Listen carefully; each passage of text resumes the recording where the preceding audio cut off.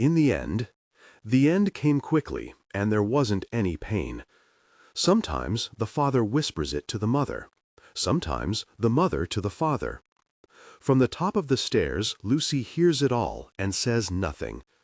For Lizzie's sake, Lucy wants to believe that the end was quick and painless. A quick end is a good end. But she can't help wondering, how do they know? The moment of the crash certainly must have been painful, Lucy reasons. And what if that one moment hadn't been quick at all? She wanders into Lizzie's room and surveys it despondently. A teenage girl's whole life is a collection of odds and ends. A turquoise bra thrown over a computer monitor, an unmade bed, an aquarium filled with earthworms, a deflated mylar balloon from last Valentine's Day, a do not enter sign on the doorknob, a pair of unused tickets for a machine concert under the bed. In the end, what does it all mean anyway? And what does it matter? Is a person just a pile of junk? The only thing to do when Lucy feels this way is to dig. Dig until she forgets everything and everyone. Dig right through the pink carpet. Dig until she reaches the ceiling of the floor below. Dig and dig and dig and dig. Lucy has finally worked up a good cleansing dig when Alvy, the 7-year-old brother, picks her up off the rug and sets her in his lap. "Don't worry," Alvy says. "Even though you belonged to Lizzie, someone will always feed you and wash you and take you to the park. You can even sleep in my room now." Sitting primly on Alvy's too small lap, Lucy imagines that Lizzie is just away at college. Lizzie was nearly 16, and it would have happened in about 2 years anyway. The glossy brochures had already begun piling up on Lizzie's bedroom floor. Occasionally, Lucy would urinate on one of the brochures or bite a corner out of another, but even then she knew it couldn't be stopped. One day, Lizzie would go, and dogs weren't allowed in dorm rooms. "Where do you think she is?" Alvy asks. Lucy cocks her head. "Is she," he pauses, "up there?" As far as Lucy knows, the only thing up there is the attic. "Well," Alvy says, jutting his chin defiantly toward the sky, "I believe she is up there. And I believe there are angels there, and harps, and heaps of puffy clouds, and white silky pajamas, and everything." Likely story, Lucy thinks. She doesn't believe in the happy hunting ground or the rainbow bridge. She believes a pug goes around once, and that's it. She wishes she might see Lizzie again someday, but she doesn't hold out much hope. Even if there is something after the end, who knows if it has kibble, or naps, or fresh water, or cushy laps, or even dogs? And the worst part of all, it isn't here. Lucy moans, mainly in grief, but partially, it must be said, in hunger. When a family loses its only daughter, a pug's mealtimes can be erratic. Lucy curses her treacherous stomach. What kind of beast is she to be hungry when her best friend is dead? "I wish you could talk," Alvy says. "I bet you're thinking something interesting." "And I wish you could listen," Lucy barks, but Alvy doesn't understand her anyway. The next day, the mother takes Lucy to the dog park. It's the first time anyone has remembered to walk Lucy since the end. On the way over, Lucy can smell the mother's sadness all around them. She tries to determine what the smell reminds her of. Is it rain, parsley, bourbon, old books, wool socks, bananas, Lucy decides. At the park, Lucy just lies on a bench, feeling friendless and depressed and, will it never end, a little hungry. A toy poodle named Coco asks Lucy what's wrong, and with a sigh, Lucy tells her. As the poodle is a notorious gossip, the news spreads quickly through the dog park. Bandit, a one-eyed all-American, who in less refined circles would be called a mutt, offers his sympathies. He asks Lucy, "They puttin' you on the streets?" "No," Lucy replies, "I'll still live with the same family." "Then I don't see what's so bad about it," Bandit says. "She was only 15. So? We only have 10, 15 years tops, and you don't see us carrying on." "But she wasn't a dog," Lucy barks. "She was a human, my human, and she got hit by a car." "So? We get hit by cars all the time. "Cheer up, little pug. You worry too much. That's why you have so many wrinkles." Lucy has heard this joke many times before, and she thinks, somewhat unkindly, for Bandit isn't a bad sort, that she has never met a mutt with a good sense of humor. My advice is to find yourself another two-legger. If you'd lived my life, you'd know they're all about the same anyway. When the kibble runs out, I'm gone. With that, Bandit abandons Lucy to join a game of frisbee. Lucy sighs and feels very sorry for herself. She watches the other dogs playing in the dog park. Look how they can sniff each other's rear ends and chase balls and run around in circles. How innocent they seem. In the natural order of things, a dog isn't meant to outlive her human, Lucy howls. No one understands unless it's happened to her. And what's more, no one even seems to care. Lucy shakes her small round head. It's so totally disheartening. I can't even be bothered to curl my tail.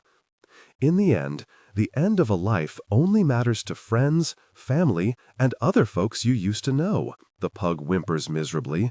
For everyone else, it's just another end. The Nile, at sea. Elizabeth Hall wakes in a strange bed in a strange room with the strange feeling that her sheets are trying to smother her.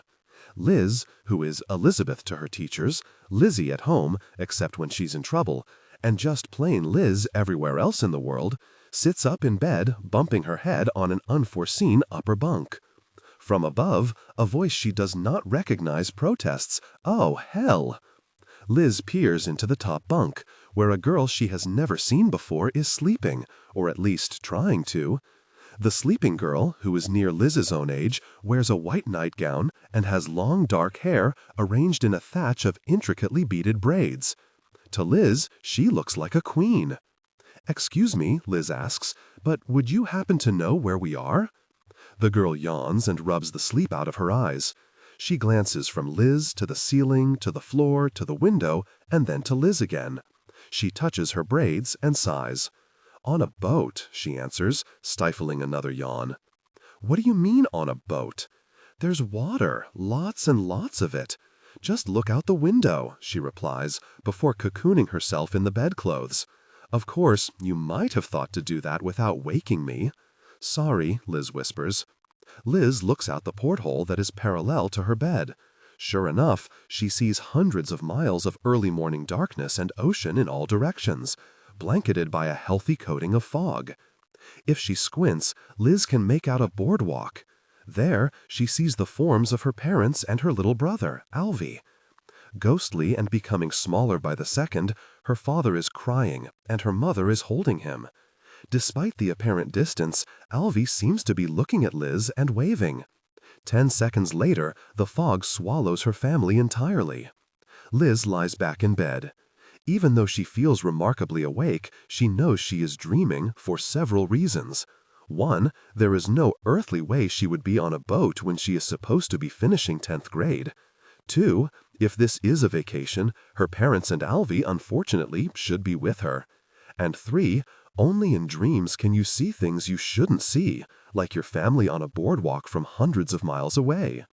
Just as Liz reaches 4, she decides to get out of bed. What a waste, she thinks, to spend one's dreams asleep. Not wanting to further disturb the sleeping girl, Liz tiptoes across the room toward the bureau. The telltale sign that she is indeed at sea comes from the furniture. It is bolted to the floor. While she does not find the room unpleasant, Liz thinks it feels lonely and sad, as if many people had passed through it, but none had decided to stay. Liz opens the bureau drawers to see if they are empty. They are. Not even a Bible. Although she tries to be very quiet, she loses her grip on the last drawer and it slams shut. This has the unfortunate effect of waking the sleeping girl again. "People are sleeping here," the girl yells. "I'm sorry, I was just checking the drawers. In case you were wondering, they're empty," Liz apologizes and sits on the lower bunk. "I like your hair, by the way." The girl fingers her braids. "Thanks. What's your name?" Liz asks. "Thondiwe Washington, but I'm called Thondi." "I'm Liz." Thondi yawns. "You 16? "In August," Liz replies. "I turned 16 in January." Thondi looks into Liz's bunk. "Liz," she says, turning the one syllable of Liz's name into a slightly southern too. "Liz, you mind if I ask you a personal question?" "Not really. The thing is," Thondi pauses, "well, are you a skinhead or something?" "A skinhead? No, of course not." Liz raises a single eyebrow. "Why would you ask that? Like, 'cause you don't have hair?" Thondi points to Liz's head, which is completely bald, except for the earliest sprouts of light blonde growth. Liz strokes her head with her hand, enjoying the odd smoothness of it. What hair there is feels like the feathers on a newborn chick. She gets out of bed and looks at her reflection in the mirror. Liz sees a slender girl of about 16, with very pale skin and greenish blue eyes. The girl, indeed, has no hair. "That's strange," Liz says. In real life, Liz has long, straight blonde hair that tangles easily. "Didn't you know?" Thondi asks. Liz considers Thondi's question. In the very back of her mind, she recalls lying on a cot in the middle of a blindingly bright room as her father shaved her head. No, Liz remembers that it wasn't her father. She thought it was her father because it had been a man near her father's age. Liz definitely remembers crying and hearing her mother say, "Don't worry, Lizzie, it will all grow back." No, that isn't right either. Liz hadn't cried. Her mother had been the one crying. For a moment, Liz tries to remember if this episode actually happened. She decides she doesn't want to think about it any longer, so she asks Thondi, "Do you want to see what else is on the boat?" "Why not? I'm up now." Thondi climbs down from her bunk. "I wonder if there's a hat in here somewhere," says Liz. Even in a dream, Liz isn't sure she wants to be the freaky bald girl. She opens the closet and looks under the bed. Both are as empty as the bureau. "Don't feel bad about your hair, Liz," Thondi says gently. "I don't. I just think it's weird," Liz says. "Hey, I've got weird things too." Thondi raises her canopy of braids like a theater curtain. "Ta-da!" she says, revealing a small but deep, still red wound at the base of her skull. Although the wound is less than a half-inch in diameter, Liz can tell it must have been the result of an extremely serious injury. "God, Thondi, I hope that doesn't hurt." "It did at first. It hurt like hell, but not anymore." Thondi lowers her hair. "I think it's getting better, actually." "How did you get that?" "Don't remember," says Thondi, rubbing the top of her head as if she could stimulate her memory with her hands. "It might have happened a long time ago, but it could have been yesterday too. Know what I mean?" Liz nods. Although she doesn't think Thondi makes any sense, Liz sees no point in arguing with the crazy sorts of people one meets in a dream. "We should go," Liz says. On the way out, Thondi casts a cursory glance at herself in the mirror. "You think it matters that we're both wearing PJs?" she asks. Liz looks at Thondi's white nightgown. Liz herself is wearing white men's-style pajamas. "Why would it matter?" Liz asks, thinking it far worse to be bald than underdressed. "Besides, Thondi, what else do you wear while you're dreaming?" Liz places her hand on the doorknob.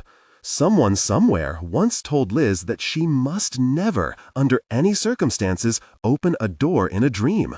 Since Liz can't remember who the person was or why all doors must remain closed, she decides to ignore the advice. Curtis jest.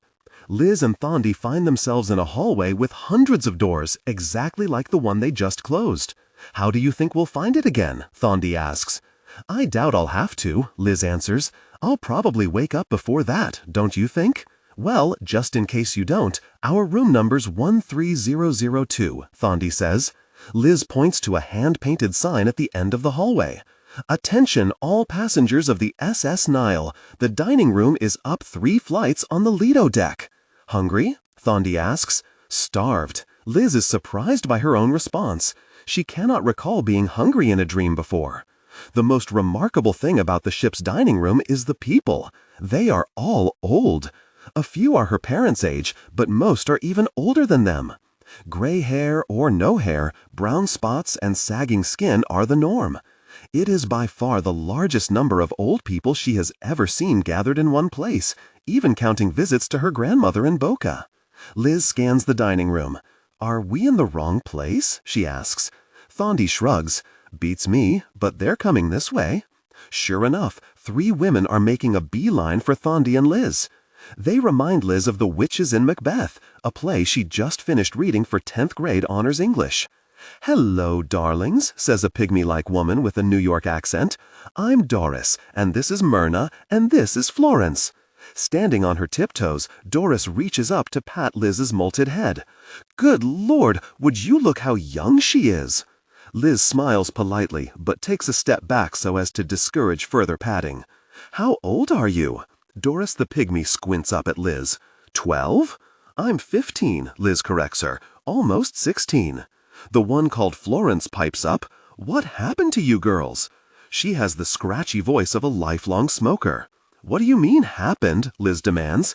"I was shot in the head, ma'am," Thondy volunteers.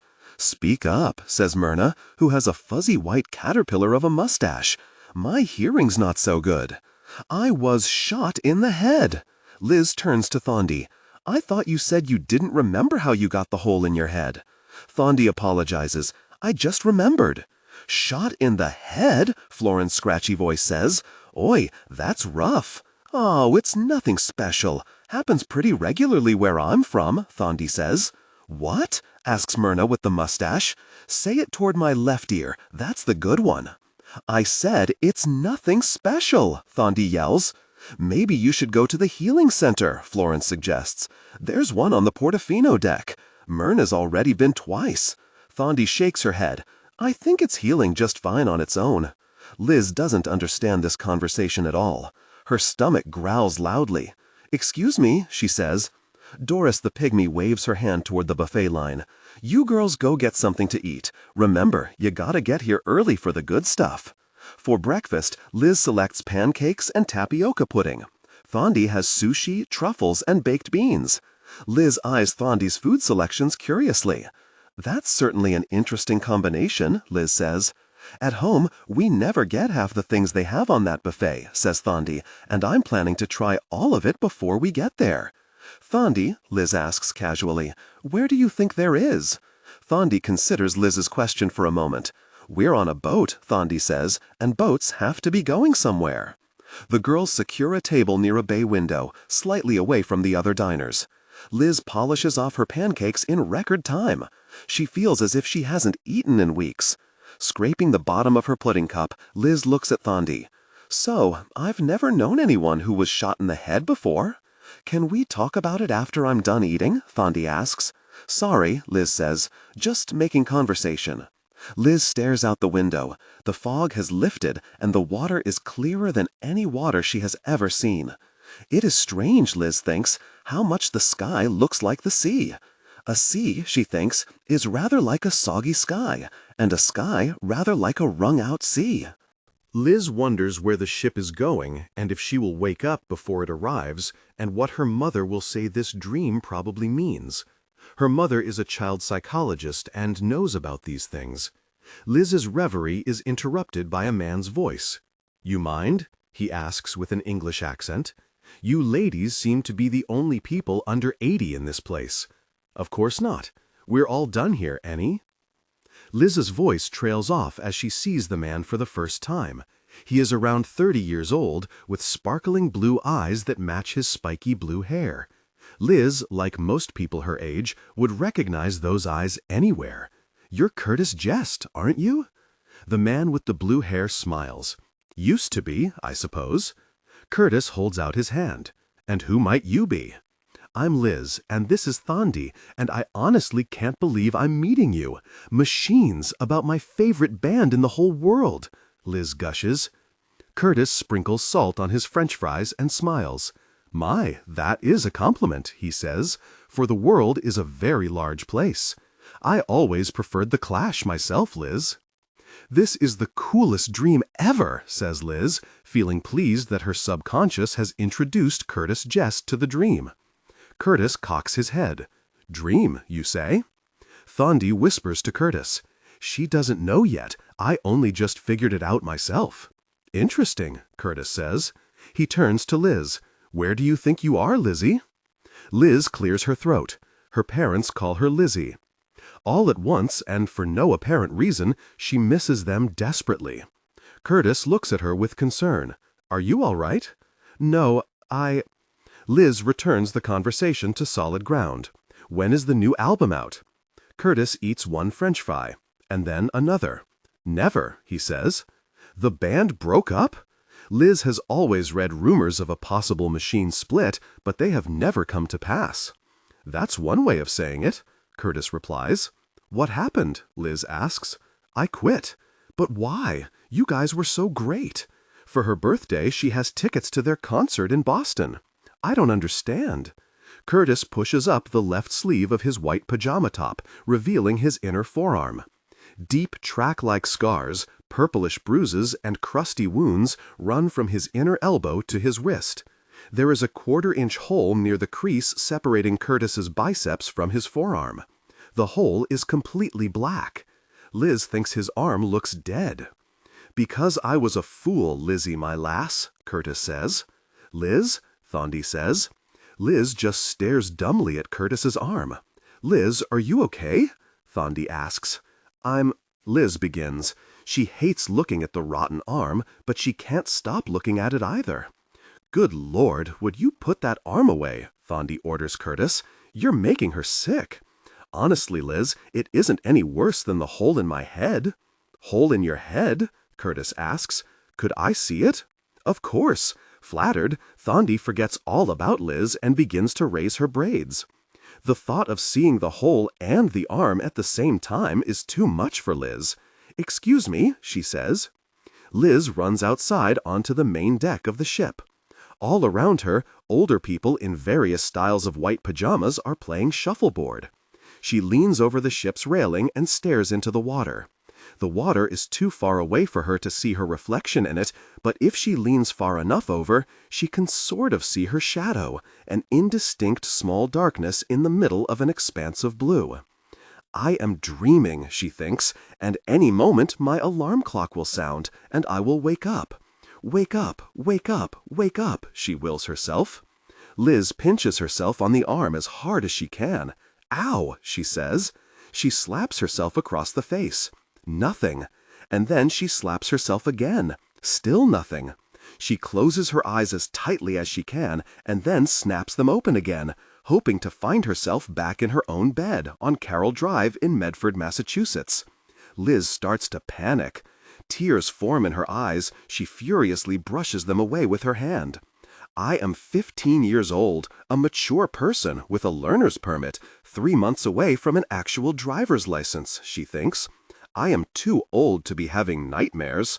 She screws her eyes shut and screams, Mom, Mom, I'm having a nightmare. Liz waits for her mother to wake her up. Any moment, Liz's mother should arrive at her bedside with a comforting glass of water. Any moment.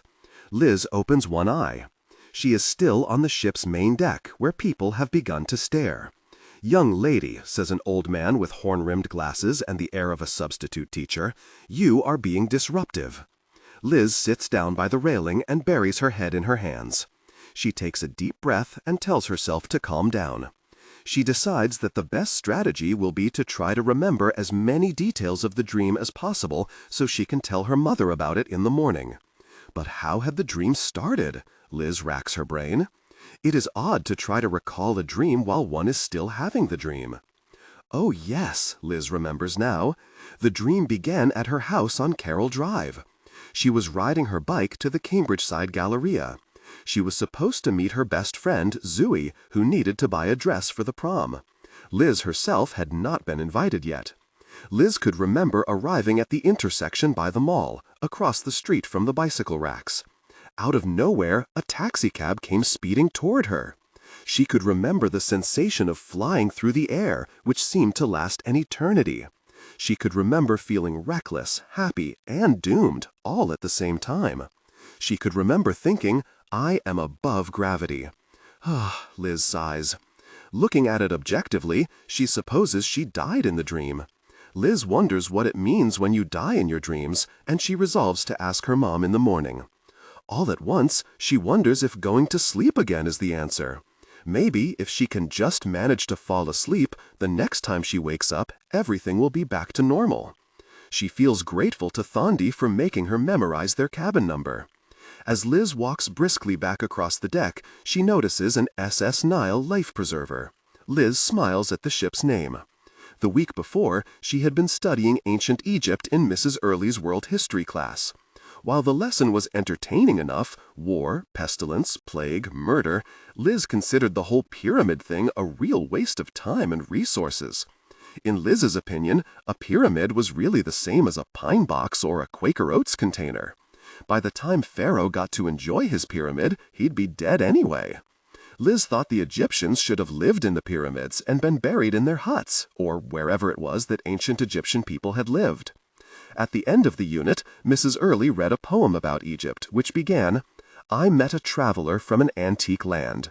For some reason, the line gave Liz chills, the pleasurable kind, and she kept repeating it to herself all day. I met a traveler from an antique land. I met a traveler from an antique land. Liz supposes Mrs. Early's lesson is the reason she dreams of a ship called the SS Nile. Night after night, Liz goes to sleep, but she never wakes up in Medford. Time passes, but she doesn't know how much. Despite a thorough search of the boat, neither she nor Thondy can unearth a single calendar, television, telephone, computer, or even radio. The only thing Liz knows for sure is that she is no longer bald. A quarter-inch of hair covers her entire head. How long, she wonders, how long does a dream have to last before it's just life? Liz is lying in her bed, staring at the upper bunk, when she notices the sound of Thondy sobbing. "Thondy," Liz asks, craning her head up, "are you all right?" Thondy's crying intensifies. Finally, she is able to speak. "I'm miss my boyfriend." Liz hands Thondy a tissue. Although the Nile lacks modern electronic devices, tissue abounds. "What's his name?" "Reginald Christopher Dante Harrell Monmouth Harris III," Thondy says, "but I call him Slim, even though he's anything but." "You have a guy?" Liz takes a moment to contemplate this question. Her romantic life has been sadly lacking to this point. When she was in second grade, Raphael Annunzio brought her a box of conversational hearts on Valentine's Day. Although it seemed a promising gesture, Raphael asked her to return the candy the next morning. It was too late. She had already eaten all but one of the hearts. "You are too sweet." And then, in 8th grade, she invented a boyfriend to make herself appear more worldly to the popular girls in school. Liz claimed she met Steve Detroit, that was what she called him, when she was visiting her cousin at Andover. Steve Detroit may have been a fictional boy, but Liz made him a really difficult person. He cheated on Liz, called her fat, made her do his homework, and even borrowed $10 without paying it back. In the summer before 9th grade, Liz met a boy at camp, a counselor named Josh, who once sort of held her elbow at a bonfire, a move which Liz found inexplicably delightful and astonishing. Upon returning home, Liz wrote him a passionate letter, but sadly he did not respond. Later, Liz would wonder if Josh had even realized he was holding her elbow. Maybe he had just thought the elbow was part of the armrest. To date, her most serious relationship was with Edward, a cross-country runner. They were in the same math class. Liz had ended the relationship in January, before the start of the spring season. She couldn't bear to attend even one more meet. Cross-country, in Liz's opinion, was quite possibly the most boring sport on earth. Liz wonders if Edward would care if she were dead. "So, Liz," Thondy asks, "do you have a boyfriend or not?" "Not really," Liz admits. "You're lucky. I don't think Slim misses me at all." Liz doesn't answer. She doesn't know if she is lucky. She gets out of bed and looks at herself in the mirror over the bureau. Except for her current haircut, she isn't terrible looking, and yet the boys in her class never seem particularly interested. With a sigh, Liz examines the new hair that is growing on her head. She cranes her neck, trying to see what the back looks like. And that's when she sees it. A long row of stitches sewn in a C-shaped arc over her left ear. The wound is beginning to heal, and hair is beginning to grow over the stitches, but they are still there. Liz gingerly touches the stitches with her hand. The stitches feel like they should hurt, but they don't. "Thondy, have you seen these before?" "Yeah, they've been there as long as you've been here." Liz marvels that she hadn't noticed them. "It's odd, isn't it," she asks, "that you should have a hole in the back of your head and I should have these stitches over my ear, and yet we're both fine? I mean, these stitches don't hurt at all." "You don't remember how you got them?" Liz thinks for a moment. "In the dream," she begins, and then stops. "I think I may have been in this sort of a bicycle accident." Suddenly, Liz needs to sit down. She feels cold and breathless. "Thandy," Liz says, "I want to know how you got the hole in your head." "It's like I told you, I was shot." "Yes, but what happened, specifically, I mean?" "Best I can recall, I was walking down my street with Slim. We live in D.C., by the way. This crazy bullet comes out of nowhere.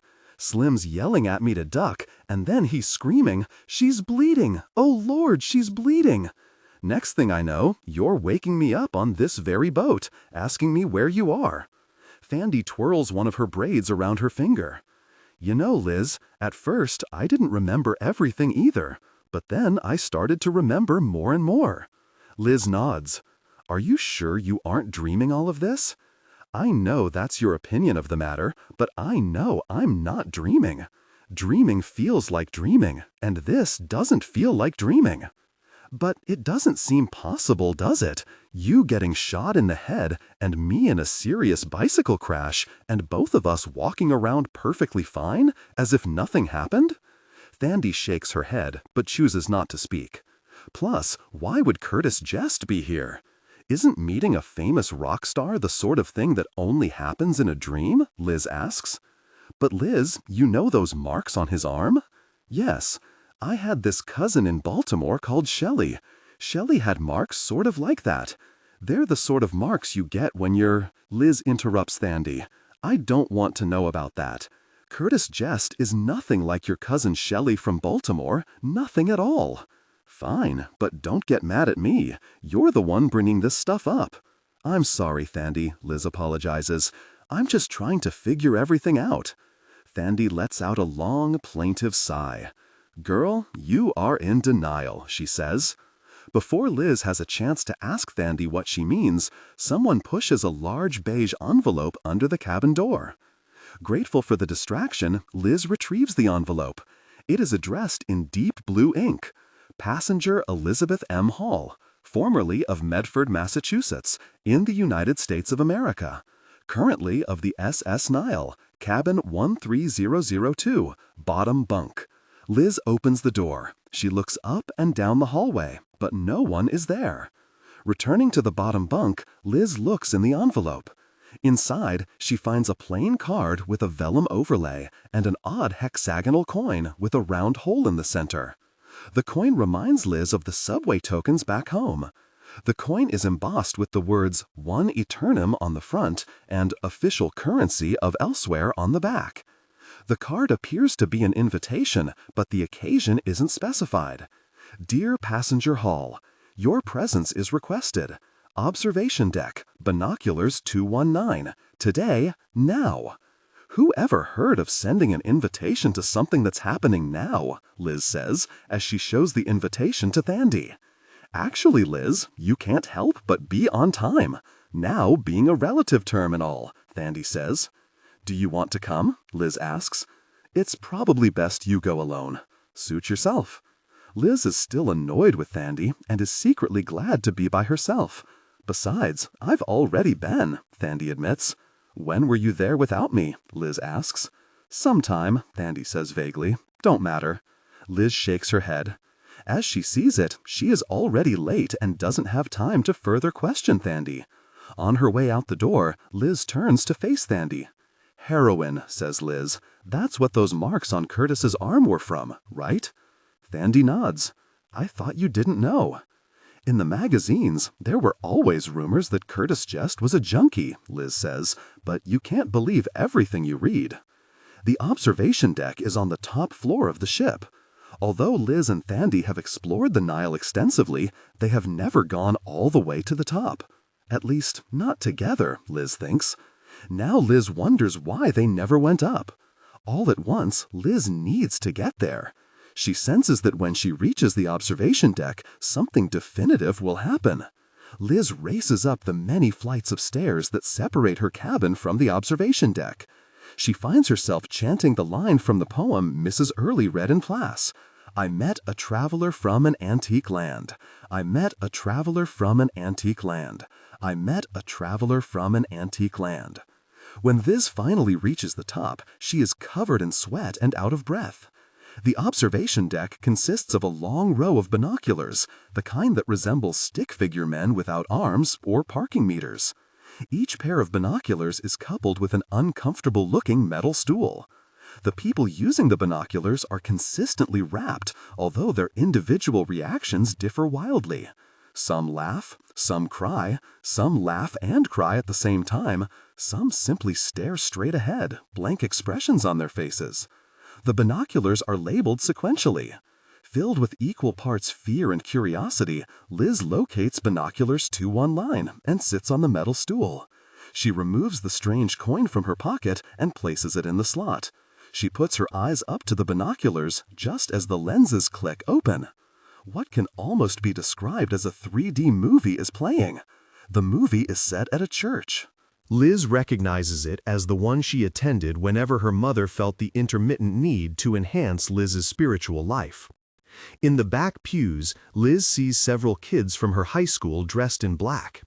As the camera moves forward through the church, Liz sees other, older people she only knows from long-forgotten holiday meals and dinner parties viewed from upstairs after her bedtime.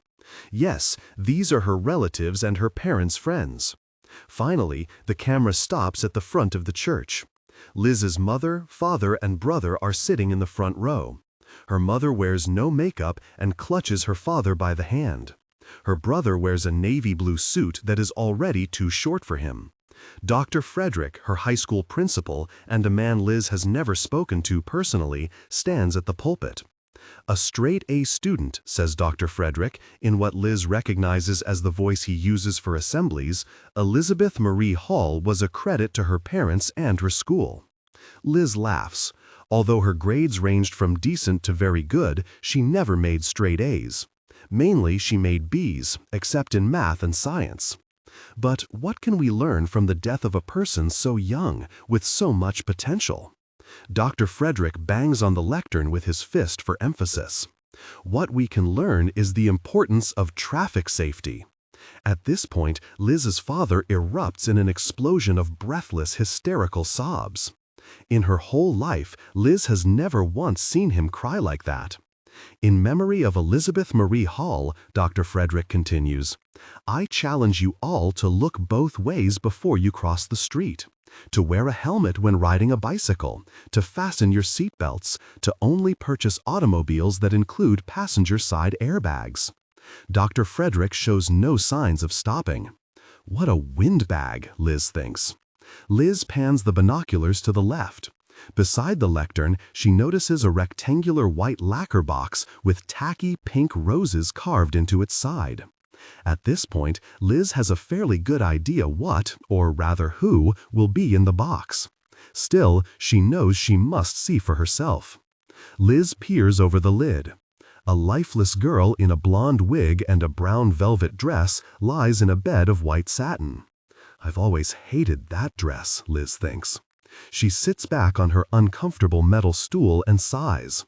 She knows what she had, until now, only suspected. She is dead.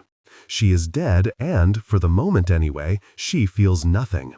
Liz takes one last look in the binoculars, checking to make sure that the people who should be at her funeral are there. Edward, the cross-country runner, is there, manfully blowing his nose on his sleeve. Her English teacher is there, and so is personal fitness. She is pleasantly surprised to see world history. But what happened to Algebra 2 and biology, Liz wonders. Those were her favorite subjects. And she can't seem to find her best friend anywhere.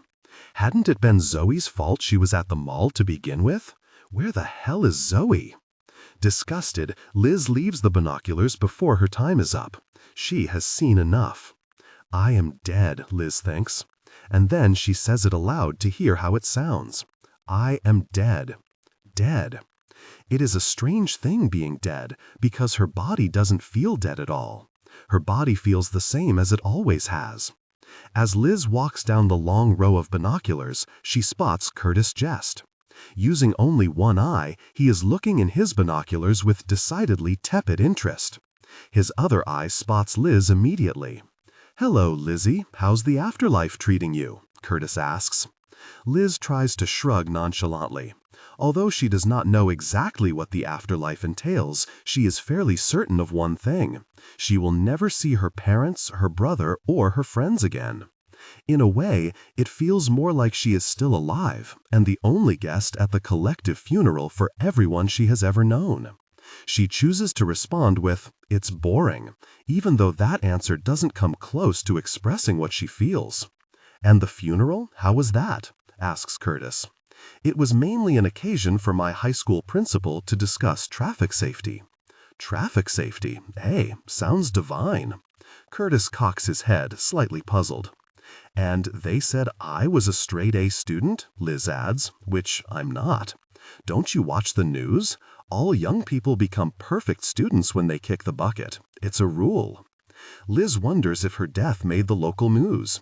Does anyone care if a 15-year-old girl gets hit by a car? The great Jimi Hendrix said, "Everyone loves you when you're dead. Once you're dead, you're made for life," or something like that. But he's probably before your time. "I know who he is," Liz says, "the guitar player." "I beg your pardon, madam," Curtis mimes, tipping his hat. "Care to have a look at my funeral, then?" Curtis asks. Liz isn't sure she is up to looking at anyone else's funeral, but she doesn't want to seem impolite. She looks through Curtis's binoculars. Curtis's funeral is far more elaborate than Liz's. The other members of Machine are there. A famous singer sings his most famous song with lyrics especially rewritten for the occasion. A celebrated underwear model sobs in the front row. And, bizarrely, a juggling bear stands on Curtis's coffin. "What's with the bear?" Liz asks. "The bear was supposed to be in our next video. His name is Bartholomew, and I was told he is the best bear in the business. One of the guys in the band probably thought I would like it." Liz steps away from the binoculars. "How did you die, Curtis?" "Apparent drug overdose, I suppose." "Apparent?" Liz asks. "No doubt, that's what they said on the news. Curtis Jest, lead singer of the band Machine, died of an apparent drug overdose early Sunday morning at his residence. He was 30 years old. It's a great tragedy, you see." Curtis laughs. "And you, Lizzie, do you know now?" "Bicycle accident." "Ah, that explains the traffic safety-themed funeral, I guess." "My mom was always trying to get me to wear a helmet," says Liz. "Mums always know best." Liz smiles. A moment later, she is surprised to find tears falling from her eyes. She quickly brushes them away with her hand, but they are soon replaced with fresh stock. "Here," says Curtis, holding out his pajama sleeve for Liz to wipe her eyes on. Liz accepts the sleeve. She notices that Curtis's scarred arm is healing. "Thank you," she says. "Your arm looks better, by the way." Curtis pulls down his pajama sleeve. "My youngest sister is your age," Curtis says. "Looks a bit like you, too. We're dead, you know. We're all dead. And we're never going to see any of them ever again," Liz cries. "Who knows, Lizzie? Perhaps we will." "Easy for you to say. You chose this." As soon as the words escape her mouth, Liz regrets them. Curtis waits a moment before he responds. "I was a drug addict. I didn't want to die. I'm sorry." Curtis nods without really looking at Liz. "I'm really sorry," she says. "It was a stupid thing for me to say. I only thought it because a lot of your songs are kind of, well, dark, but I still shouldn't assume things." Apology accepted. It's a good thing to know how to apologize properly. Very few people know how to do it. Curtis smiles, and Liz returns his smile. "And the truth is, some days I did want to die, maybe a little, but not most days." Liz thinks about asking him if he still wants drugs now that he's dead, but she decides the question isn't appropriate. "People will be really sad you're gone," Liz says. "Will they?" "Well," she says, "I'm sad you're gone. But I'm where you are, so to you, I'm not gone, am I?" "No, I guess not." Liz laughs. It feels strange to laugh. How can anything be funny now? "Do you think we'll be on this boat forever? I mean, is this all there is?" Liz asks. "I suspect not, Lizzie. But how do you know?" "Perhaps my mind's playing tricks on me," says Curtis, "but I think I can see the shore, love." Liz stands to see over the binoculars. In the distance, she can see what appears to be land. The sight momentarily comforts her. If you have to be dead, it is better to be somewhere, anywhere, than nowhere at all. The Book of the Dead. Welcome to Elsewhere. We're here. Thandi is looking out the upper porthole when Liz enters the cabin. She jumps down from the top bunk and throws her solid arms around Liz, spinning her about the cabin until both girls are out of breath. Liz sits down and gasps for air. "How can you be so happy when we're—" Her voice trails off. "Dead?" Thandi smiles a little. "So you finally figured it out. I just got back from my funeral, but I think I sort of knew before." Thandi nods solemnly. "It takes as long as it takes," she says. "My funeral was awful, thanks for asking. They had me made up like a clown. I can't even talk about what they did to my hair." Thandi lifts up her braids. In the mirror, she examines the hole in the back of her head. It's definitely getting smaller, she decides, before lowering her braids. "Aren't you at all sad?" Liz asks. "No point in being sad that I can see. I can't change anything. And I'm tired of being in this little room, Liz, no offense." An announcement comes over the ship's PA system. "This is your captain speaking. I hope you've enjoyed your passage. On behalf of the SS Nile, welcome to Elsewhere. The local temperature is 67 degrees with partly sunny skies and a westerly breeze. The local time is 3:48 p.m. All passengers must now disembark. This is the last and only stop." "Don't you wonder what it's like out there?" Liz asks. "The captain just said, it's warm with a breeze." "No, not the weather. I meant everything else." "Not really. It is what it is, and all the wondering in the world isn't going to change it." Thandi holds out her hand to help Liz off the bed. "You coming?" Liz shakes her head. "The ship's probably super crowded. I think I'll wait here a bit, just until the halls clear out." Thandi sits next to Liz on the bed. "I'm in no particular rush." "No, you go on ahead," says Liz. "I want to be by myself." Thandi looks into Liz's eyes. "Don't you stay in here forever?" "I won't, I promise." Thandi nods. She is almost out the door when Liz calls out to her. "Why do you think they put us together anyway?" "Beats me," Thandi shrugs. "We were probably the only two 16-year-old girls who died of acute head traumas that day." "I'm 15, Liz reminds her. "Guess that was the best they could do." Thandi pulls Liz into a hug. "It was certainly nice meeting you, Liz. Maybe I'll see you again someday." Liz wants to say something to acknowledge the profound experience that she and Thandi have just shared, but she can't find the right words. "Yeah, see you," Liz replies. As Thandi closes the door, Liz has the impulse to call out and ask her to stay. Thandi is now her only friend, except for Curtis Jest. And Liz isn't even sure if she can count Curtis Jest a friend. With Thandi gone, Liz feels more alone and wretched than she has ever felt before. Liz lies down on the bottom bunk. All around her, she can hear the sounds of people leaving their cabins and walking through the ship's halls. Liz decides to wait until she can't hear any more people, and only then will she venture from her cabin. In between doors opening and closing, she listens to snippets of conversation. A man says, "It's a little embarrassing to only have these nightgowns to wear." And a woman, "I hope there's a decent hotel." And another woman, "Do you think I'll see Hubie there? Oh, how I have missed him." Liz wonders who Hubie is. She guesses he is probably dead like all the people on the Nile, dead like she is. Maybe being dead isn't so bad if you are really old, she thinks, because as far as she can tell, most dead people are really old. So the chance of meeting new people your own age is quite good. And all the other dead people you knew from before you died might even be in the new place, elsewhere, or whatever it was called. And maybe if you got old enough, you'd know more dead people than live ones, so dying would be a good thing, or at least wouldn't be so bad. As Liz sees it, for the aged, death isn't much different than retiring to Florida. But Liz is 15, almost 16, and she doesn't personally know any dead people. Except for herself and the people on the trip, of course. To Liz, the prospect of being dead seems terribly lonely. On the drive over to the Elsewhere Pier, Betty Bloom, a woman prone to talking to herself, remarks, "I wish I had met Elizabeth even once. Then I could say, 'Remember that time we met?'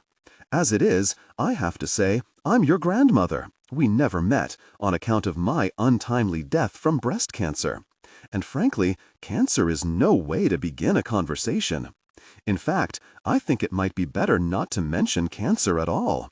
Suffice it to say, I died. At the very least, we both have that in common." Betty sighs. A car honks at her.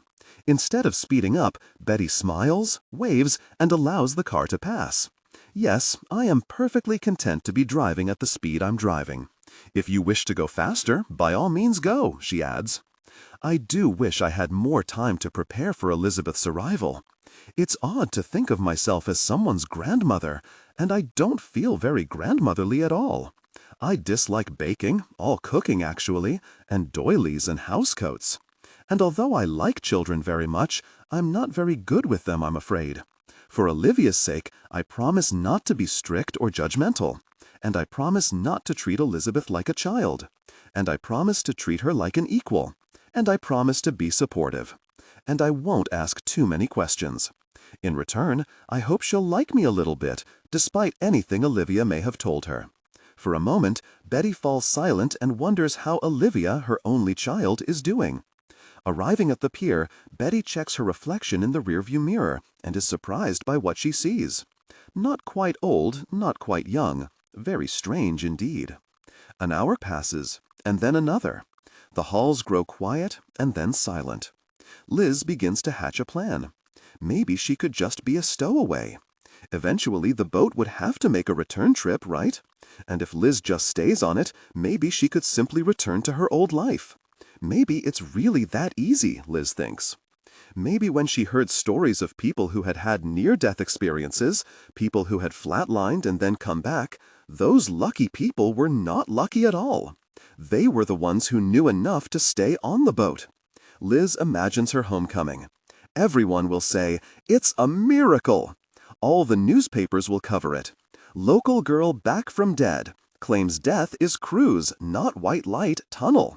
Liz will get a book deal, Dead Girl by Liz Hall, and a TV movie, Determined to Live, the Elizabeth M. Hall story, and an appearance on Oprah to promote both. Liz sees the doorknob move, and the door begins to open. Without really thinking about it, she hides under the bed. From her position, she can see a boy of around her brother's age, dressed in a white captain's costume with gold epaulets and a matching captain's hat. He sits himself on the lower bunk and appears to take no notice of Liz. The boy's only movement is the slight swinging of his legs. Liz notices that his feet barely reach the floor. She has a perfect view of the soles of his shoes. Someone has written L on the left one and R on the right one in black marker. After a few minutes, the boy speaks. "I was waiting for you to introduce yourself," he says, with an unusually mature voice for a child, "but I don't have all day." Liz doesn't answer. "I am the captain," the boy says, "and you are not supposed to be in here." Liz still doesn't answer. She holds her breath and tries not to make a single sound. "Yes, girl under the bed. The captain is talking to you." "The captain of what?" Liz whispers. "The captain of the SS Nile, of course." "You look a little young to be the captain." "I assure you my experience and qualifications are exemplary. I have been the captain for nearly 100 years. What a comedian, Liz thinks. "How old are you?" "I am 7, the captain says with dignity. "Isn't 7 a bit young to be a captain?" The captain nods his head. "Yes," he concedes, "I must now take naps in the afternoon. I will probably retire next year." "I want to make the return trip," Liz says. "These boats only go one way." Liz peers out from under the bed. "That doesn't make sense. They have to get back somehow." "I don't make the rules," says the captain. "What rules? I'm dead." "If you think your death gives you free rein to act as you please, you are wrong," says the captain. "Dead wrong," he adds a moment later. He lacks at his bad pun and then abruptly stops. Let's suspend disbelief for a moment and say you manage to take this boat back to Earth. What do you think would happen? Liz pulls herself out from under the bed. I suppose I'd go back to my old life, right? The captain shakes his head. No, you wouldn't have a body to go back to. You'd be a ghost. Well, maybe that wouldn't be so bad. Trust me, I know people who've tried, and it's no kind of life. You end up crazy, and everyone you love ends up crazy too. Take a piece of advice. Get off the boat. Liz's eyes are welling up with tears again. Dying certainly makes a person weepy, she thinks, as she wipes her eyes with the back of her hand. The captain pulls a handkerchief out of his pocket and hands it to her. The handkerchief is made from the softest, thinnest cotton, more like paper than cloth, and is embroidered with the words, "The Captain." Liz blows her nose in it. Her father carries handkerchiefs, and the memory necessitates another nose blow. Don't cry. It's not so bad here, the captain says. Liz shakes her head. It's the dust from under the bed. It's getting in my eyes. She returns the handkerchief to the captain. Keep it, says the captain. You'll probably need it again. He stands with the perfect posture of a career military man, but his head only comes up to Liz's chest. I trust you'll be leaving in the next 5 minutes, he says. You don't want to stay. And with that, he quietly closes the cabin door behind him. Liz considers what the strange little boy has said. As much as she longs to be with her family and her friends, she doesn't want to be a ghost. She certainly doesn't want to cause more pain to the people she loves. She knows there is only one thing to do. Liz looks out the porthole one last time. The sun has almost set, and she passingly wonders if it is the same sun they have at home. The only person on the dock is Betty Bloom. Although Liz has never seen Betty before, something about the woman reminds Liz of her own mother. Betty waves to Liz and begins walking toward her with purposeful, even strides. "Welcome, Elizabeth. I've been waiting such a long time to meet you." The woman pulls Liz into a tight embrace that Liz attempts to wiggle out of. "How like Olivia." "How do you know my mother?" Liz demands. "I'm her mother, your Grandma Betty, but you never met me. I died before you were born." Grandma Betty embraces Liz again. "You were named for me. My full name's Elizabeth too, but I've always been Betty." "But how is that possible? How can you be my grandmother when you look the same age as my mother?" Liz asks. "Welcome to Elsewhere," Grandma Betty laughs, pointing matter-of-factly to the large banner that hangs over the pier. "I don't understand. Here, no one gets older, everyone gets younger. But don't worry, they'll explain all of that at your acclimation appointment." "I'm getting younger? But it took me so long to get to 15. "Don't worry, darling, it all works out in the end. You're going to love it here." Understandably, Liz isn't so sure. A long drive home. In Grandma Betty's red convertible, Liz just stares out the window and lets her grandmother do all the talking. "Do you like architecture?" Grandma Betty asks. Liz shrugs. In all honesty, she has never put much thought into the subject. "Out my window, you'll see a library built by Frank Lloyd Wright. People who know these things say it's better than any of the buildings he built on Earth. And Elizabeth, it's not just buildings.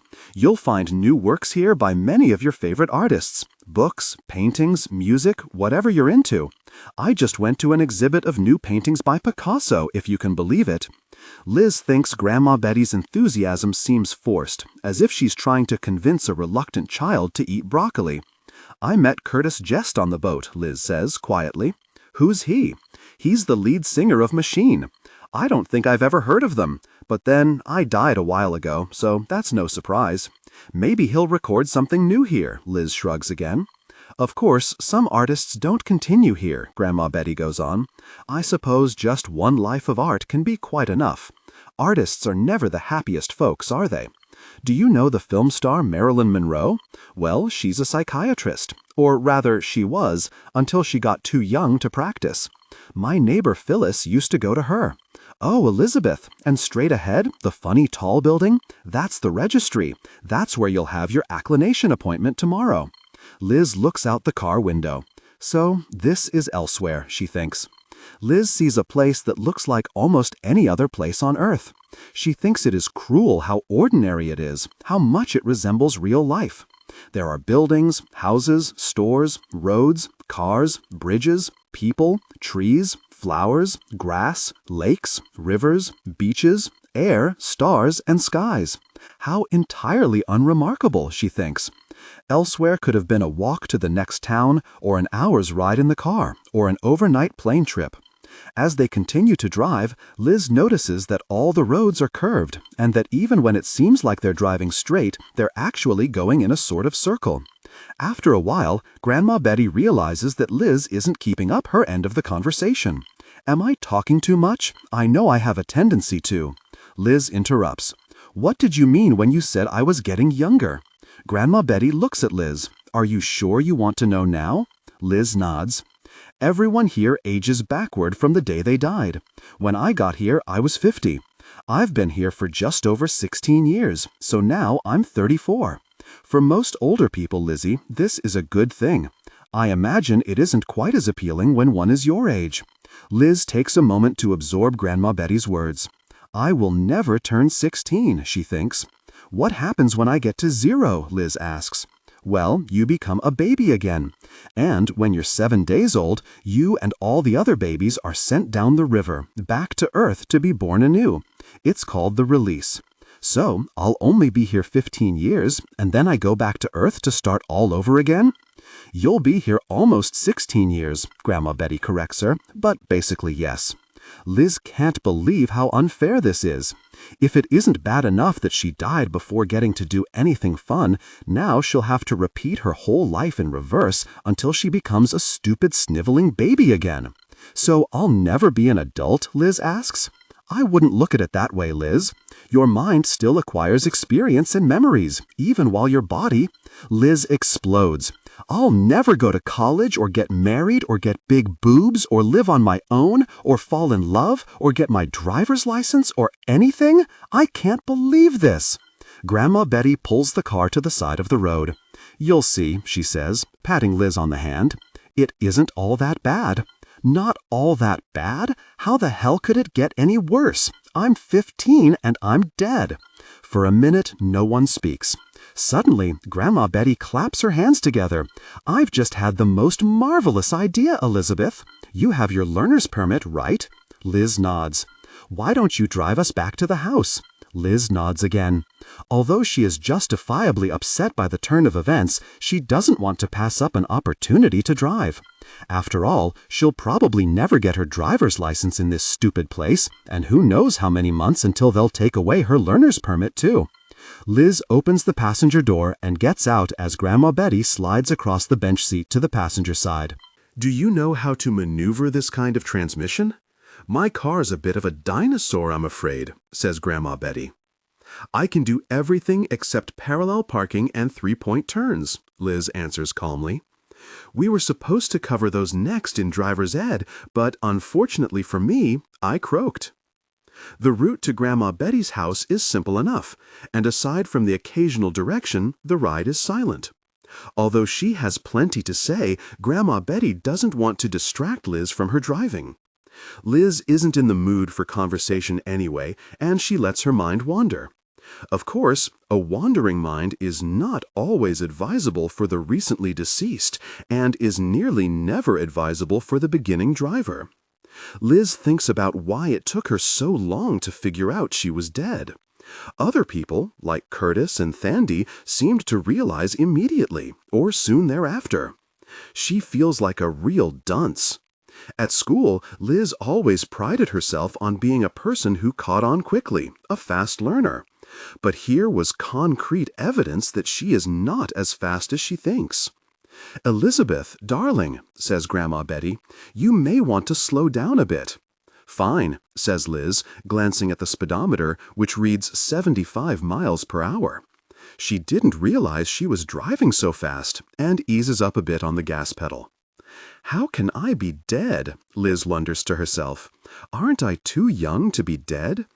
When dead people are her age, they're usually little kids with cancer or some equally horrible and abstract disease.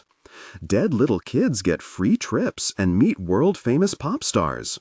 She wonders if a cruise and Curtis Jest counted. When Liz was a freshman, 2 seniors had been killed drinking and driving just before the prom. The school had given them full-page, full-color tributes in the yearbook. Liz wonders if she will receive such a tribute. Unless her parents pay for it, she doubts it. Both boys had been on the football team, which had won the Massachusetts State Championship that year. Liz did not play football, was only a sophomore, and had died by herself. People always find dying in groups more tragic. She steps on the gas pedal a little harder.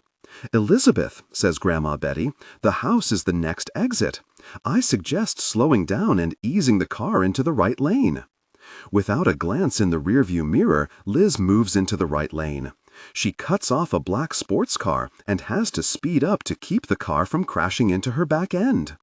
"Elizabeth, did you see that car?" asks Grandma Betty. "It's under control," says Liz tightly. "So what if I'm a bad driver?" Liz thinks to herself. "What difference does it make anyway? It's not like I'm going to get myself killed. You can't get deader than dead, can you? This is the exit. Are you sure you're all right to drive?" "I'm fine," says Liz. Without slowing down, she maneuvers the car awkwardly toward the exit. "You might want to slow down. The exit can be somewhat tricky to—" "I'm fine," Liz yells. "Watch out!"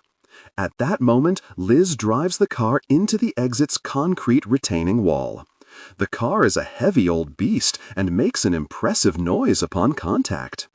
"Are you hurt?" asks Grandma Betty. Liz doesn't answer. Staring at the old car's front end, Liz can't help but laugh. The car has sustained almost no damage. A single dent, that's all. A miracle, thinks Liz bitterly. If only people were as sturdy as cars. "Elizabeth, are you all right?" asks Grandma Betty. "No," Liz answers. "I'm dead, or haven't you heard?" "I meant, are you hurt?" Liz strokes the remains of the stitches over her ear. She wonders who she should see about removing the stitches. She had stitches once before, a roller skating accident at age 9, her most serious injury until recently. And she knows that wounds don't fully heal until stitches are removed. All at once, Liz doesn't want to have the stitches removed. She finds this tiny piece of string strangely comforting.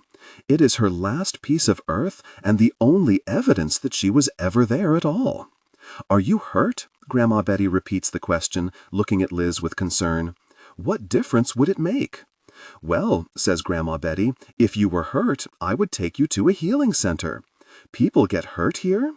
"Yes, although everything eventually heals when one ages backward." "So nothing matters here, does it? I mean, nothing counts. Everything is just erased. We're all getting younger and stupider, and that's it." Liz wants to cry, but not in front of Betty, whom she doesn't even know. "You could look at things that way, I suppose, but in my opinion, that would be a very boring and limited point of view. I would hope you haven't embraced such a bleak outlook before you've even been here." Cupping Liz's chin in her hand, Grandma Betty turns Liz's head so that she can see directly into her eyes.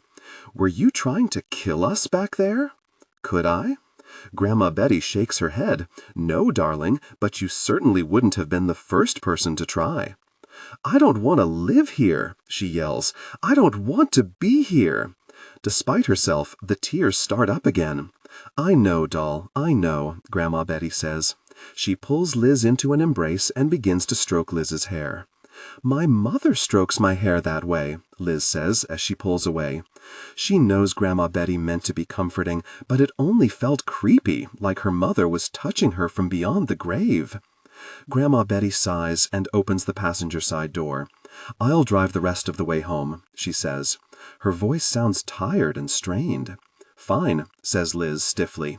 A moment later, she adds in a softer voice, "Just so you know, I don't usually drive this badly, and I'm not usually this, emotional." "Perfectly understandable," Grandma Betty says. "I had already assumed that might be the case." As she slides back over to the passenger seat, Liz suspects that it will be some time before Grandma Betty lets her drive again. But Liz doesn't know Grandma Betty, and she is wrong. At that moment, Grandma Betty turns to her and says, "If you want, I'll teach you three-point turns and parallel parking. I'm not sure, but I think you can still get your driver's license here." "Here?" Liz asks. "Here? In Elsewhere?" Grandma Betty pats Liz on the hand before starting the car. "Just let me know." Liz appreciates what it must have taken Grandma Betty to even make this offer. But this isn't what she wants. For her, it's not about the three-point turns and the parallel parking. She wants to finish driver's ed. She wants a Massachusetts state driver's license. She wants to drive aimlessly with her friends on the weekends and discover mysterious new roads in Nashua and Watertown. She wants the ability to go anywhere without a grandmother or anyone else. But she knows this will never happen, for she is here, elsewhere, and what good is a driver's license if the only place she can use it is here? Waking, a taxicab speeds out of nowhere. Liz flies through the air. She thinks, "I will surely die." She wakes in a hospital room, her vision bleary, her head wrapped in bandages. Her mother and father stand at her bedside, dark circles under their eyes. "Oh, Lizzie," her mother says, "we thought we'd lost you." 2 weeks later, the doctor removes her bandages. Aside from a C-shaped arc of stitches over her left ear, she is as good as new. The doctor calls it the most remarkable recovery he has ever seen. Liz returns to school. Everyone wants to hear about Liz's near-death experience. "It's hard for me to talk about it," she says. People think Liz has become deep since her accident, but the truth is, she just doesn't remember. On her 16th birthday, Liz passes her driver's license test with flying colors. Her parents buy her a brand new car. They don't like her riding her bicycle anymore. Liz applies to college. She writes her admissions essay on the time she was hit by a cab and how it changed her life. She is accepted early decision to her top choice, the Massachusetts Institute of Technology. Liz graduates MIT with a degree in biology, and then she attends veterinary school in Florida. One day, she meets a boy, the type of boy with whom she can imagine spending the rest of her life, and maybe even rise and shine, Elizabeth. Grandma Betty interrupts Liz's dream at 7 the next morning. Liz buries her head under the blankets. "Go away," she mutters, too low for Grandma Betty to hear. Grandma Betty opens the curtains. "It's going to be a beautiful day," she says. Liz yawns, her head still under the covers. "I'm dead. What in the world do I have to get up for?" That's certainly a negative way of looking at things. "There's loads to do in Elsewhere," says Grandma Betty as she opens the next set of curtains. The room Liz is staying in, she can't think of it as her room is back on Earth, has 5 windows. It reminds her of a greenhouse. What she really wants is a small, dark room with few, preferably no, windows and black walls, something more appropriate to her current situation. Liz yawns as she watches Grandma Betty move on to the 3rd window. "You don't have to open all the curtains," Liz says. "Oh, I like a lot of light, don't you?" Grandma Betty replies. Liz rolls her eyes. She can't believe she'll have to spend the rest of her life living with her grandmother, who is, make no mistake, an old person. Even though Grandma Betty looks like a young woman on the outside, Liz can tell she probably harbors all sorts of secret old people tendencies. Liz wonders what specifically Grandma Betty meant when she said there was loads to do in Elsewhere. On Earth, Liz was constantly occupied with studying and finding a college and a career and all those other things that the adults in her life deemed terribly important. Since she had died, everything she was doing on Earth had seemed entirely meaningless. From Liz's point of view, the question of what her life would be was now definitively answered. The story of her life is short and pointless. There once was a girl who got hit by a car and died. The end. "You have your acclimation appointment at 8:30, says Grandma Betty. Liz removes her head from under the covers. "What's that?" "It's a sort of orientation for the newly dead," says Grandma Betty. "Can I wear this?" Liz indicates her white pajamas. She has been wearing them so long they are more precisely called gray pajamas. I didn't exactly have time to pack, you know. You can borrow something of mine. I think we're about the same size, although you're probably a little smaller, Grandma Betty says. Liz considers Betty for a moment. Betty has larger breasts than Liz, but is slim and about Liz's height. It is somehow strange to be the same size as her grandmother. Just pick something from my closet, and if you need anything shortened or taken in, let me know. I don't know if I mentioned that I'm a seamstress here, Grandma Betty says. Liz shakes her head. Yeah, keeps me pretty busy. People tend to get smaller as they get younger, so they always need their clothes taken in. Can't they just buy new ones? Liz asks, her brow furrowed. Of course, doll. I didn't mean to imply they couldn't. However, I have observed that there's less waste here, all around. And I do make new garments too, you know. I prefer it, actually. It's more creative for me. Liz nods and feels relieved. The idea of everyone wearing the same clothes for the rest of time was one of the more depressing things she'd thought lately. After a shower, which Liz finds gloriously equivalent to showers on Earth, she wraps a towel around herself and goes into Grandma Betty's closet. The closet is large and well organized. Her grandmother's clothes look expensive and well made, but a bit theatrical for Liz's taste.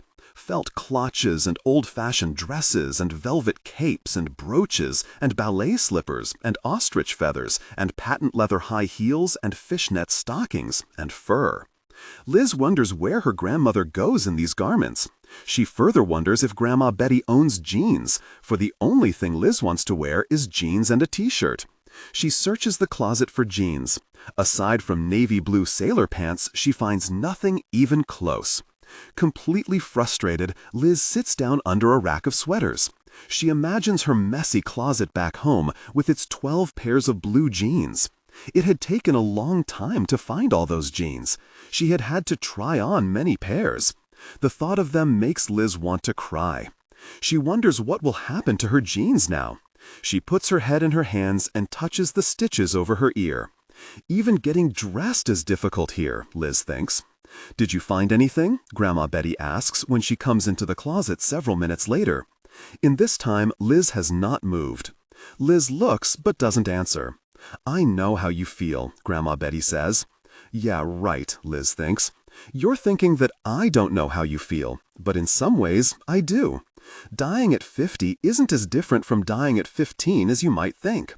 When you're 50, you still have a lot of things you might like to do and a lot of things you need to take care of. What did you die from anyway? Liz asks. Breast cancer. Your mother was pregnant with you at the time. I know that part. Grandma Betty smiles a sad little smile. So it's nice I get to meet you now. I was beside myself with disappointment that I didn't get to meet you then. I wish we'd met under slightly different circumstances, of course. She shakes her head. You might look pretty in this. She raises the arm of a floral print dress that is not at all like something Liz would wear. Liz shakes her head. Or this? Grandma Betty points to a cashmere sweater. If it's the same to you, I think I'll just wear my pajamas after all. I understand, and you certainly won't be the first person to go to an acclimation appointment in pajamas, Grandma Betty assures her. Your clothes are nice, though. We can buy you some other things, Grandma Betty says. I would have bought them for you myself, but I didn't know what you would like. Clothes are a personal business, at least for me. Liz shrugs. When you're ready, Grandma Betty continues, I'll give you money. Just say the word. But Liz can't bring herself to care what she wears anymore, and decides to change the subject. I've been wondering what I should call you, by the way. It seems odd to call you Grandma somehow. How about Betty then? Liz nods. Betty. And what do you like to be called? Betty asks. Well, Mom and Dad call me Lizzie, Liz corrects herself. They used to call me Lizzie, but I think I prefer Liz now. Betty smiles. Liz. I'm really not feeling well. Would it be all right if I stayed in bed today and we changed my acclimation appointment to tomorrow? Asks Liz. Her collarbone feels tender where the seatbelt pulled against it during last night's crash, but mainly, Liz doesn't feel like doing anything. Betty shakes her head. Sorry, doll, but everyone's got to have their acclimation appointment their first day and elsewhere. No exceptions. Liz leaves the closet and turns to Betty's bedroom window, which overlooks an unruly garden.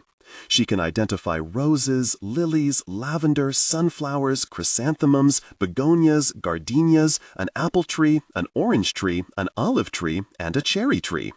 Liz wonders how so many varieties of flowers and fruits can share a single plot of land. "Is that your garden?" Liz asks. "Yes," Betty answers. "Mom likes to garden too," Betty nods. "Olivia and I used to garden together, but among other things, we never agreed about what to plant. She preferred useful plants like cabbages and carrots and peas. Me, I'm a sucker for a sweet perfume or a splash of color. It's pretty," Liz says, watching a monarch butterfly rest on a red hibiscus flower. "Wild, but pretty."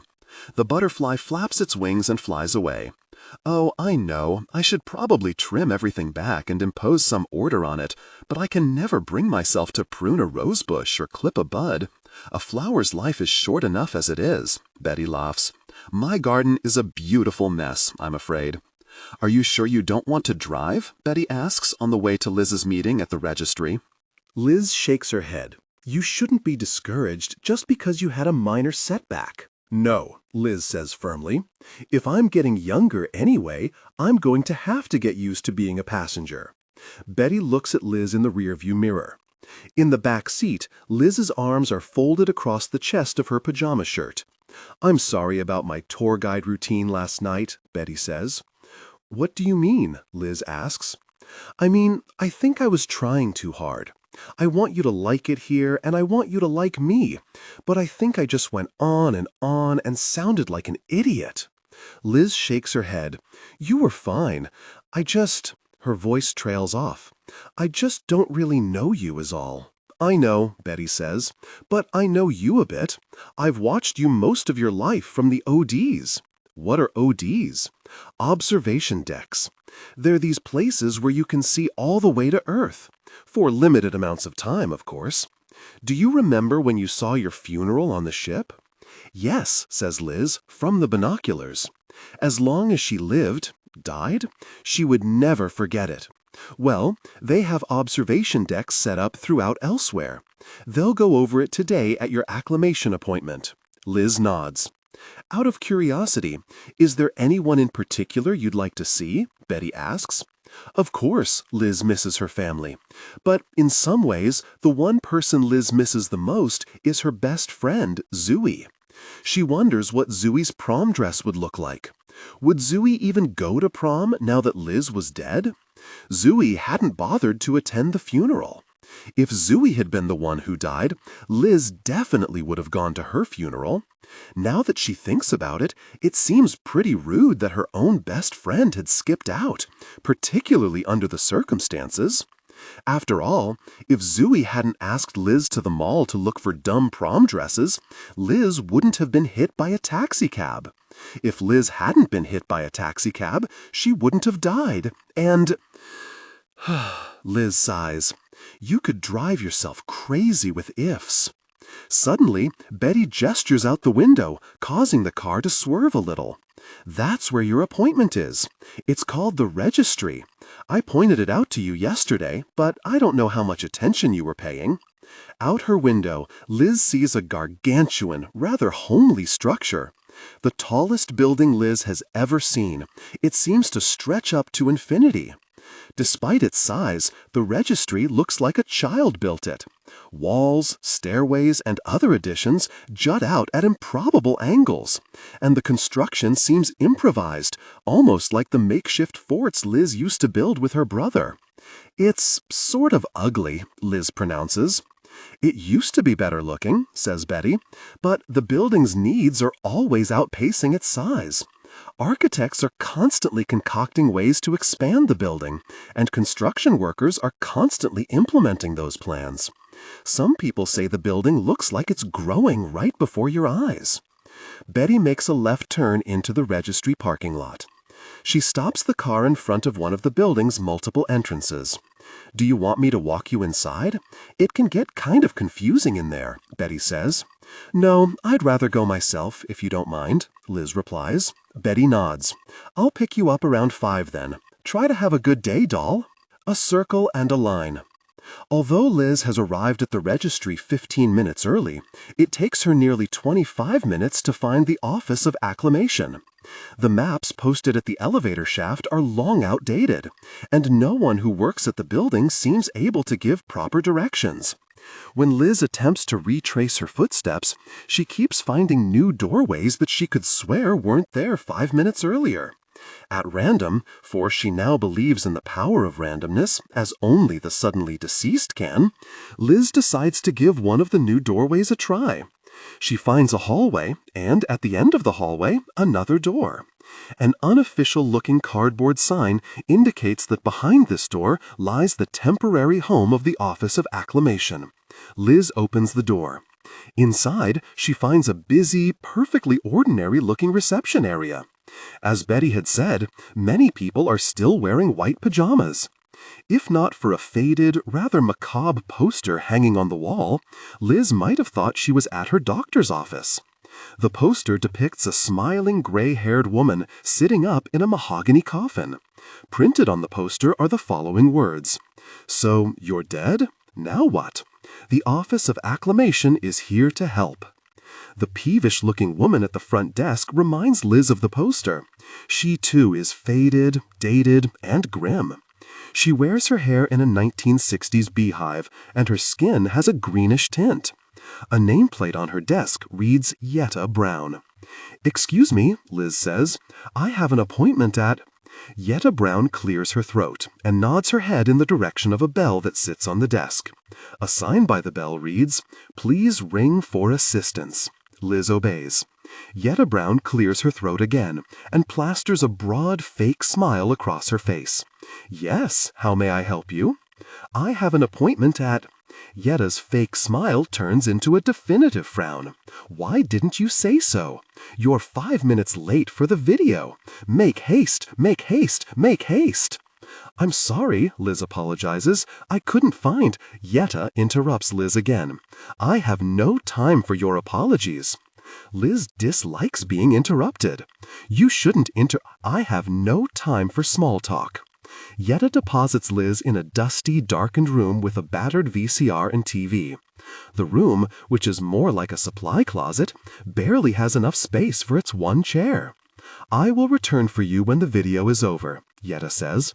"Oh yes, enjoy the film," she adds in a perfunctory manner as she walks out the door. Liz sits in the lone chair.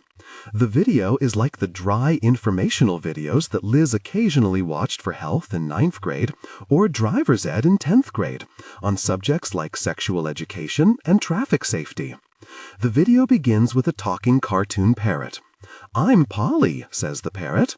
"If you're watching this video, that means you're dead. Dead, dead. Greetings and salutations, dead people."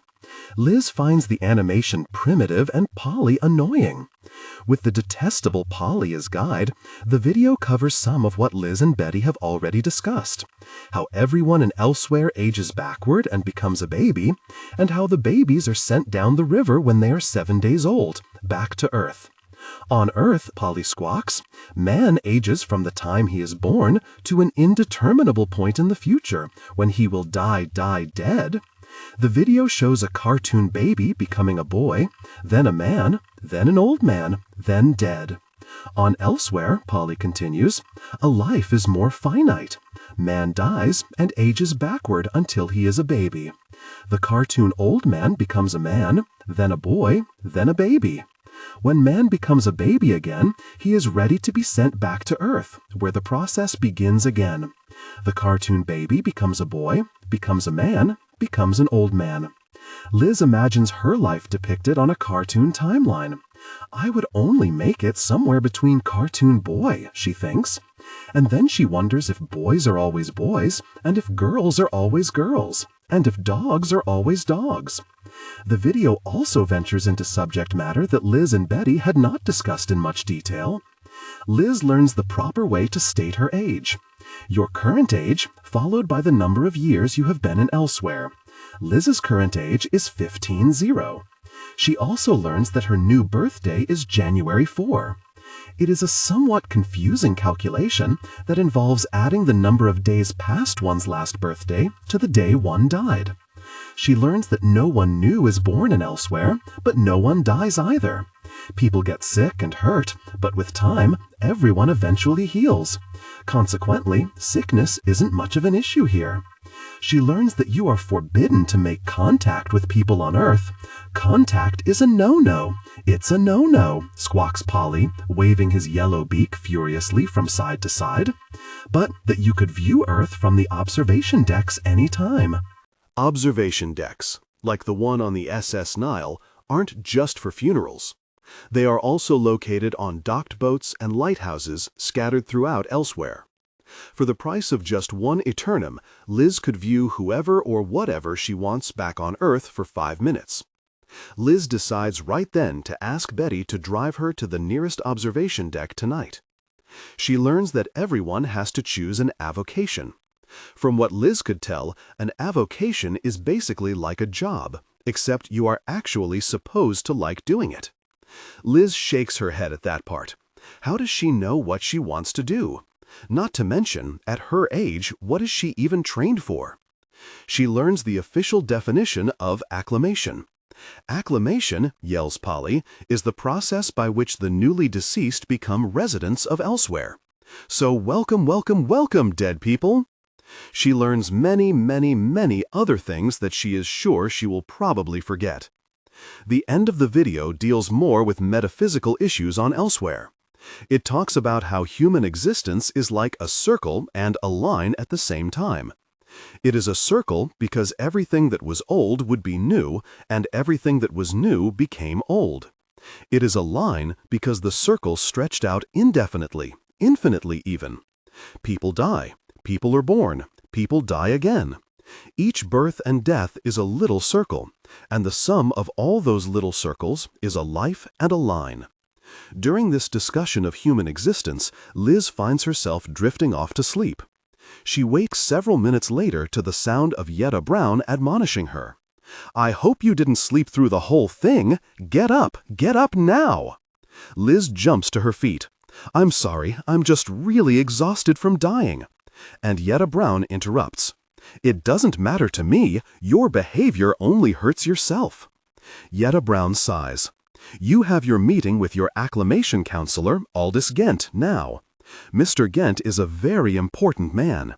So, you know, it wouldn't do for you to fall asleep during your meeting with him."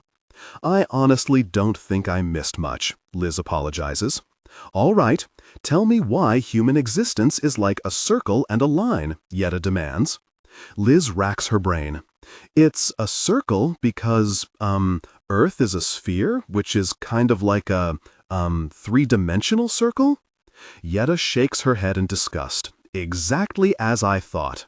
Look, I'm sorry about falling asleep." Liz speaks very quickly to avoid being interrupted. "Maybe I can watch the end of the video again." Yetta Brown ignores Liz. "We have a lot to get done today, Miss Hall. Things will go far more smoothly if you can manage to stay awake. This is Elizabeth Marie Hall, Mr. Gent." Yetta pronounces Liz's name as if it were a particularly unpleasant word, like gingivitis. Aldous Gent looks up as Yetta and Liz enter the office. "Thank you, Miss Brown," Aldous calls, as Yetta basically slams the door in his face. "Ah, well, perhaps she didn't hear me. Yetta seems to have peculiarly bad hearing. She's always interrupting me." Liz laughs politely. "Hello, Elizabeth Hall. I am Aldous Gent, your acclamation counselor. Please have a seat." He indicates that Liz should sit in the chair in front of his desk. However, that chair is entirely covered in paperwork. Indeed, all of his windowless office is shrouded in paperwork. "Should I move these files?" Liz asks. "Oh, please do." Aldous smiles and then looks sadly around his cluttered office. "I have so much paperwork. I'm afraid my paperwork has paperwork." "Maybe you need a bigger office?" Liz suggests. "They keep promising me one. It's the thing I'm most looking forward to. Except for my hair growing back." He pats his bald pate affectionately. "I started going bald around 25, so I figure I only have around 36 more years to wait for a full head of hair. The sad part is, we all lose most of our hair when we become babies anyway.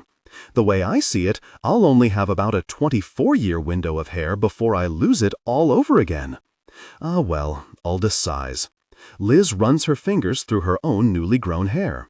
Last year, my teeth came back in. The teething was murder. I kept my wife up all night with my blubbering and ballyhoo. Aldous grins so that Liz can see his teeth. I'm going to take good care of them this time around. Dentures are not good. They're worse than not good, actually. Dentures, they, suck, Liz suggests. Dentures suck, Aldous says with a laugh. They really do. The sound they make when you eat is just like sucking. Aldous carefully removes a file from the bottom of a precarious pile of paperwork in the center of his desk. He opens the file and reads aloud. "You're from Bermuda, where you died in a boating accident." That's not me, Liz says. "Sorry." Aldous selects another file. "You're from Manhattan and had, breast cancer, is it?" Liz shakes her head. She doesn't even have much in the way of breasts. Aldous selects a third file. "Massachusetts? Head trauma in a bicycle accident?" Liz nods. "That's her." "Well," Aldous shrugs, "at least it was quick. Except for the coma part, but you probably don't remember that anyway." Indeed, Liz does not. "How long was I in a coma?" "About a week, but you were already brain dead. Says here your poor parents had to pull the plug. We, my wife Rowena and I, had to pull the plug on our son Joseph back on Earth. His best friend accidentally shot him when they were playing with an old gun of mine. It was the worst day of my life. If you ever," Aldous stops himself. "If I ever have children."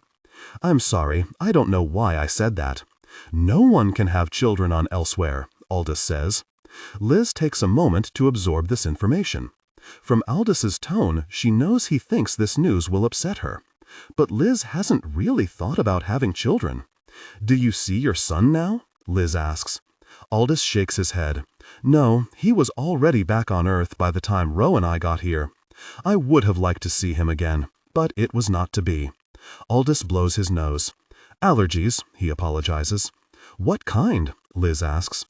"Oh," Aldous replies, "I'm allergic to sad memories. It's the worst. Would you like to see a picture of my wife, Rowena?" Liz nods. Aldous holds out a silver frame with a picture of a lovely Japanese lady about Aldous' age. "This is my Rowena," he says proudly. "She's very elegant," Liz says. "She is, isn't she? We died on the same day, in a plane crash." "That's awful." "No," Aldous says, "we were actually very, very lucky."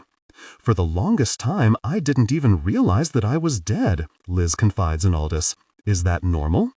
"Sure," Aldous reassures her. "People take all different amounts of time to acclimate.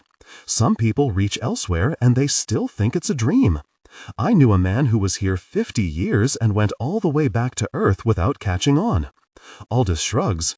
"Depends on how a person died, how old they were, it's lots of factors, and it's all part of the process. It can be particularly difficult for young people to realize they have passed," Aldous says. "Why is that?" "Young people tend to think they're immortal. Many of them can't conceive of themselves as dead, Elizabeth." Aldous proceeds to go through all the things Liz would have to do in the next several months. Dying seems to entail a great deal more work than Liz initially thought. In a way, dying isn't that different from school. "Do you have any initial thoughts about an avocation?" Aldous asks. Liz shrugs. "Not really. I didn't have a job on Earth because I was still in school." "Oh, no, Aldous says. "An avocation is not a job. A job has to do with prestige, money. An avocation is something a person does to make his or her soul complete." Liz rolls her eyes. "I see by your expression you don't believe me," Aldous says. "It appears I've got a cynic on my hands." Liz shrugs. Who wouldn't be cynical in her situation? "Is there anything you particularly loved on Earth?" Liz shrugs again. On Earth, she was good at math, science, and swimming. She had even gotten her scuba certification last summer, but she didn't exactly love any of those activities. Anything? Anything at all? Animals. Maybe something with animals or dogs. Liz says finally, thinking of her prized pug, Lucy, back on Earth. Marvelous, crows Aldous. I'm sure I could find you something fabulous to do with dogs. I'll have to think about it, Liz says. It's a lot to take in. Aldous asks Liz a bit about her life on Earth. To Liz, her old life has already begun to seem like a story she is telling about someone else entirely. Once upon a time, a girl named Elizabeth lived in Medford, Massachusetts. Were you happy? Asks Aldous. Liz thinks about Aldous' question. Why do you want to know? Don't worry, it's not a test. It's just something I like to ask all my advisees. In truth, she hadn't put much thought into whether she was happy before. She supposes that since she never thought about it, she must have been happy. People who are happy don't really need to ask themselves if they are happy or not, do they? They just are happy, she thinks. I suppose I must have been happy, Liz says. And as soon as she says it, she knows it's true. One silly little errant teardrop runs out of the corner of her eye. Liz quickly brushes it away. A second tear follows, and then a third. And it isn't long before she finds she is crying. "Oh, dear me! Oh, dear me!" exclaims Aldous. "I'm sorry if my question upset you." He excavates a box of tissues from underneath one of the towers of paperwork. He considers handing her one tissue and then decides on the entire box. Liz looks at the tissue box, which is decorated with drawings of snowmen engaged in various holiday activities. One of the snowmen is happily placing a smiling rack of gingerbread men in an oven. Baking gingerbread men, or any cooking for that matter, is probably close to suicide for a snowman, Liz thinks. Why would a snowman voluntarily engage in an activity that would in all likelihood melt him?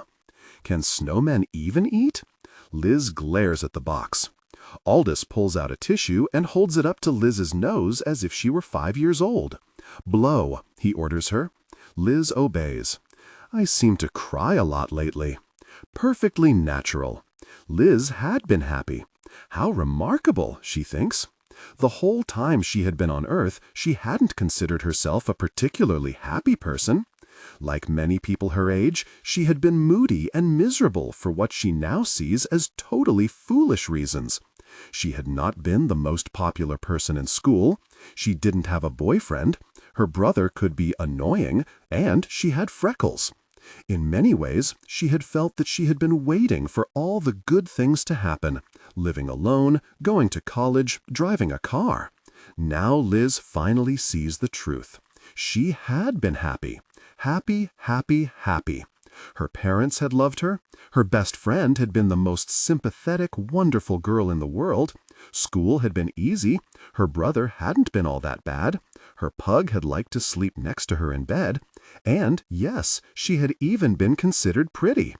Until a week ago, Liz realizes, her life had been entirely without obstacle. It had been a happy, simple existence. And now it was over. "Are you all right?" Aldous asks, his voice filled with concern. Liz nods, even though she does not feel all right. "I miss my dog Lucy." She wonders whose bed Lucy is sharing now. Aldous smiles. "Luckily, dog lives are much shorter than human lives. You may get to see her again someday." Aldous clears his throat. "I meant to mention this before.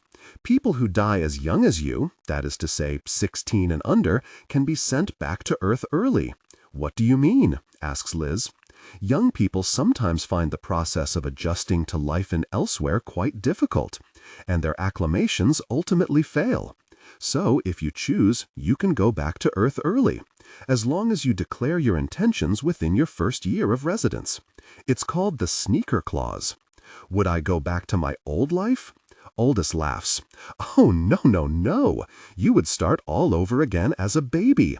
Of course, you might run into people you used to know, but they wouldn't know you, and in all likelihood, you wouldn't recognize them." "Is there any way I could go back to my old life?" Aldous looks at Liz sternly. "Now I must warn you, Elizabeth. There is no way you can or should go back to your old life.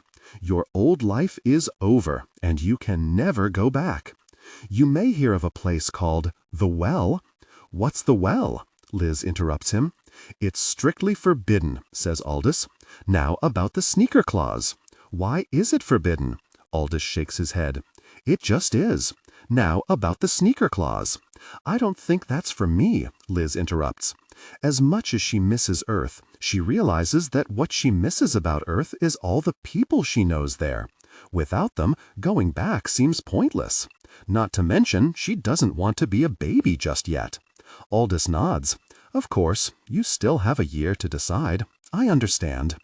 Liz pauses. Aldous, can I ask you one more question?" "You want to know where God is in all of this, am I right?" Aldous asks. Liz is genuinely surprised. Aldous had read her mind. "How did you know I was going to ask that?" "Let's just say I've been doing this a while." Aldous takes off his tortoise-shell glasses and cleans them on his pants. "God's there in the same way he, she, or it was before to you. Nothing has changed."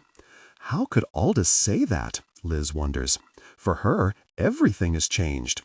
"I think you'll find," Aldous continues, "that dying is just another part of living, Elizabeth. In time, you may even come to see your death as a birth. Just think of it as Elizabeth Hall, the sequel." Aldous replaces his glasses and looks at his watch. "Good Lord!" exclaims. "Would you look at the time? We have to get you over to the Department of Last Words, or Sarah's going to have my head." Last words. At the Department of Last Words, Liz is met by an efficient woman who reminds Liz of a camp counselor. "Hello, Miss Hall," the woman says. "I'm Sarah Miles, and I just need to confirm what your last words were." "I'm not sure I remember. For the longest time, I didn't even know I was dead," Liz apologizes. "Oh, that's all right. It's just a formality, really," says Sarah. She consults a musty encyclopedia-sized book. "Right, it says here, your last word, or I should say last word, was, Liz waits for Sarah to finish speaking. In fact, she is quite interested to know what her last words were. Would they be profound, sad, pathetic, heartrending, illuminating, angry, horrified? After several moments of silence, Liz realizes Sarah is staring at her. "So," says Liz. "So," replies Sarah.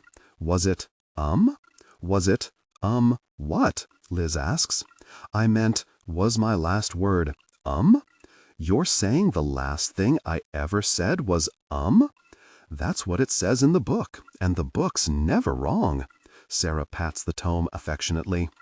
"God, I can't believe how crappy that is." Liz shakes her head. "Oh, it's not that bad." Sarah smiles. "I've definitely heard worse."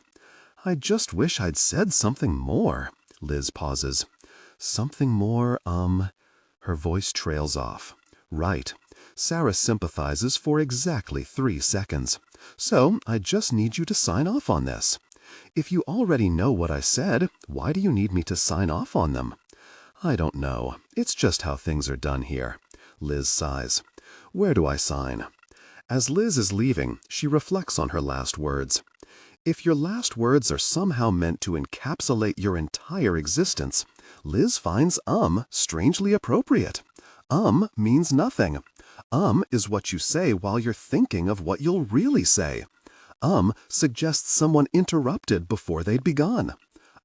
Is a 15-year-old girl who gets hit by a taxicab in front of a mall on the way to help pick out a prom dress for a prom she isn't even going to, for God's sake.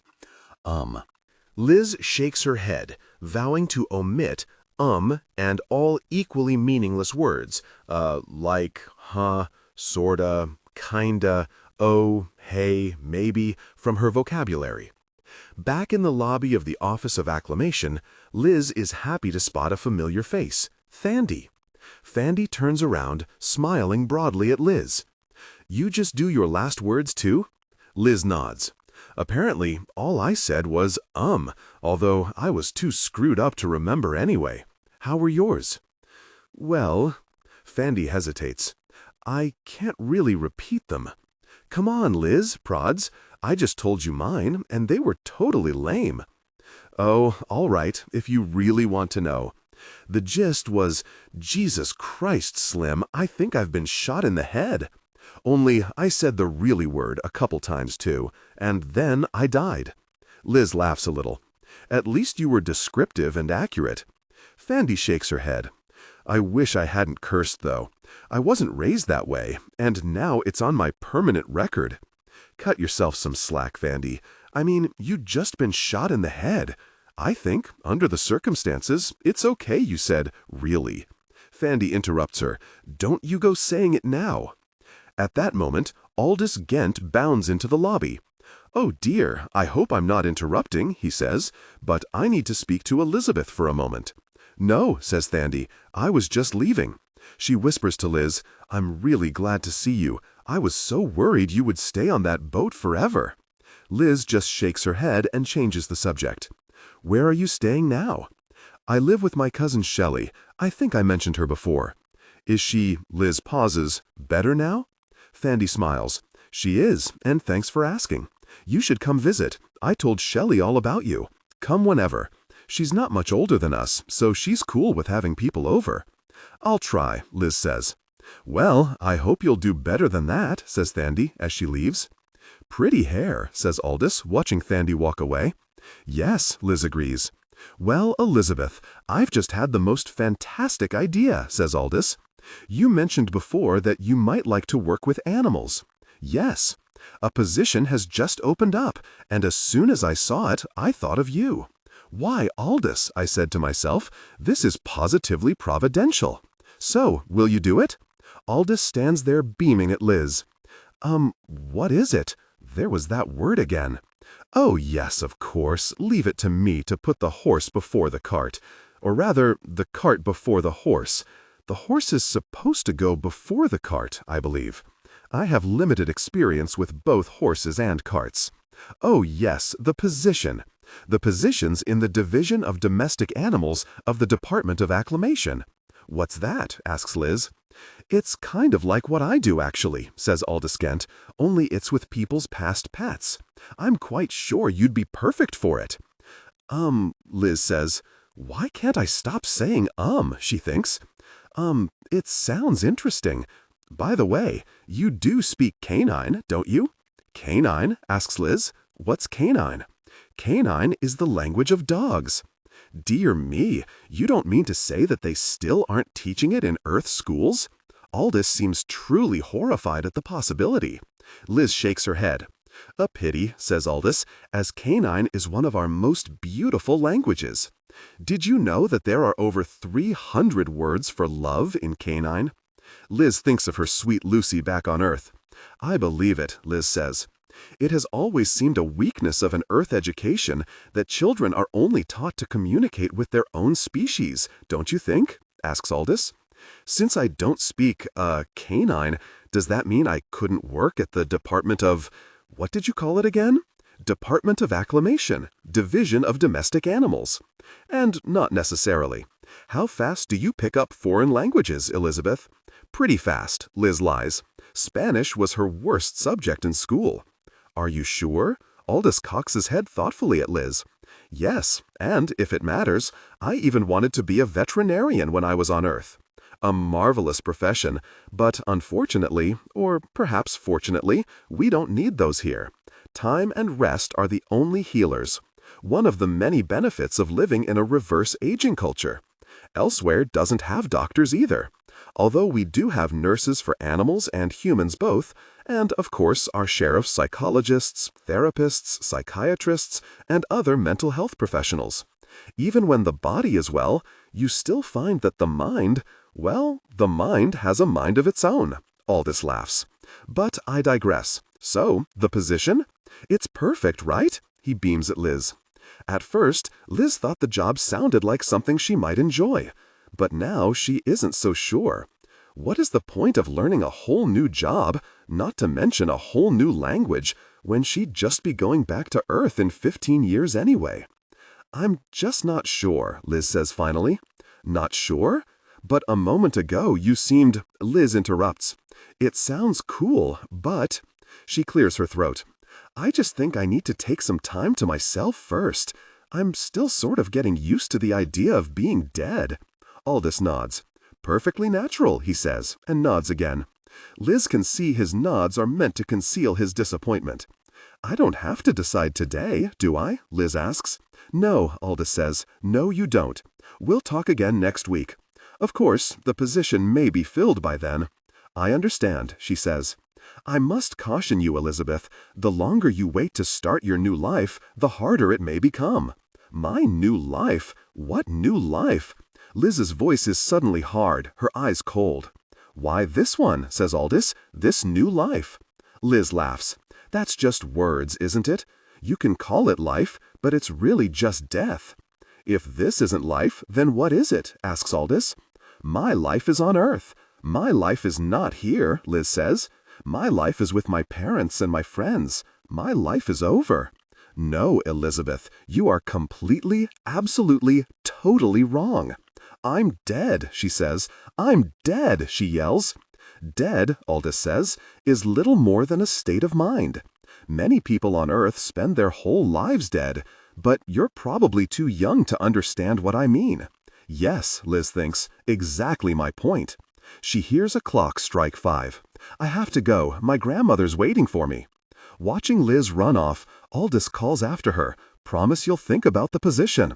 Liz doesn't answer. She finds Betty's car parked in front of the registry. Liz opens the door and gets in. Before Betty can say a single word, Liz asks, "Would it be okay if we went to one of the observation decks?" "Oh, Liz, it's your first real night here. Wouldn't you prefer to do something else? We can do whatever you want. What I'd really like to do is see Mom and Dad and Alvy, and my best friend Zooey, and some other people too. Is that okay?" Betty sighs. "Are you sure, doll? I really, really want to go." "All right," Betty says finally. "There's one near the house." "Sightseeing? I'd come with you," Betty says. She stops her car on the narrow strip of road that runs parallel to the beach. "I haven't seen Olivia in the longest time." "Mom's old now," says Liz. "She's older than you. It's hard to believe. Where does the time go?" Betty sighs. "I've always hated that phrase. It makes it sound like time went on holiday and is expected back any day now. Time flies is another one I hate. Apparently, time does quite a bit of traveling, though." Betty sighs again. "So, do you want me to come with you?" Liz would like nothing less than for Betty to accompany her. "I might be a while," Liz says. "These places, they can be dangerous, doll." "Why?" "People get obsessed. It's like a drug." Liz looks at the red lighthouse, which has a row of brightly lit glass windows at the top. The windows remind Liz of teeth. She can't decide if the lighthouse looks like it's smiling or snarling. "How do I get inside?" Liz asks. "Follow the path until you reach the entrance." Betty points out the car window. A wooden boardwalk, gray with water and time, joins the red lighthouse tenuously to the land. Then take the elevator to the top floor. That's where you'll find the observation deck. Betty takes her wallet out of the glove compartment. She removes 5 eterniums from her change purse and places them in Liz's hand. "These will buy you 25 minutes of time. Is that enough?" Liz thinks, "I have no idea what enough time would be. How long does it take to say goodbye to everything and everyone you've ever known? Does it take 25 minutes? A little longer than a sitcom without the commercials? Who knows?" "Yes, thank you," she says, closing her hand around the coins. In the elevator, Liz stands next to a willowy blonde in a black shift dress. The woman sobs quietly, but in a way that is meant to attract attention. "Are you all right?" Liz asks her. "No, I most certainly am not." The woman stares at Liz with bloodshot eyes. "Did you die just recently?" "I don't know," the woman says, "but I prefer to grieve alone, if you don't mind." Liz nods. She's sorry she even asked. A moment later, the woman continues. "I'm in mourning for my life, and I'm more unhappy than you can even imagine." The woman puts on a pair of black cat-eye sunglasses. So adorned, she continues to weep for the remainder of the elevator ride. This observation deck, or OD, looks almost exactly like the one on the SS Nile, except it is smaller. The room has windows on all sides, lined with a tidy row of binoculars. Liz notes that not everyone who visits the OD is as unhappy as the weeping woman on the elevator. A plump, middle-aged woman with a bad perm sits in a glass box by the elevator. She waves the weeping woman through the turnstile that separates the OD from the elevator. The weeping woman nods curtly and checks her reflection in the attendant's glass box. "That woman's in love with her own grief," the attendant says, shaking her head. "Some people just love all that drama." She turns to Liz. "You're new, so I'll give you my little spiel. Our hours are 7 a.m. to 10 p.m. Monday through Friday, 10 a.m. to 12 a.m. Saturday, and 7 a.m. to 7 p.m. Sunday. We're open 365 days a year, including holidays. One eternum gets you 5 minutes of time, and you can buy as much time as you want. The price is not negotiable. Whether you want 5 minutes or 500 minutes, the rate is the same. The operation of the binoculars should be like ones you've encountered before. Just press the side button for a different view, turn the eyepieces to adjust focus, and pivot the head as necessary. I'm Esther, by the way. Liz. You just get here, Liz? Esther asks. How can you tell? You have that shell-shocked, recently arrived look about you. Don't worry, honey. It'll pass, I promise. What'd you die of? Hit by a car. And you? Liz asks politely. Alzheimer's disease, but I guess it was the pneumonia that really did me in, Esther answers. What was that like? Can't say I remember, Esther says with a laugh, and that's probably just as well. Liz selects binoculars 15, which faces the land. After all the time on the Nile, Liz has grown tired of water. She sits on the hard metal stool and places an eternum in the slot. Liz watches her family first. Her parents are sitting across from each other on opposite sides of the dining room table. Her mother looks like she's been awake for days. She smokes a cigarette, even though she'd quit when she became pregnant with Liz. Her father appears to be doing the New York Times crossword puzzle, but he isn't.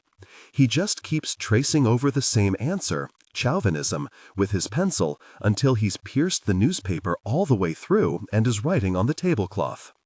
In the living room, Alvy watches cartoons, even though it's a school night and her parents don't allow Liz and her brother to watch television on school nights, no exceptions. The phone rings. Liz's mother jumps to answer it. At that moment, the binoculars' lenses click closed. By the time Liz puts a second eternum in the slot, her mother is off the phone.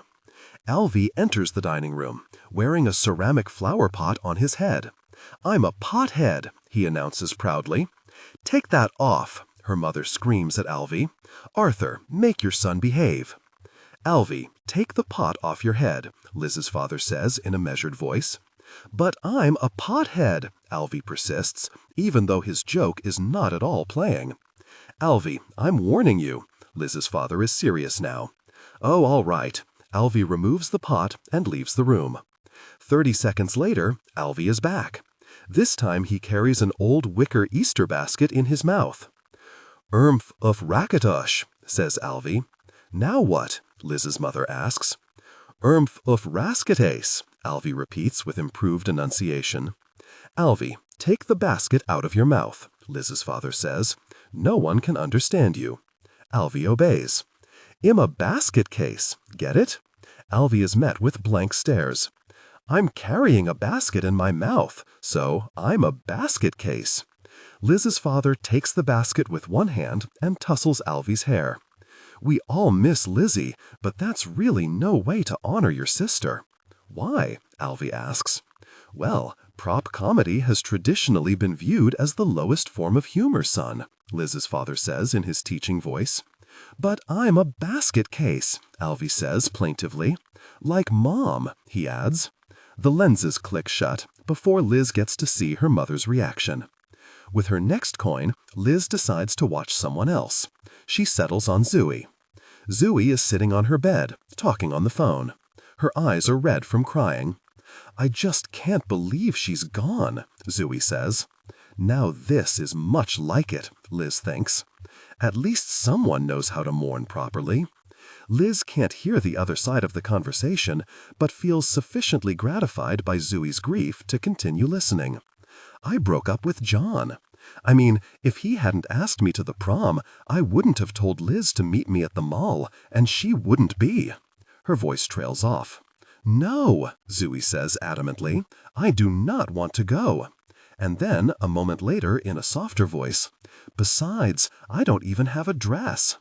Zooey twirls the phone cord around her ankle with her foot. Well, there was this black strapless one. The lenses click shut. Her last 2 eternums later, Liz is still not sure whether Zooey will or will not go to prom. During that time, Zooey does cry twice. Her tears make Liz happy. Liz is only a little shamed that her best friend's tears make her happy. At first, Liz feels bad about listening in on her loved ones, but the feeling doesn't last long. She rationalizes that she is really doing this for them. Liz imagines herself as a beautiful, benevolent, generous angel looking down on everyone from wherever she is.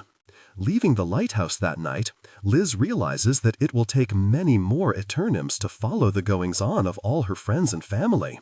She spent 3 whole eternums on that small portion of Zooey's phone conversation alone. If she isn't going to get totally behind, she calculates that she will probably need at least 24 eternums a day, or 2 hours, which amounts to 5 minutes for every 1 hour of real life. I'm going to need some eternums, Liz announces to Betty during the short drive back to Betty's house, and I was hoping you would lend them to me. Of course. What do you need them for? Betty replies. Well, says Liz, I want to spend some time at the ODs. Liz, do you really think that's a good idea? Betty looks at Liz with concern, which Liz finds annoying. Maybe it would be a better use of your time to think about an avocation. Liz has prepared herself for Betty's response and is ready with a convincing counterargument.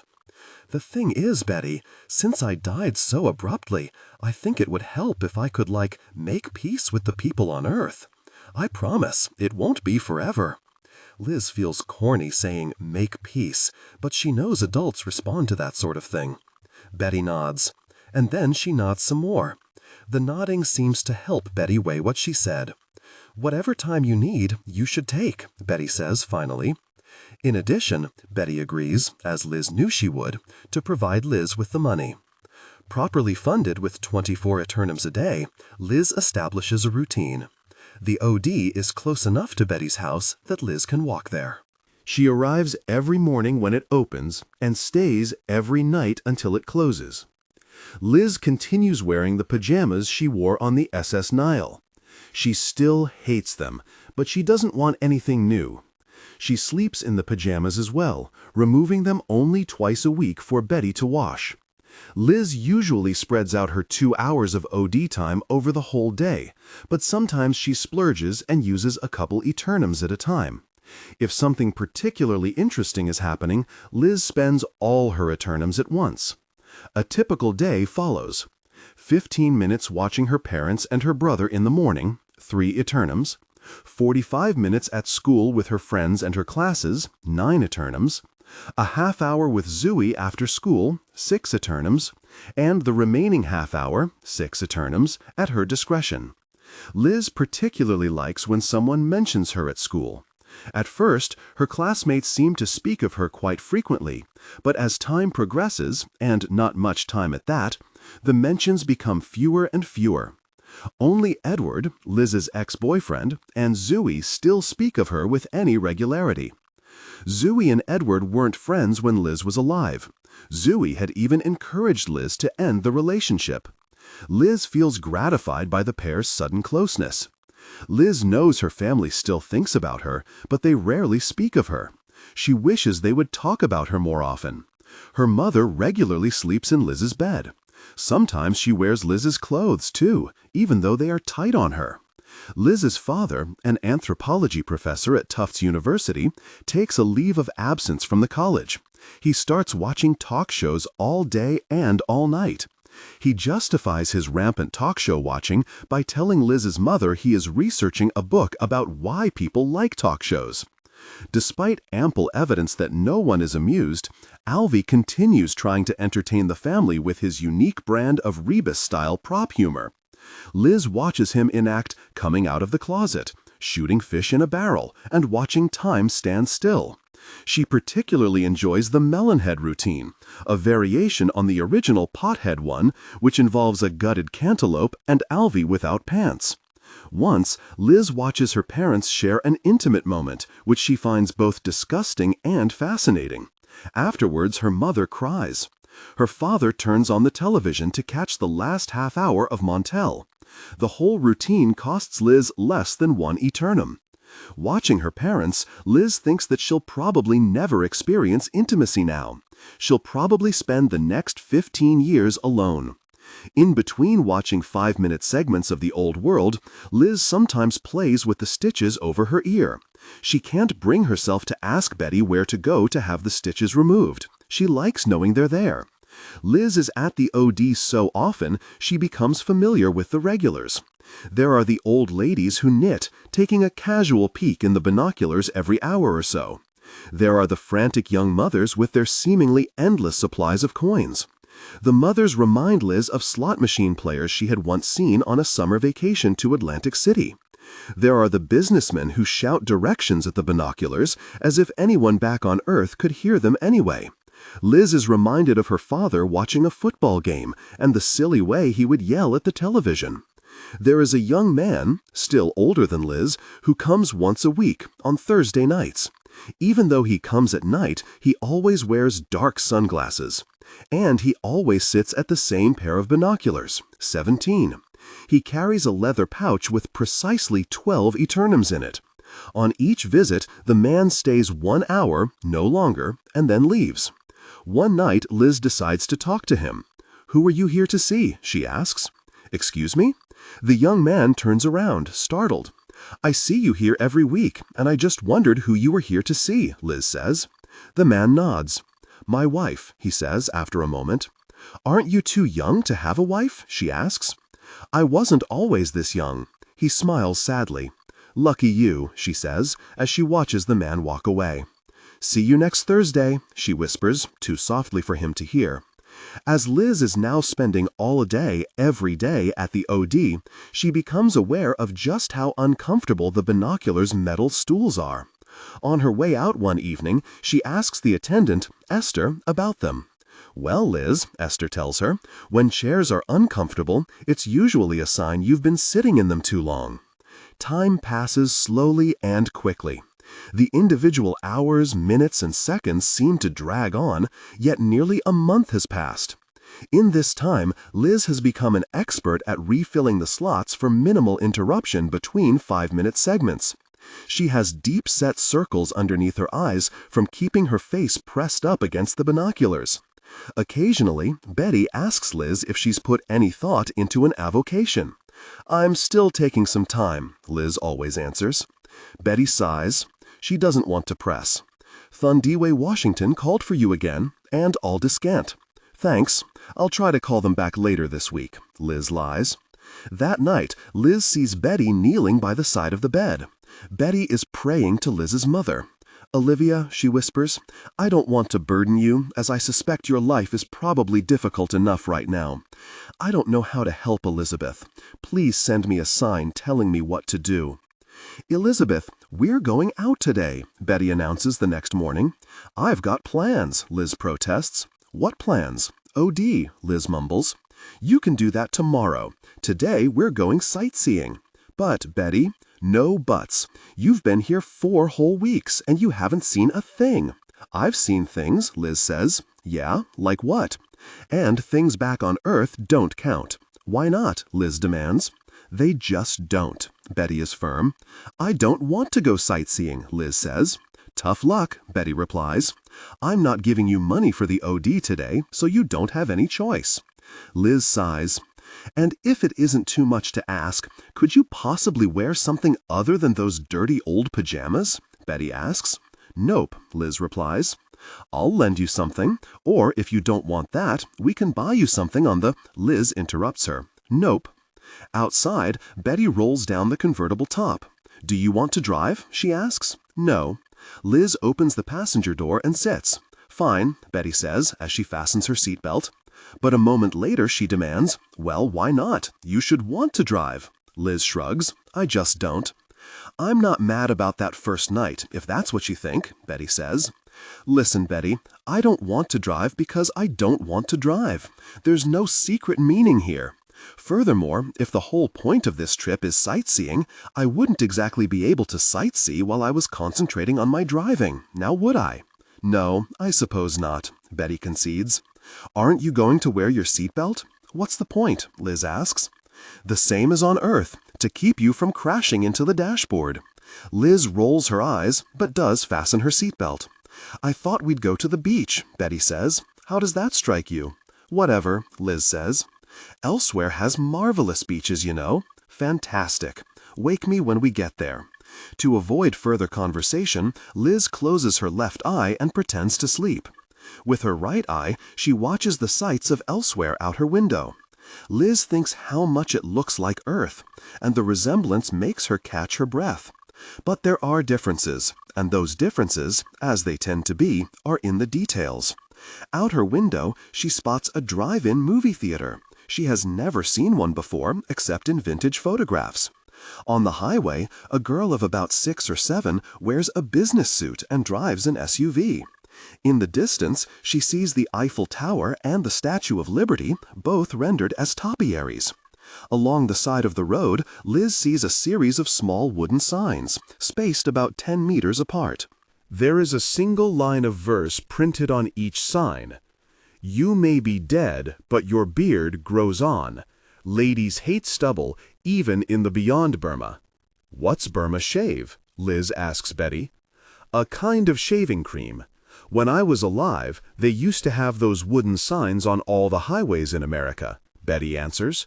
"Most of them were replaced by billboards by the time you were born, but they were quite popular for a time, as much as a sign can be popular."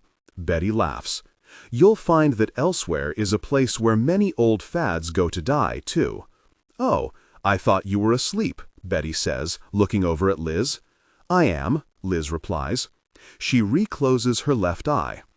Liz notices that it's quieter here than on Earth, and she can see that, in its own way, Elsewhere is beautiful. Even though there's no design to it, the effect is lovely. And even though it's lovely, Liz still hates it. About an hour later, Betty wakes Liz, who has fallen asleep for real. "We're here," Betty says. Liz opens her eyes and looks out the window. "Yup, looks like a beach," she says. "Just like the one right by the house." "The point is the journey," Betty says. "Don't you want to get out of the car?" "Not really, no," Liz replies. "Let's at least go in the gift shop and stretch our legs a bit," Betty pleads. "Maybe you'd like to get a souvenir." Liz looks doubtfully at the hut with the thatched roof near the water's edge. Given its location and construction, the shop looks like it could blow away at any moment. An incongruously sturdy metal sign hangs over the porch. "Wish you were here, knickknacks, bric-a-brac, bibelots, trinkets, gewgaws, novelties, winsies, whatnots, and other sundries for the discriminating buyer." "So, what do you say?" Betty smiles at Liz. "And who would I be buying a souvenir for, exactly?" Liz asks. "For yourself." "You buy souvenirs to take back to other people," Liz snorts. "I don't know anyone else, and I'm not going back." "Not always, not yet," Betty replies. "Come on, I'll buy you whatever you want." "I don't want anything," Liz says as she follows Betty into the tacky gift shop. No one is inside. A soup can sits by the cash register with a note. "Out to lunch. Leave payment in can. Cut yourself a good deal, just between us." To satisfy Betty, Liz selects a book of 6 Elsewhere postcards and a plastic snow globe. The snow globe has a miniature SS Nile submerged in sickly blue water. "Wish you were here" is written in red across the base of the dome. "Do you want an Elsewhere beach towel?" Betty asks, as Liz sets her 2 items on the counter. "No, thank you," Liz replies. "Are you sure?" "Yes," Liz says tightly. "Maybe a t-shirt then." "No," Liz yells. I don't want a freaking t-shirt or a beach towel or anything else. All I want is to go home. All right, doll, Betty says with a sigh. I'll meet you outside. I just have to add everything up. Liz storms out of the store carrying her new snow globe. She waits for Betty in the car. Liz shakes the snow globe. The tiny SS Nile thrashes wildly in its plastic dome. Liz shakes the snow globe even harder. Slimy, stale blue water leaks onto Liz's hand. There's a small gap where the two seams of the dome were fused together. Liz opens the car door and throws the snow globe onto the pavement. Instead of shattering or cracking, it bounces across the parking lot like a rubber ball, stopping at the feet of a small girl in a pink polka-dotted bikini. You dropped this, the girl calls out to Liz. Yes, Liz agrees. Don't you want it? The girl picks up the snow globe from the ground. Liz shakes her head. Can I have it? The girl asks. Knock yourself out, Liz replies. The sky don't fall here, not much, the girl says. She flips the globe over so that all the snow collects in the dome. She places her pinky over the leak. What do you mean? Liz asks. Like this. The girl flips the snow globe over. You mean snow, Liz says. You mean it doesn't snow here? Not much, not much, not much, she sings. The girl walks over to Liz. You're big, Liz shrugs. How many are you? The girl asks. I'm 4, the girl answers. Liz looks at the child. Are you a real little girl or a fake little girl? The girl opens her eyes as wide as they'll go. What do you mean? Are you really 4 or are you just pretend 4? Liz asks. What do you mean? The girl raises her voice. Were you always 4 or did you used to be big? I don't know. I'm 4. 4, the girl cries. You're mean. The girl drops the snow globe at Liz's feet and runs away. Liz picks it up and gives it another shake. She drains it of all the remaining blue liquid until the only thing left is a cluster of fake snow crystals. Betty emerges from the gift shop, carrying a small paper bag. I bought this for you, Betty says to Liz. She tosses Liz the paper bag. Inside is a t-shirt with the slogan, My grandmother went to elsewhere and all she got me was this stinky t-shirt.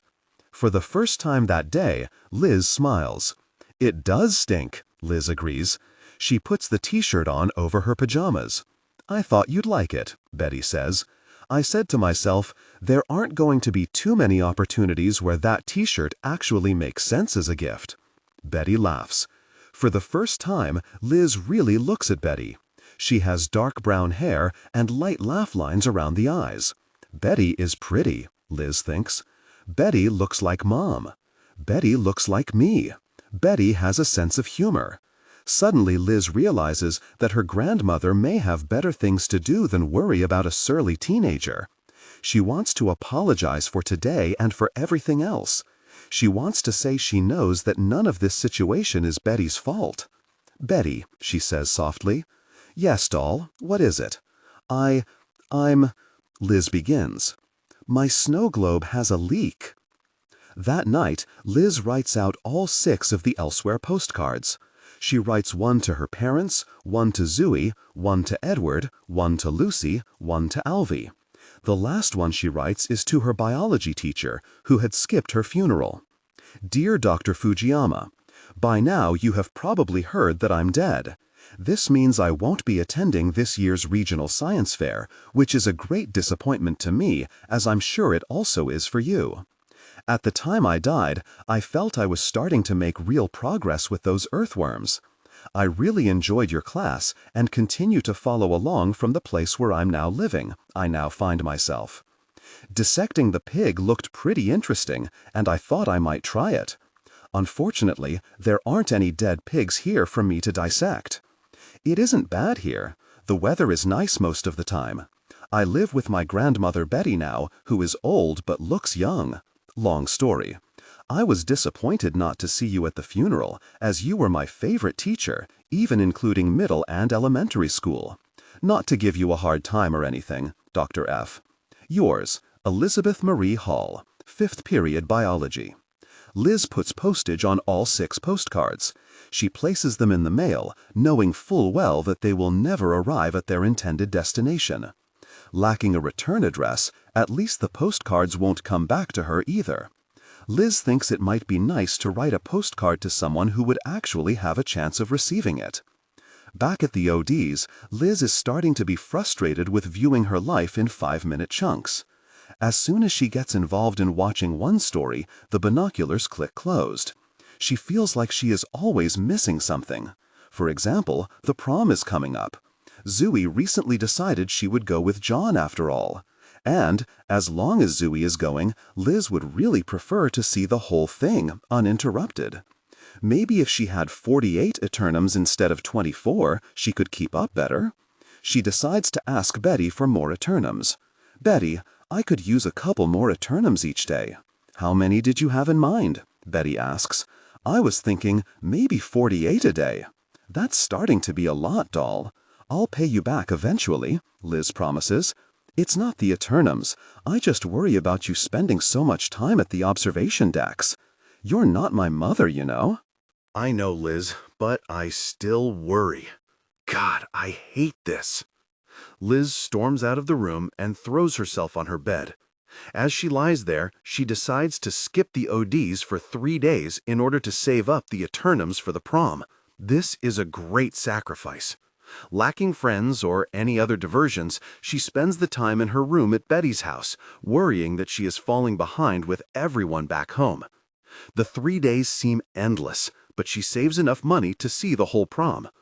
Liz also convinces Esther to let her stay after closing. Esther doesn't exactly agree, but she makes a point of showing Liz where the light switches are. On prom night, Liz watches Zooey eat strawberries dipped in chocolate, make photo keychains, and slow dance to a schmaltzy ballad. Liz pays special attention to Zooey's prom dress. The dress, the one Liz was meant to have helped her choose, is balled up in a corner of the room. Liz leaves before her time runs out, 2 whole hours before the OD is even set to close. She doesn't want to face Betty at home, but she has nowhere else to go. Liz decides to sit in the park near Betty's house. After a while, a white, fluffy bitch on Freeze sits next to Liz on the bench. "Hello," the dog seems to say. By way of greeting, Liz pats the dog on the head. It is the way it was with Lucy somehow, and Liz is even more homesick than she was before. The dog cocks its head. "You seem a little blue." "Maybe. What's bothering you?" the dog asks.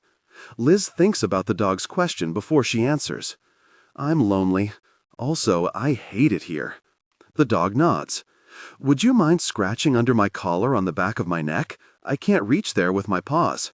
Liz obliges. "Thank you. That feels much better." The dog snorts with pleasure. "So, you said you were lonely and you hate it here." Liz nods again. "My advice to you is to stop being lonely and to stop hating it here. That always works for me," says the dog. "Oh, and be happy. It's easier to be happy than to be sad. Being sad takes a lot of work. It's exhausting." A woman calls the dog from across the park. "Arnold, gotta go. That's my 2-legger calling me." The dog hops off the bench. "See you around." "See you," says Liz, but the dog is already gone. Lucky cab. Following the prom, Liz gives up watching Zooey or anyone else from school. Now she watches only her immediate family. One night, just as the OD is about to close, Liz asks Esther, "How do the binoculars even work?" Esther makes a face. "You should know that by now. You put in your coin and then—" Liz interrupts. "I meant, how do they really work? I spent pretty much every waking hour here and I don't know a thing about them." "Like any binoculars, I suppose. A series of convex lenses in 2 cylindrical tubes combine to form one image." Liz interrupts again. "Yes, I know that part. I learned all that in like 5th grade." "Seems like you know everything, Liz, so I don't see why you're bothering me." Liz ignores Esther. "But Earth is so far, and these binoculars don't even seem particularly powerful. How could you possibly see all the way back to Earth?" "Maybe that's the thing. Maybe Earth's not far at all." Liz snorts. "That's a pretty thought, Esther." "It is, isn't it?" Esther smiles. "I think of it like a tree, because every tree is really 2 trees. There's the tree with the branches that everyone sees, and then there's the upside-down root tree, growing the opposite way. So Earth is the branches, growing up to the sky, and elsewhere is the roots, growing down in opposing but perfect symmetry. The branches don't think much about the roots, and maybe the roots don't think much about the branches. But all the time, they're connected by the trunk, you know? Even though it seems far from the roots to the branches, it isn't. You're always connected. You just don't think about it. Esther, Liz interrupts a third time. But how do the binoculars work? How do they know what I want to see? It's a secret, Esther replies. I could tell you, but I'd have to kill you. That isn't at all funny. Liz starts to walk away. All right, Lizzie, I'll tell you. Come really close and I'll whisper it in your ear. Liz obeys. Ask me again, Esther says, and say please. Esther, how do the binoculars work, please? Esther leans in toward Liz's ear and whispers. It's, she pauses, magic. Esther laughs. I don't know why I even bother talking to you. You don't have any friends and you're profoundly lonely. Thanks. Liz storms out of the OD. See you tomorrow, Liz, Esther calls cheerily. August 12th, the day that would have been Liz's 16th birthday on Earth, arrives. Like every other day, Liz spends this one at the OD's. Lizzie would have been 16 today, her mother says to her father. I know, he says. Do you think they'll ever find the man who did it? I don't know, he answers. I hope so, he adds. It was a cab, Liz yells at the binoculars. An old yellow taxicab with a four-leaf clover air freshener hanging from the rearview mirror. They can't hear you, a grandmotherly type tells Liz. I know that, Liz snaps. Shush! Why didn't he stop? Liz's mother asks her father. I don't know. At least he called 911 from the payphone. Not that it mattered anyway. He still should have stopped. Liz's mother starts to cry. I mean, you hit a 15-year-old kid, you stop, right? That's what a decent person does, right? I don't know, Olivia. I used to think so, Liz's father says. And I refuse to believe no one saw anything. I mean, someone must have seen. Someone must know. Someone. Liz's time runs out, and the lenses click shut. She doesn't move. She just stares into the closed lenses and lets her mind go black. Liz is furious to learn that she was the victim of a hit and run. Whoever hit me should pay, she thinks. Whoever hit me should go to prison for a very long time, she thinks. At that moment, Liz resolves to find the cabbie and then to somehow find a way to tell her parents. She pops an eternum in the slot and begins to scour the greater Boston area for old yellow taxicabs with four-leaf clover air fresheners hanging from their rearview mirrors. Liz systematically searches for the lucky cab, her name for it, by watching the parking lots and the dispatchers of all the cab companies that service the area near the Cambridge Side Galleria. Although there are only 4 cab companies that drive this area, it still takes her an entire week and over 500 eternums to locate the lucky cab. Liz raises the additional eternums by asking Betty for clothes money. Betty is happy to oblige her and doesn't ask too many questions. She just crosses her fingers and hopes Liz is coming out of her funk. The cabbie's license says his name is Amadou Bonami. He drives cab number 512 for the Three Aces Cab Company. She recognizes the cab immediately. It has the four-leaf clover air freshener, and it is older than Alvy, maybe older than Liz, too. Looking at the car, Liz is surprised that it even withstood the impact of her body. The day after Liz locates the cab, she watches its driver.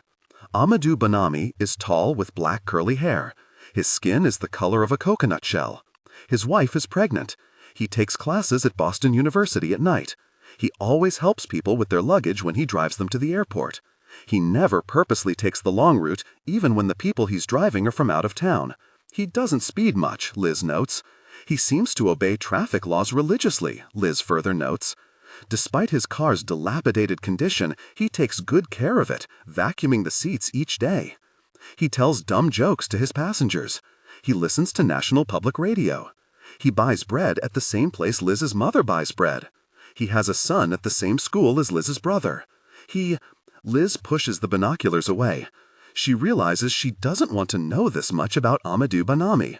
Amadou Bonami is a murderer.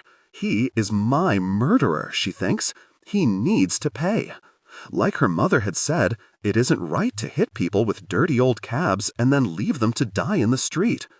Liz's pulse races. She needs to find a way to tell her parents about Amadou Bonami.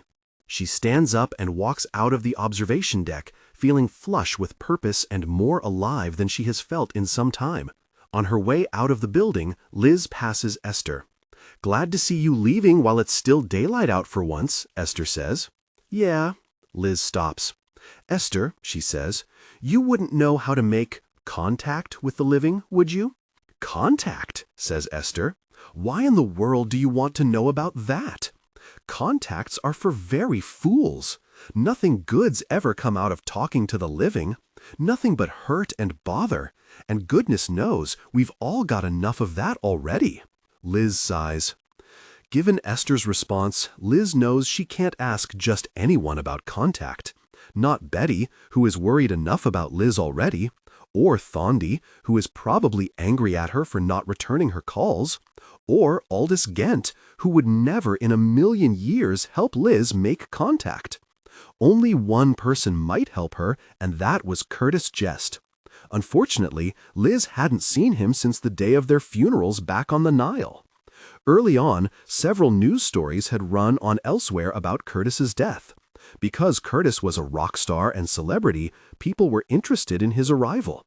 The funny thing was, most of the people on Elsewhere hadn't even heard his music. Curtis was popular among people of Liz's generation, and there were relatively few people from Liz's generation on Elsewhere, so interest declined quickly. By Liz's birthday, Curtis Jest had faded into total obscurity. Liz decides to brave calling Thondi, who now works at a television station as an announcer. She reads the names of upcoming arrivals to Elsewhere so that people know to go to the Elsewhere pier to greet them. Liz thinks Thondi might have news of Curtis Jest's whereabouts. "Why do you want to talk to him?" Thondi asks. Her voice is hostile. "He happens to be a very interesting person," Liz says. "They say he became a fisherman," Thondi says. "You'll probably find him down at the docks." A fisherman, she thinks. Fishing seems so ordinary. It doesn't make any sense. Why would Curtis Jest be a fisherman? Liz asks. "Beats me. Maybe he likes to fish," Thondi suggests. "But there are musicians on Elsewhere. Why wouldn't Curtis want to be a musician?" Thondi sighs.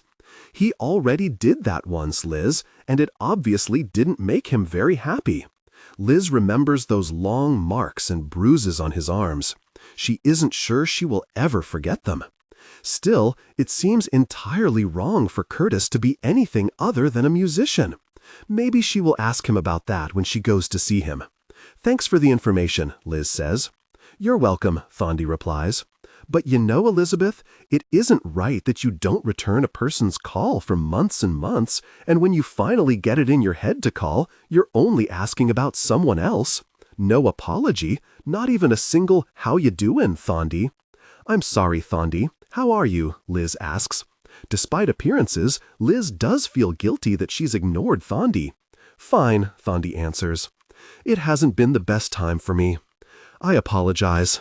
"You think it's easy for me? You think it's easy for any of us?" Thondi hangs up on Liz.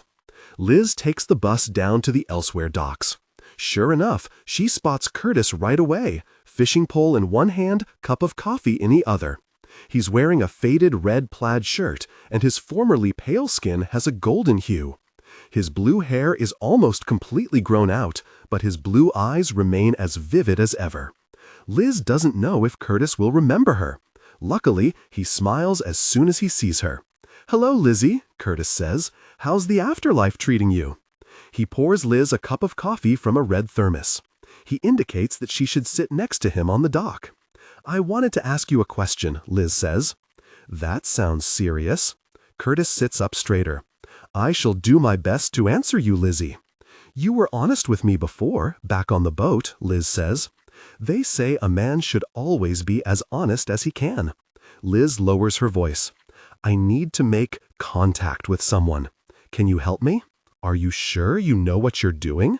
Liz is prepared for this question and is armed with several appropriate lies. "I'm not obsessed or anything. I like it here, Curtis. I just have one thing back on Earth that needs taking care of." What is it? Curtis asks. It's something about my death. Liz hesitates a moment before telling Curtis the whole story of the hit-and-run cabbie. After she finishes, Curtis is silent for a moment. Then he says, I don't know why you thought I would know about this. You seem like a person who knows things, says Liz. Besides, there's no one else I can ask. Curtis smiles.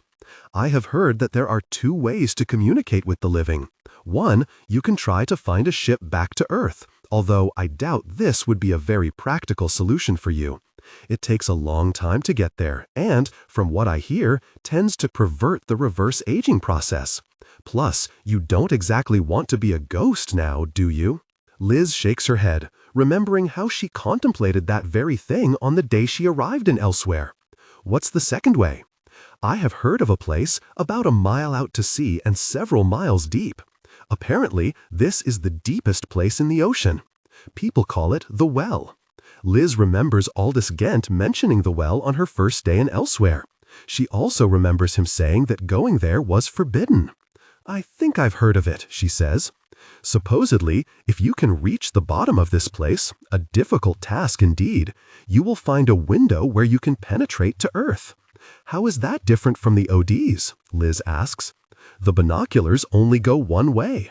At the well, they say the living can sense you, see you, hear you.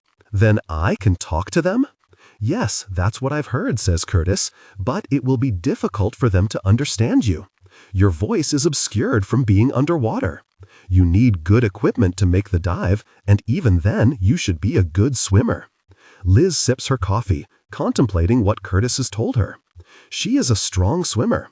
Last summer, she and her mother had even gotten scuba certification together on Cape Cod. Could that have only been a year ago? Liz wonders. I'm not sure that I've done the right thing in telling you this information, but you probably would have found out from someone else anyway. I'm afraid I've never been very good at knowing the right thing to do. Or at least knowing it and doing it. Thank you, Liz says. Be careful, Curtis says. He surprises Liz by hugging her. I must ask you, are you sure you should be doing this? Maybe it would be best to leave well enough alone. I have to do this, Curtis. I don't have any choice. Lizzie, my love, there's always a choice. Liz doesn't want to argue with Curtis, especially after he's been so nice to her, but she can't help herself. I didn't choose to die, she says, so in that instance, there was no choice. No, of course you didn't, Curtis says. I suppose I meant there's always a choice in situations where one has a choice, if that makes any sense. Not really, Liz says. Well, I shall have to work on my philosophy and get back to you, Lizzie. I find there's much time for philosophizing when one fishes for a living. Liz nods. As she walks away from the dock, she realizes she forgot to ask Curtis why he had become a fisherman in the first place. The big dive. Liz throws herself into preparations for the big dive. Although she hadn't noticed at the time, her daily routine at the observation decks had become less and less satisfying. Each day blending into the one before it. Bleary images that seemed to become blearier and blearier, her eyes strained, her back sore. She now experiences the renewed energy of a person with a mission. Liz's walk is faster. Her heart pumps more strongly. Her appetite increases. She rises early and goes to bed late. For the first time since arriving in Elsewhere, Liz feels almost, well, alive. Curtis had said the well was a mile out to sea, but he hadn't specified exactly where. After 2 days of eavesdropping at the ODs and indirect questioning of Esther, Liz finds out that the well is thought to be somehow linked to the lighthouses and the ODs, and that, to get there, she needs to swim in the path of one of the lighthouse's beams. To buy the diving equipment, Liz borrows another 750 eternims from Betty. What do you need them for? Betty asks. Clothes, Liz lies, although she thinks of her lie as partially true. A wetsuit is clothes, right? If I'm going to look for an avocation, I'm going to need something to wear. What happened to the last 500 I gave you? I still have those, Liz lies again. I haven't spent them yet, but I think I'll probably need more. I don't have a single thing, except for these pajamas and the t-shirt you got me. "Do you want me to come with you?" Betty offers. "I could make you clothes, you know. I am a seamstress," Betty says. That's a really nice offer, but I think I'd prefer things from the store." So, Betty relents, although she is fairly certain Liz is lying about what happened to the last 500 Eternums. Betty is doing her best to 1. Be patient, and 2. Provide Liz a space in which to grieve, and 3. Wait for Liz to come to her. This is what it says to do in How to Talk to Your Recently Deceased Teen, the book Betty is currently reading. Betty forces a smile. "I'll drop you off at the East Elsewhere Mall," she says. Liz agrees, the dive store is there anyway, but for obvious reasons says she will take the bus back. The diving tank Liz buys is smaller and lighter than any tank she and her mother ever had on Earth. It's called an infinity tank, and the salesman promises Liz that it will never run out of oxygen. As a nod to Betty, Liz also buys 1 pair of jeans and 1 long-sleeve t-shirt. Liz hides the equipment underneath her bed. She feels guilty about lying to Betty, but deems the lies necessary evils. She had considered telling Betty about the dive, but knew that Betty would only worry. She doesn't need Betty worrying any more than she already does. It has been a year since Liz's last dive on Earth. She wonders if she will have forgotten all the procedures in the intervening time. She considers making a practice dive, but ultimately decides against it.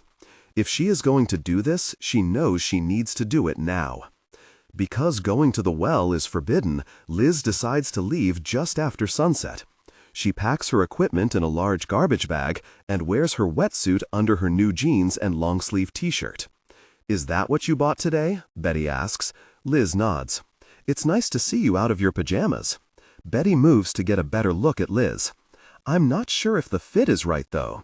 Betty tries to adjust Liz's t-shirt, but Liz pulls away. "It's fine," Liz insists. Okay. You'll show me the other things you bought in the morning?" Liz nods, but looks away. "Where are you going, anyway?" Betty asks. "That girl Thondi is throwing a party," Liz lies. "Well, have a good time," Betty smiles at Liz. "What's in the garbage bag, by the way?" "Just some stuff for the party." Liz finds telling lies easy now that she's started. The only problem, as many before Liz have discovered, is that she has to keep telling more and more of them. After Liz has left, Betty decides to go into Liz's room to examine Liz's new clothes. She finds the closet empty, but under the bed she finds a cardboard box with the words "Infinity Tank" on it.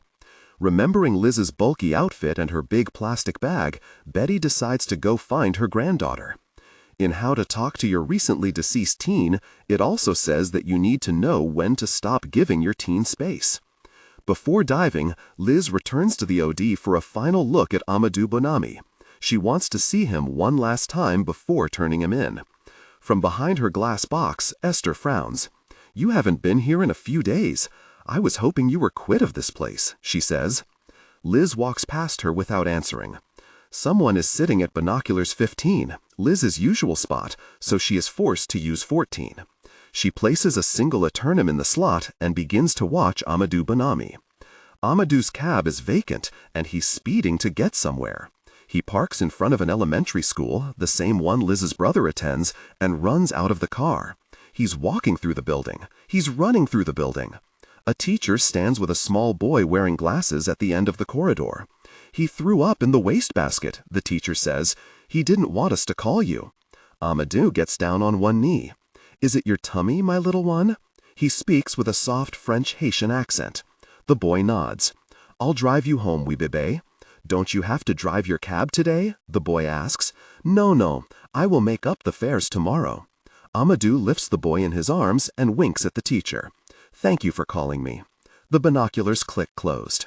Liz's heart races. She wants to punch someone or break something. Either way, she needs to get out of the observation deck immediately. Outside, the beach is deserted. She takes off her jeans and t-shirt, but she makes no move to get in the water and begin her dive. She just sits, knees to her chest, and thinks about Amadou and his little boy. And the more she thinks about them, the more confused she feels. And the more she thinks about them, the more she wants to stop thinking about them. Someone calls her name. "Liz! It's Betty. How did you know I would be here? Liz asks. She avoids Betty's eyes. I didn't. The only place I knew for sure you wouldn't be was a party at Thondy's. Liz nods. That was a joke, by the way. Betty looks at Liz's wetsuit. Actually, I found the empty tank box in your room, and I thought you might be planning to make contact. Are you angry? Liz asks. At least I know what you spent the money on, Betty says. That was another joke, by the way. In this book I'm reading, it says that humor is a good way to cope with a difficult situation. What book? Liz asks. It's called How to Talk to Your Recently Deceased Teen. Is it helping? Not really. Betty shakes her head. In all seriousness, Liz, I certainly wish you hadn't lied to me, but I'm not angry. I wish you had come to me, but I know it isn't easy for you right now. You probably have your reasons. Affected by Betty's words, Liz thinks that Amadou probably had his reasons too. I saw the man who was driving the cab that hit me, I mean, Liz says. What was he like? He seemed nice. Liz pauses. Did you know I was a hit and run? Yes, Betty replies. Why didn't he stop? I mean, if he's a good person, he seems like one. I'm sure he is, Liz. People, you'll find, aren't usually all good or all bad. Sometimes they're a little bit good and a whole lot bad, and sometimes they're mostly good with a dash of bad. And most of us, well, we fall in the middle somewhere.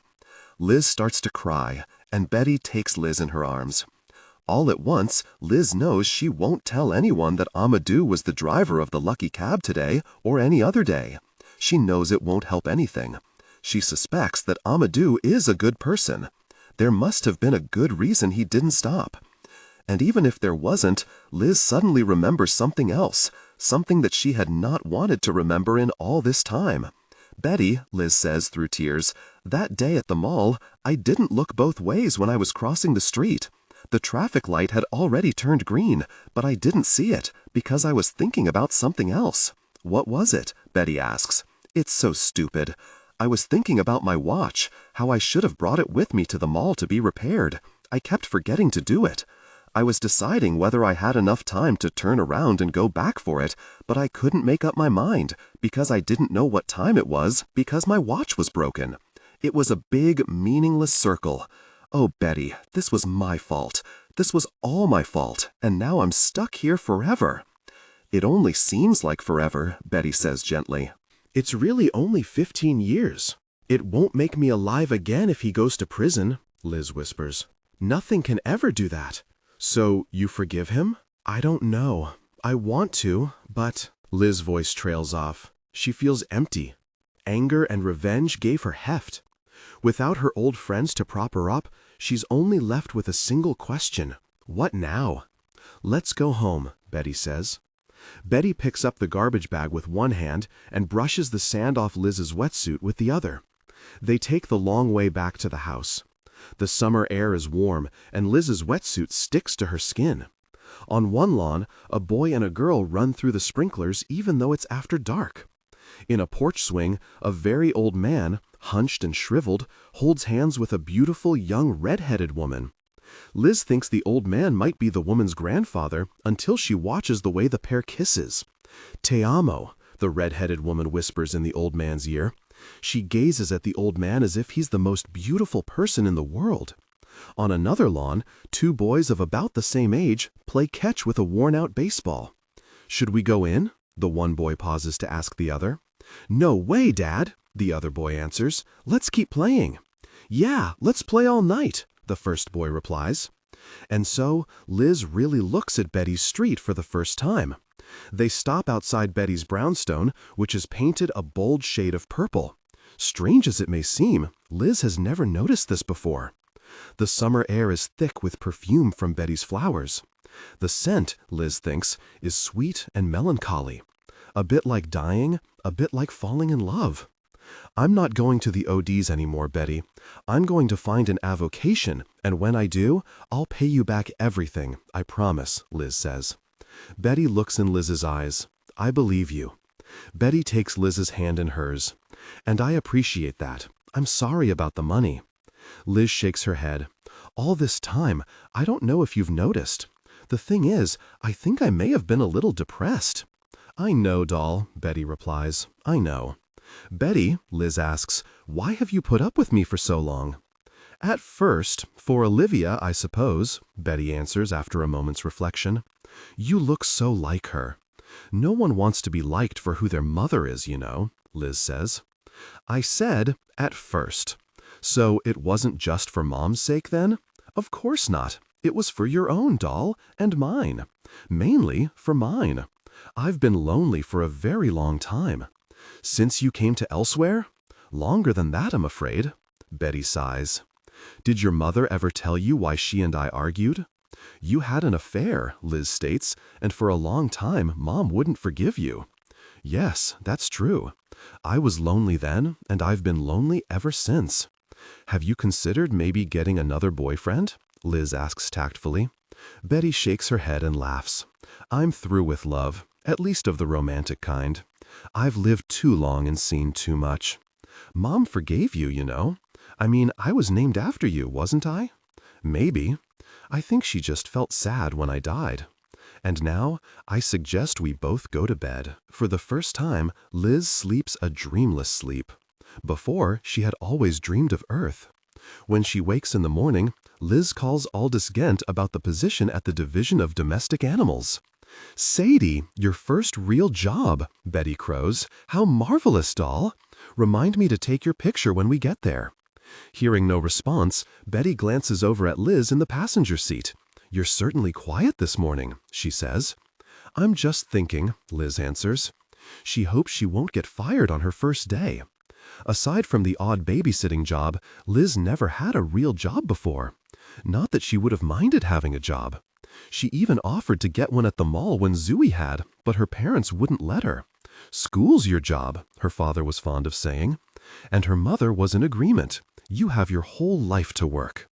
Liz's mother certainly had been wrong about that one, Liz thinks with a smirk. What troubles her is this business of speaking canine. What if she couldn't pick it up and was fired soon thereafter? "I remember my first job," Betty says. "I was a hat check girl at a nightclub in New York City. I was 17 years old, and I had to lie and say I was 18. I made $52 a week, which seemed like a great deal of money to me at the time." Betty smiles at the memory. As Liz gets out of the car, Betty snaps her picture with an old Polaroid camera. "Smile, doll," Betty commands. Liz forces her mouth muscles into a position that she hopes will resemble a smile. "Have a nice day, Liz. I'll pick you up at 5, Betty waves. Liz nods tensely. She watches Betty's red car drive away, fighting the urge to run after it. The Division of Domestic Animals is housed in a large bay-frame building across the street from the registry. The building is known as the Barn. Liz knows she has to go inside, but she finds she can't move. She breaks into a sweat, and her stomach feels jittery. Somehow, it reminds her of the first day of school. She takes a deep breath and walks to the entrance. After all, the only way to absolutely ensure things will go badly is to be late. Liz opens the door. She sees a harried woman with kind green eyes and a mass of frizzy red hair. The woman's denim overalls are covered in a mix of dog hair, cat hair, and what appears to be greenish feathers. She holds out her hand for Liz to shake. "I'm Josie Wu, the head of the DDA. Are you Aldis's friend Elizabeth?" "Liz." "Hope you don't mind dog hair, Liz." "Nah, it's just a little present dogs like to leave behind." Josie smiles. "Well, we've got a lot to do today, Liz, and you can start by changing into these." She tosses Liz a pair of denim overalls. In the bathroom where Liz changes into the overalls, a medium-sized, rather rangy, blondish dog of indeterminate lineage, in other words, a mutt, is drinking from a toilet. "Hey girl," Liz says to the dog, "you don't have to drink from there." The dog looks up at her. After a moment, the dog cocks her head curiously and speaks. "Isn't that what it's for?" she asks. "Why else would they fill a low basin thingy with water? You can even get fresh water by pressing this little handle, right?" The dog demonstrates, flushing the toilet with her left paw. "No," says Liz gently. "It's actually a toilet." "Toilet?" the dog asks. "What's that?" "Well, it's a place where people go." "Go? Go where?" "Not where," Liz says delicately. The dog looks at the bowl. "Good Lord," she says, "you mean to say all this time I've been drinking from a place where humans pee?" And she looks on the verge of throwing up. "Why didn't anyone ever tell me? I've been drinking from toilets for years. I never knew. They always had the door closed." "Here," says Liz, "let me get you some fresh water from the sink." Liz locates a little bowl and fills it with water. "Here, girl." The dog laps up the water excitedly. After she has finished, she licks Liz on the leg. "Thanks." Now that I'm thinking about it, I think my two-leggers tried to tell me about the whole toilet thing before. My man, Billy, he was called, was quite conscientious about shutting the lid. Lick, lick, lick. "Had I known, I certainly would have stopped drinking from toilets a long time ago," she says. "I'm Sadie, by the way. What are you called?" "Liz." "Nice to meet you, Liz." Sadie holds out her paw for Liz to shake. "I just died last week. It's weird here." "How did you die?" Liz asks. "I was chasing a ball and I got hit by a car," Sadie says. "I was hit by too," says Liz, "only I was on a bike." "Did you have a dog?" Sadie wants to know. "Oh yes, Lucy was my best friend in the whole world." "You want a new dog?" Sadie cocks her head. "You mean you, don't you, girl?" Liz asks. Sadie lowers her head shyly. "I don't know if my grandmother will let me, but I'll ask tonight, all right?" Josie enters the bathroom. "Great, Liz. I'm glad to see you met Sadie," Josie says as she scratches the dog between the ears. "Sadie is your first advisee." Sadie nods her soft yellow head. "Aldous didn't mention you speak canine, by the way," Josie says. About that, Liz stammers. What do you mean?" asks Josie. "I just heard you have a whole conversation with Sadie." And then it dawns on Liz. She was speaking to Sadie. Liz grins. "I've never spoken it before. Or at least I never knew I was." "Well, looks like you're a natural. Remarkable. I've only met a handful of natural canine speakers in my whole life. You're sure you weren't taught somewhere?" Liz shakes her head. "I just always seem to understand dogs, and they always seem to understand me." She thinks of Lucy. She thinks of that dog in the park. "I never knew it was a language, though. I never knew it was a skill." "Well, looks like you were destined to work here, Liz," Jose says, patting Liz on the back. "Come on, let's step into my office. If you'll excuse us, Sadie." Sadie looks at Liz. "You'll remember to ask your grandmother, right?" "I promise." Liz scratches Sadie between the ears and leaves the bathroom.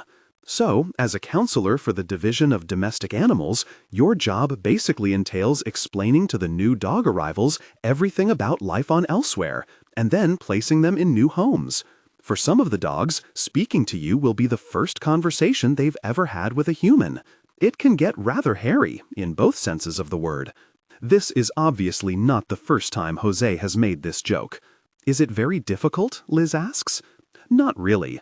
Dogs are a lot more flexible than humans, and even though we don't always understand dogs, dogs understand us pretty well," Jose replies.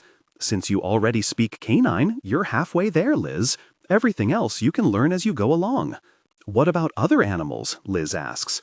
"As a DDA counselor, you'll mainly deal in dogs, of course, but within our division, we also deal with all household pets. Cats, some pigs, the occasional snake, guinea pigs, and so on. The fish are the worst. They die so quickly, they spend most of their time just swimming back and forth." At that moment, Sadie pokes her head into Josie's office. "You haven't forgotten, right?" "No, but I'm sort of busy right now, Sadie," Liz answers. Sadie lowers her head and slinks out the door.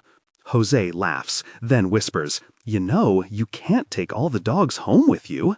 "I heard that," Sadie calls out from the other room. "And you'll find they all have excellent hearing," Jose says. "Let's find you an office, Liz." After Sadie, Liz's next advisee is an insecure little chihuahua named Paco.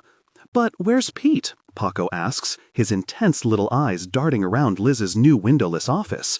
"I'm sorry, but you probably won't see Pete anytime soon," Hiss says to Paco. "Do you think Pete's mad at me?" Paco asks. "I sometimes pee in his shoes when he leaves me home alone too long, but I don't think he notices. Maybe he notices? Do you think he notices? I'm a bad, bad, bad dog." "I'm sure Pete isn't mad at you. You can't see him because you died." "Oh," says Paco softly. Finally, Liz thinks to herself. "Do you understand now?" Liz asks. "I think so," says Paco. "But where's Pete?" Liz sighs. After a moment, she begins her explanation one more time. "You know, Paco, for the longest time I wasn't sure where I was either. When Liz leaves work that night, Sadie follows her to Betty's car."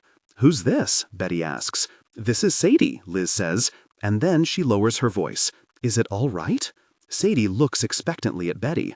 Betty smiles. Seems like Sadie's already made up her mind. Sadie licks Betty's face. "Oi, welcome to the family, Sadie. I'm Betty." "Hi, Betty." Sadie hops into the back seat. "Did I tell you that I was named for a Beatles song? My full name's Sexy Sadie, actually, but you don't have to call me sexy unless you want to. I mean, it's a little presumptuous, don't you think?" "What's she saying?" Betty asks Liz. "Sadie says she's named after some Beatles song," Liz translates.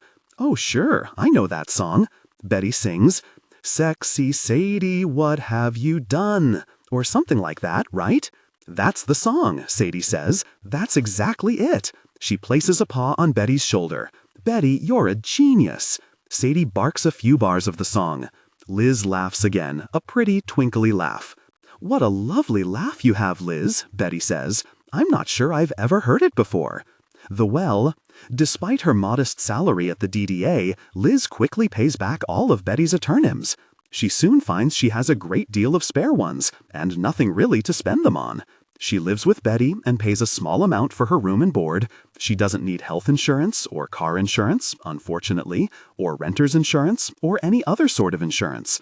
She doesn't have to save for a down payment on a house, or retirement, or college, or her children's college, or a lavish wedding, or a rainy day, or anything else. She doesn't go to the OD anymore. She would buy a car, but what would be the point when she can't drive anyway? When you aren't preparing for old age, senility, sickness, death, or children, there is relatively little to spend on, Liz thinks with a sigh. "Aldous," Liz asks during her monthly progress meeting, "what am I supposed to do with all these eternims?" "Buy something nice," Aldous suggests. "Like what?" Aldous shrugs. "A house? I don't need a house. I live with Betty," Liz answers. "What is the point of going to work if I don't really need the eternims anyway?" "You go to work," Aldous pauses, "because you like it. That's why we call it an avocation." "Oh, I see. You do like your work, don't you, Elizabeth?" "No," Liz answers after a moment's reflection. "I love it." It had been just over a month since Liz began her avocation. In that time, she had become known as one of the best counselors at the Division of Domestic Animals. She was in that rare and enviable situation. She excelled at her work, and she loved doing it. Work helped the rest of her first summer and elsewhere pass quickly. Work took her mind off the fact that she was dead. She worked long hours, and what little time was left, she spent with Betty, Sadie, or Thondi. Liz apologized to Thondi not long after she started at the DDA, and was quickly forgiven. Liz tried not to think about her mother, or her father, or her old life on Earth. For the most part, she was successful. Liz even convinced Thondi to adopt the confused Chihuahua Paco. Initially, Thondi was skeptical. "You sure it's a dog? Looks more like a little rat to me." Paco was skeptical too. "I don't mean to be rude," he said, "but why aren't you Pete? I'm Thondi. You can think of me as New Pete." "Oh," said Paco thoughtfully, "I think I finally understand. You're saying Pete died, is that it?" Paco had drowned in a kiddie pool, which he had apparently forgotten again. "Sure, you can think of it that way if it suits you." Thondi patted Paco gingerly on the head. Many nights after work, the two girls walk Paco and Sadie in the park near Liz's house. On one of those evenings, Liz asks Thondi, "Are you happy?" "No point in being sad, Liz." Thondi shrugs. "The weather's nice here, and I like being on TV." "Do you remember when I thought everything was a dream?" Liz asks.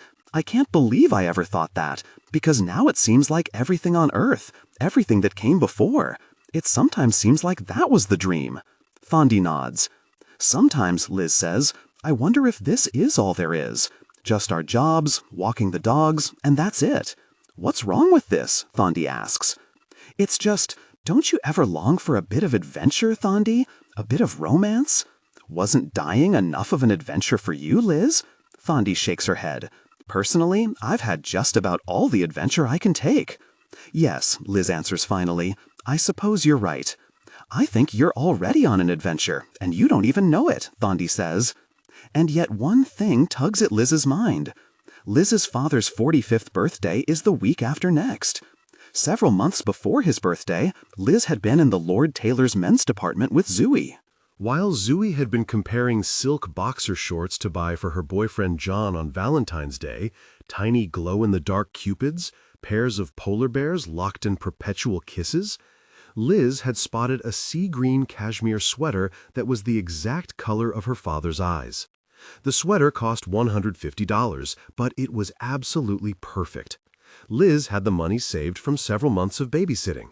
The logic part of her brain had begun to protest. "It's nowhere near your father's birthday," it said. "It's a bit extravagant," it insisted. "Maybe you could get Mom to pay for it," it taunted. Liz had ignored the voice. She knew if she didn't buy the sweater right then, it probably wouldn't be there when she went back for it. It had never occurred to Liz that she might not be there. Besides, she hadn't wanted her mother to buy it. She had wanted to buy it herself. There was something more honest about it that way. She had taken a deep breath, plunked the money on the counter, and bought the sweater. As soon as she got home from the mall, she had wrapped the sweater and written out a card. She had hidden the package in the narrow space underneath a loose floorboard in her closet, where she was quite confident no one would ever find it. Of all the things that could be bothering Liz, the thought that her father might never receive the sweater irrationally torments her. Her father would never know that she would spend $150 of her own money on him. Her father might move from their house, never finding her gift, never knowing that Liz had loved him enough to buy him the perfect sea-green sweater. It would remain hidden, eventually attracting moths and deteriorating into unidentifiable shreds of perfect sea-green cashmere. A sweater that beautiful, Liz thinks, is not meant for such a tragic end.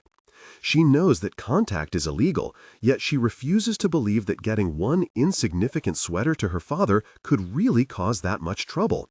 If anything, she is sure it will facilitate her father in the grieving process. And so, for the second time, Liz decides to dive to the well. She already has the equipment, and this time she actually has a good reason. Besides, life is better with a little adventure. Liz arrives at the beach at sunset. The dive to the well is the most ambitious one Liz has ever attempted. She doesn't know exactly how deep it will be or what she'll find when she gets to the lowest point. Liz pushes those concerns to the back of her mind. She checks the gauge on her infinity tank one last time and begins to swim. The deeper Liz dives, the darker the water becomes. All around her, she senses the presence of other people. Presumably, they are also going to the well. Occasionally, she discerns indistinct shapes or odd rustlings, lending her descent an eerie, almost haunted feeling. Finally, Liz reaches the well. It is the saddest, quietest place she has ever been. It looks like an open drain at the bottom of a sink. Intense light pours out of the opening.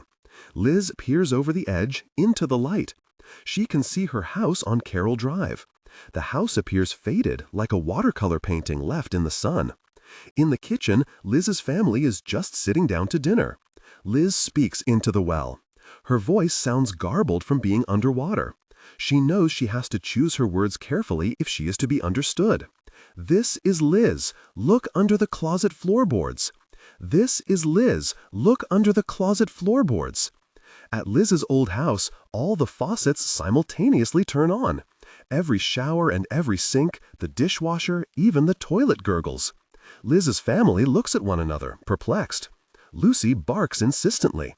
"That's odd," Liz's mother says, getting up to turn off the kitchen sink. "Must be something wrong with the plumbing," Liz's father adds, before going to turn off the shower and the bathroom sink. Only Alvy remains at the table. He hears the faintest high-pitched something coming from the faucets, though he isn't able to identify what it is. From the well, Liz watches him push his hair back behind his ears. His hair is so long, Liz thinks. Why hasn't anyone cut his hair? Having turned off all the faucets, Liz's mother and father return to the table. About 5 seconds later, the water starts up all over again. "Well, I'll be very," Liz's father says, standing to turn off the water for the second time. Liz's mother is about to stand when suddenly Alvy pushes his chair away from the table. "Stop!" he yells. "What is it?" Liz's mother asks. "Be quiet," Alvy says, with remarkable authority for a person of 8, "and please don't touch the sink." "Why?" Liz's parents ask the question in unison. "It's Lizzie," Alvy says quietly. "I think I can hear Lizzie." At this point, Liz's mother begins to sob. Liz's father looks at Alvy. "Is this some kind of a joke?" he asks. Alvy puts his ear up to the spigot. He can just make out Liz's voice. "Alvy, it's Liz. There's something for Dad under the floorboards in my closet." Alvy nods. "I'll tell him, Lizzie. Are you okay?" Liz doesn't get a chance to answer. At that moment, a net falls over her, and she is pulled back toward the surface. Thrashing her arms and legs, Liz attempts to free herself. Her efforts are for naught. The more she struggles, the tighter the net seems to become. Liz quickly realizes the futility of trying to escape. She sighs, accepting her momentary defeat gracefully. At least the ascent to shore will be quicker than if she had to swim it herself. The net propels Liz upward with astonishing speed, almost like a water slide in reverse. At first, Liz is concerned that she might get the bends. She soon realizes that the net seems to be providing its own pressurization system. How odd, thinks Liz, that elsewhere has advanced netting technology. What makes a civilization develop sophisticated nets, she wonders. Maybe it's the... Liz forces all thoughts of nets from her mind and tries to focus on the situation at hand. Despite being captured, Liz is in high spirits. She is reasonably sure that her mission has been a success. Of course, no one had prepared her for the odd way one communicated from the well. All the loud faucets, Liz's disembodied voice like an irate teapot. Is this what it means to be a ghost? Liz latches her fingers into the netting. She wonders where she is being taken. Clearly, her little trip has gotten her into some sort of trouble. But all things considered, she is glad she went. As she reaches the surface, Liz braces herself for the cool night air. Even in her expensive wetsuit, she begins to shiver. Liz pulls off her diving mask and sees a white tugboat in the middle of the water. She can barely make out a dark-haired man standing on the deck. As she is drawn closer, Liz can see that he is wearing sunglasses, even though it is night. She determines that he is probably older than her, but younger than Curtis Jest. Of course, determining actual ages is a particularly tricky business in Elsewhere. The man seems familiar, but Liz can't quite place him. The net opens and Liz is unceremoniously dumped onto the boat. As soon as she hits the deck, the man begins to speak to her in a stern voice. "Elizabeth Marie Hall, I am Detective Owen Welles of the Elsewhere Bureau of Supernatural Crime and Contact. Are you aware that by attempting to contact the living, you are in violation of Elsewhere law?" "Yes," Liz says in a strong voice. Owen Welles appears to be taken aback by Liz's response. This woman, girl really, freely admits that she has broken the law. Most people at least try to dissemble. "Would you mind taking off those sunglasses?" Liz asks. "Why?" "I want to see your eyes. I want to know how much trouble I'm in." Liz smiles. Detective Owen Welles is somewhat defensive about his sunglasses. He never goes anywhere without them because he believes they make him look more authoritative. And why is she smiling? "You can't actually need sunglasses right now," Liz says. "It is night, after all." Liz is starting to annoy Owen. He hates when people mention that he wears his sunglasses at night. Now, he definitely won't take them off. Owen Welles. Liz repeats the name aloud. Oh, Wells. Like, oh, well. Liz begins to laugh, even though she knows her joke isn't a particularly good one. Right, I've never heard that before. Owen does not laugh. "Oh, well," Liz says, and then she laughs again. "Isn't it odd that your last name should be Wells, and you happen to work at the well?" "What's odd about that?" Owen demands. "Not so much odd as coincidental, I suppose," Liz says. Can I just get my punishment or my ticket or whatever and get out of here?" "I have to show you something first. Follow me," he says. Owen leads Liz across the main deck to a telescope that is mounted at the stern. "Look," he orders Liz. Liz obeys. The telescope works much like the binoculars on the observation decks. Through the eyepiece, Liz sees inside her house again. Her brother is kneeling in her parents' closet, his hands feeling frantically for loose floorboards. Alvy keeps mumbling to himself, "She said it was in your closet." "Oh no!" Liz exclaims. He's in the wrong closet. Alvy, it's in my closet. He can't hear you, Owen says. Through the telescope, Liz can see her father yelling at poor Alvy. Get out of there, her father screams, pulling Alvy by his shirt collar so hard that it rips. Why are you making up stories about Lizzie? She's dead, and I won't have you making up stories. Alvy starts to cry. He's not making it up. He just misunderstood. Liz feels her heart racing. I'm not making it up, Alvy protests. Liz told me to. She told me to. Alvy stops speaking as Liz's father raises his hand to slap Alvy across the face. No, Liz yells. They can't hear you, Miss Hall, Owen says. At the last moment, Liz's father stops himself. He takes a deep breath and slowly lowers his hand. Liz watches as her father slumps to the floor and begins to sob. Oh, Lizzie, he sobs. Lizzie, my poor Lizzie, Lizzie. The telescope image blurs and then turns black. Liz takes a step back. My father doesn't believe in hitting, she says, her voice barely above a whisper. And he almost hit Alvy. Now do you see? Asks Owen gently. Now do I see what? It isn't any good to talk to the living, Liz. You think you're helping, but you only make matters worse. Suddenly Liz turns on Owen. This is all your fault, she says. My fault? I might have made Alvy understand if you hadn't pulled me away before I was finished explaining. Liz takes a step closer to Owen. In fact, I want you to take me back now. As if I'm really going to do that. Honestly, what nerve. If you won't help me, I'll do it myself. Liz runs to the side of the tugboat. Owen chases after her, restraining her from diving overboard. Let me go, she says. But Owen is stronger than Liz, and she has already had a long day. All at once, Liz feels very tired. I'm sorry, says Owen. I'm really sorry, but this is the way it has to be. Why? Asks Liz. Why does it have to be this way? Because the living have to get on with their lives, and the dead have to get on with their lives too. Liz shakes her head. Owen removes his sunglasses, revealing sympathetic dark eyes framed in long dark lashes. If it matters, says Owen, I know how you feel too. I died young too. Liz looks at Owen's face. Without his sunglasses, she determines he is only a little older than her, probably around 17 or 18. How old were you when you got here? Owen pauses. 26. 26, Liz thinks bitterly. There is a world of difference between 26 and 15. 26 does things that 15 only dreams of. When Liz finally speaks, it is in the melancholy voice of a person much older than her years. I'm 15 years old, Mr. Welles. I will never turn 16, and before long I'll be 14 again. I won't go to the prom, or college, or Europe, or anywhere else. I won't ever get a Massachusetts driver's license or a high school diploma. I don't think you know how I feel. You're right, Owen says softly. I only meant it's difficult for all of us to get on with our lives. I am getting on with my life, Liz says. I just had this one thing I needed to do. I doubt it would have made any difference to anyone except me, but I needed to do it. What was it? Owen asks. Why should I tell you? It's for the report I have to file, Owen says. Of course, this is only partially true. Liz sighs.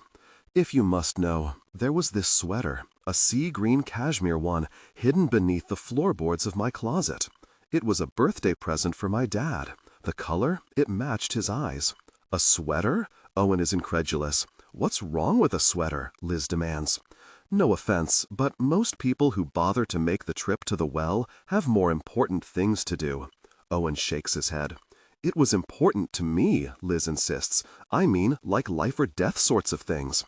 The location of buried bodies, the name of a murderer, wills, money. You get my drift. Sorry, but nothing of much importance ever happened to me, Liz says. I'm just a girl who forgot to look both ways before she crossed the street. A foghorn sounds, indicating that the tugboat has reached the marina. So, am I in trouble? Liz tries to keep her voice light. As it was only your first offense, mainly all you get is a warning. It goes without saying that I have to tell your acclimation counselor. Yours is Aldous Gent, correct? Liz nods. Good man, Gent is. For the next 6 weeks, you're banned from any observation decks, and I have to confiscate your diving gear during that time. Fine, Liz says haughtily. I can go then. If you go down to the well again, there will be serious consequences. I wouldn't want to see you get into any trouble, Miss Hall. Liz nods. As she is walking to the bus stop, she thinks about Alvy and her father and all the trouble she caused for her family. Heartsick and slightly damp, she realizes that Owen Welles was probably right. He must think I'm so stupid, Liz says to herself. Of course, Owen Welles thinks nothing of the kind. The people who worked for the Bureau were, more often than not, those who had the most trouble accepting their own deaths. Although these individuals had great empathy for the lawbreakers, they understood all too well the need to be firm with the first-time contactor. It was a dangerous thing to slip into casual contact with the living. So it is somewhat unusual that Owen Welles finds himself wondering about that sea-green cashmere sweater. He isn't sure why. He supposes it is because Liz's request was so specific. Most people who visited the well needed to be stopped for their own good, or they would become obsessed with people on Earth. Somehow, this didn't seem to be the case with Liz. What would it have hurt, really, for her father to get that sweater? Owen asks himself. It might have made things a little easier for parents who had outlived their child and a lovely girl who had died too young. A piece of string. In times of stress, Liz would instinctively stroke the stitches over her ear, and the evening's journey to the well had certainly ended up being stressful. That night in bed, Liz discovers that her stitches are gone. For the first time in months, Liz sobs and sobs. She supposes they must have fallen out during the dive. Probably some combination of the intense pressure and all the water. Liz feels desperate that her last piece of earth is gone forever. She even considers taking another dive to search for the string. She quickly dismisses the idea. First, she is forbidden from diving, and second, even if she weren't forbidden from diving, the string, actually a polyester thread, is less than 3 inches long and 1/16 of an inch thick. It would be insanity to try to find it. Liz runs her pinky across the scar where the string used to be. She can barely feel it. She knows the scar will soon be gone too. And when that happens, it will be like she was never on Earth at all. Liz laughs. All these tears over a piece of string, and all this drama over a sweater. Her life came down to a spool of thread. Now that she thinks about it, she isn't completely sure when she lost the stitches. Since starting her avocation, she hadn't needed to touch them so much. Actually, she can't even remember the last time she touched them before tonight. They might have been gone for a while. What if they had been the dissolving kind? And maybe she hadn't even noticed. Liz laughs again. At the sound of Liz's laughter, Betty pokes her head into Liz's room. Is something funny? I could use a good joke. I was arrested, Liz says with a laugh. Betty starts to laugh and then stops. She turns on Liz's bedroom light. You're not serious? I am. Illegal dive to the well. I was trying to contact Dad. Liz shrugs. Liz, don't worry, Betty. I learned my lesson. It totally wasn't worth the trip, Liz says. I'll tell you the whole story. Betty sits on Liz's bed. After Liz is finished, Betty says, People drown out there, you know. No one ever finds them. They just lie on the bottom of the ocean, half dead. You don't have to worry about me drowning because I'm never going back, Liz says firmly. The worst part of it is that Alvy's final memory will be me lying to him and getting him in trouble. If he wasn't going to find the sweater anyway, I just wished I'd said, Hey, Alvy, you're a great brother, and I love you. He knows that, Liz, Betty replies. Liz reaches for her stitches, but of course they aren't there. Betty, Liz asks, how do you stop missing Earth? You don't, Betty replies. So it's hopeless? Liz sighs. Now I didn't say that, Betty admonishes Liz. Here's what you do. Make a list of all the things you really miss about Earth. Think really hard. It can't just be a bunch of names either, because those are people you miss, and we have plenty of people here too. Yes, so I make a list. Then what? Then either you throw the list away and accept that you're never going to have those things again, or you go about getting everything back. How do I get anything back? Liz asks. I wish I knew, Betty says. Well, how long should the list be? Oh, I'd limit yourself to 3 or 4 things, 5 tops. You're just making this up as you go along, aren't you? You asked my advice, remember? Betty says. And now we both ought to go to sleep. Betty walks to the door, stopping to turn off Liz's bedroom light. Hey, Betty, Liz calls out. Thank you. For what, doll? For... Liz's voice trails off. You're really not bad at this whole grandmother thing after all, Liz whispers. The next day at work, Liz makes her list. The Things I Miss Most from Earth by Elizabeth M. Hall. 1. Bagels, lox with Mom, Dad, Alvy on Sunday morning. 2. The feeling that something good might be right around the corner. 3. Various smells. The sweet cookie smell of Mom, the acrid, stingy, soapy smell of Dad, the yeasty, bread-like smell of Alvy. 4. My pocket watch. Liz reads over her list. Seeing it all written down, she isn't sure what to make of it. Do I throw it out, or do I try to get everything back? Can you possibly do a combination of both? Or, Liz thinks, was Betty just playing with her? Liz has her answer. She laughs and throws the list away. For a moment, Liz considers her pocket watch. It was strange that she had barely thought of her watch since coming to Elsewhere. The watch had been her father's before it was hers, and for years she had coveted it. 2 lovers in a gondola were etched on the front, and her father's initials, ASH, are engraved on the inside. The watch made a peculiarly pleasing ticking sound, almost like a very low bell, and the silver was so frequently polished it was the color of the moon. On her 13th birthday, her dad had said she was old enough to have the watch, and he had given it to her. He made her promise to always clean and maintain it. About a month before she died, the watch had stopped, and she still feels guilty about not getting it repaired. She hates to imagine her father finding it broken and thinking that Liz hadn't cared about it at all. Owen Welles takes a dive. Owen Welles was born to a college professor mother and a painter father in New York City. His parents were consistently delighted by their only child, a smiling, verbal, good-looking boy. Owen's childhood passed easily and without trauma. When he was 13, he met the red-haired Emily Riley, also 13.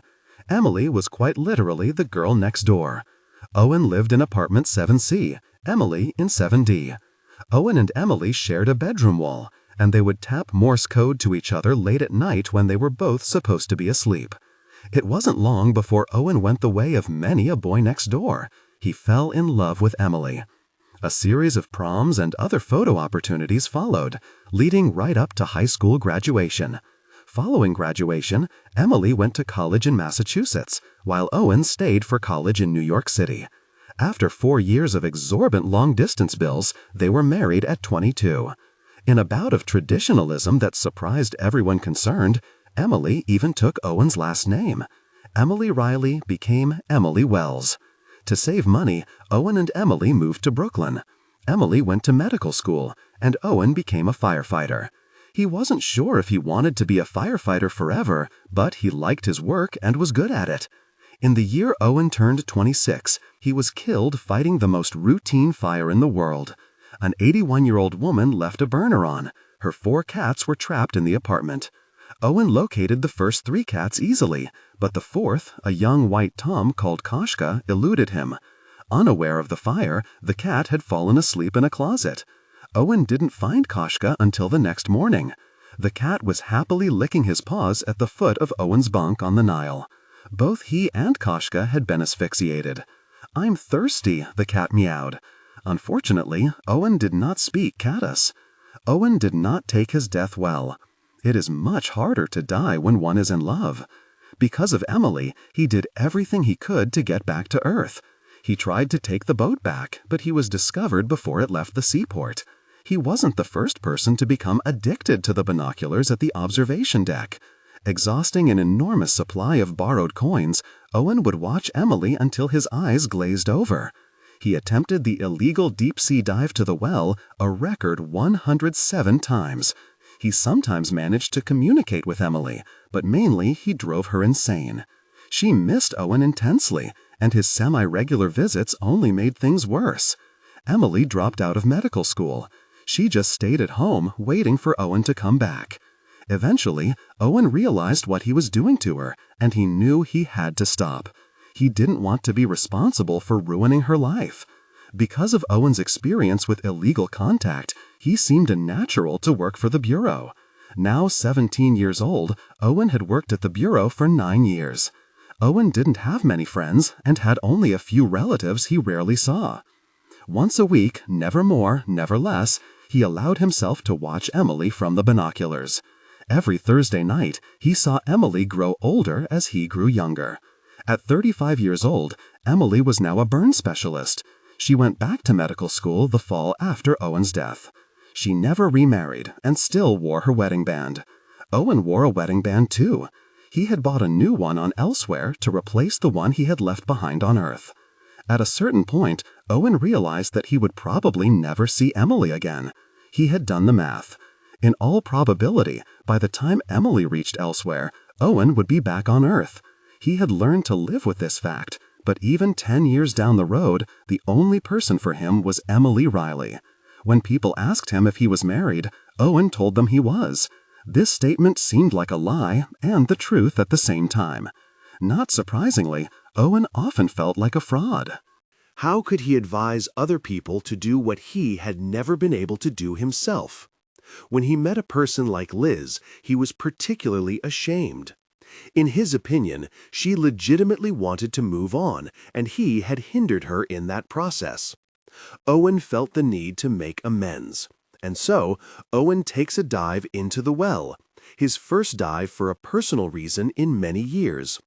He peers over the well's edge and quickly locates Liz's house in Medford, Massachusetts.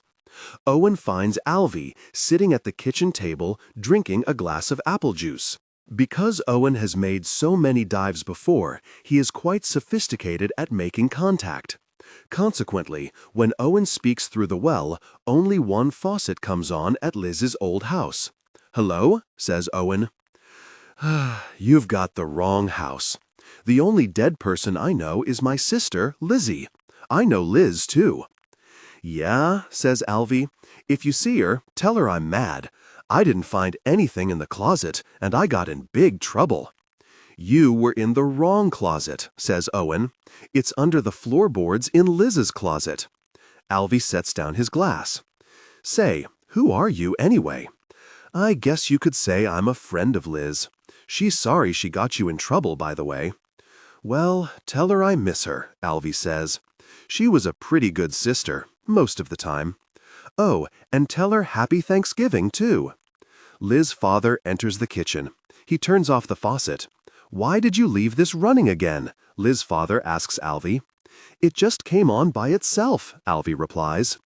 "And Dad, please don't get mad, but I have to show you something in Liz's closet." Owen stays to watch Alvy lead Liz's father up the stairs.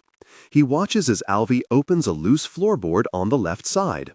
He watches Alvy pull out a foil-wrapped box with a card on the front that reads, "To Dad." When Owen surfaces an hour later, his colleagues from the Bureau are waiting for him. "I just thought you'd like to know he got the sweater." Owen stands awkwardly in front of Liz's desk at work the night before Thanksgiving.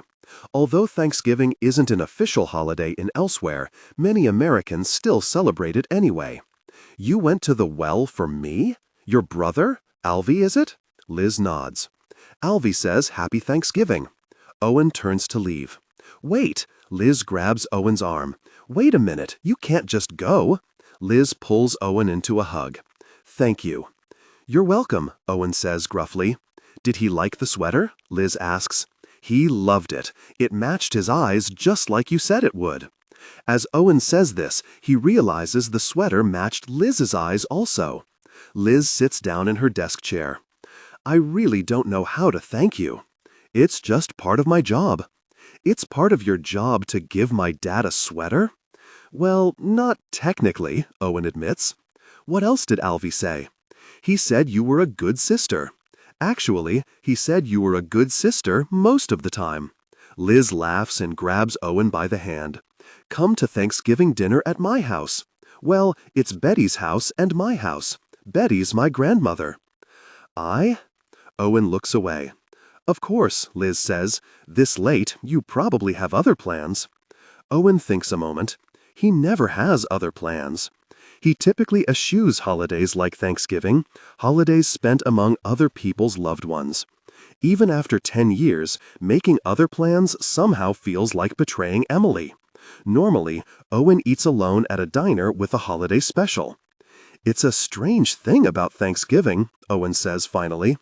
I mean, why do so many of us still celebrate it over here anyway? Is it just habit? Are we just doing it because we always have?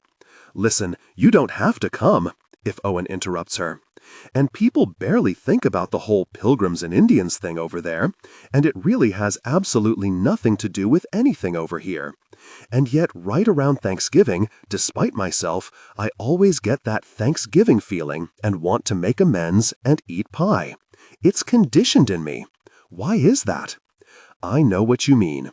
This last September, I still wanted to buy school supplies even though I don't go to school anymore, Liz says. Although, it's a little different with Thanksgiving. I think it's just something you can do to be like the people back home, or to be close to the people back home. You eat pie because you know they're eating pie. Owen nods. All this talk of pie has suddenly put Owen in the mood for just that.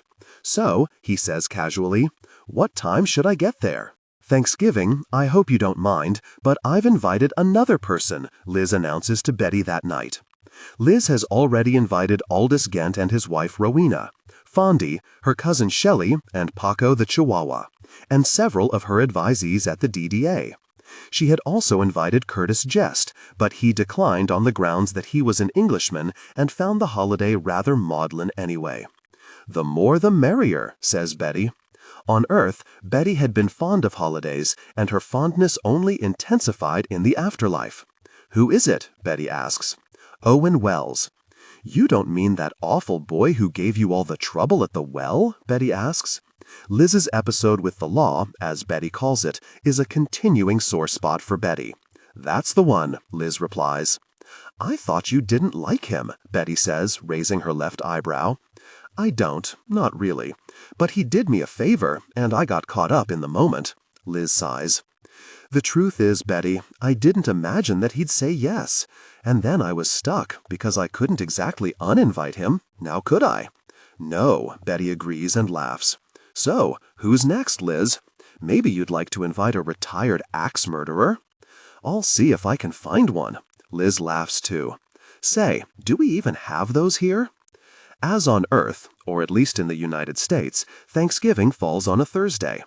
Aldous and Rowena Gent arrive first, followed by Fondy and Shelley, who bring pies, and Paco in a turkey suit to commemorate the occasion.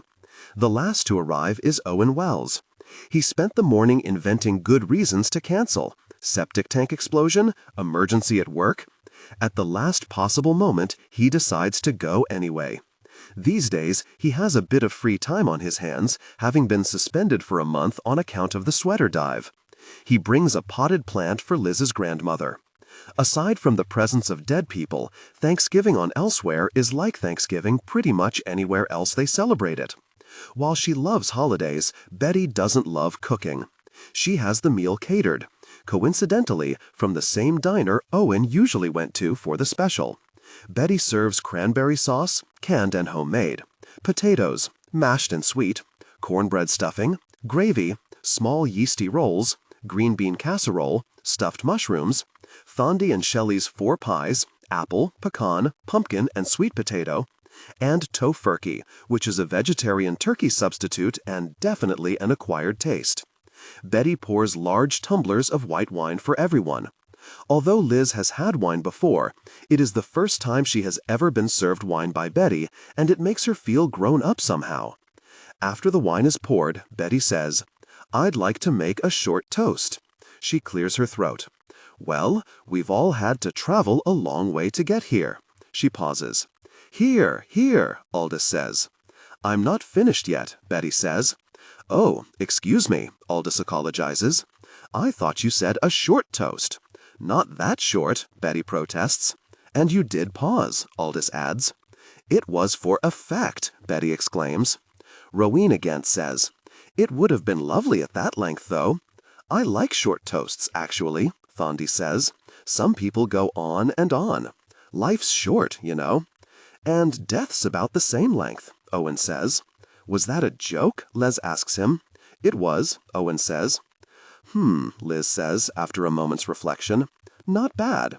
Owen winks at Liz. "If you have to think about a joke that long—" Betty clears her throat very loudly and begins again. "We've all had to travel a long way to get here." She pauses, and no one interrupts her this time.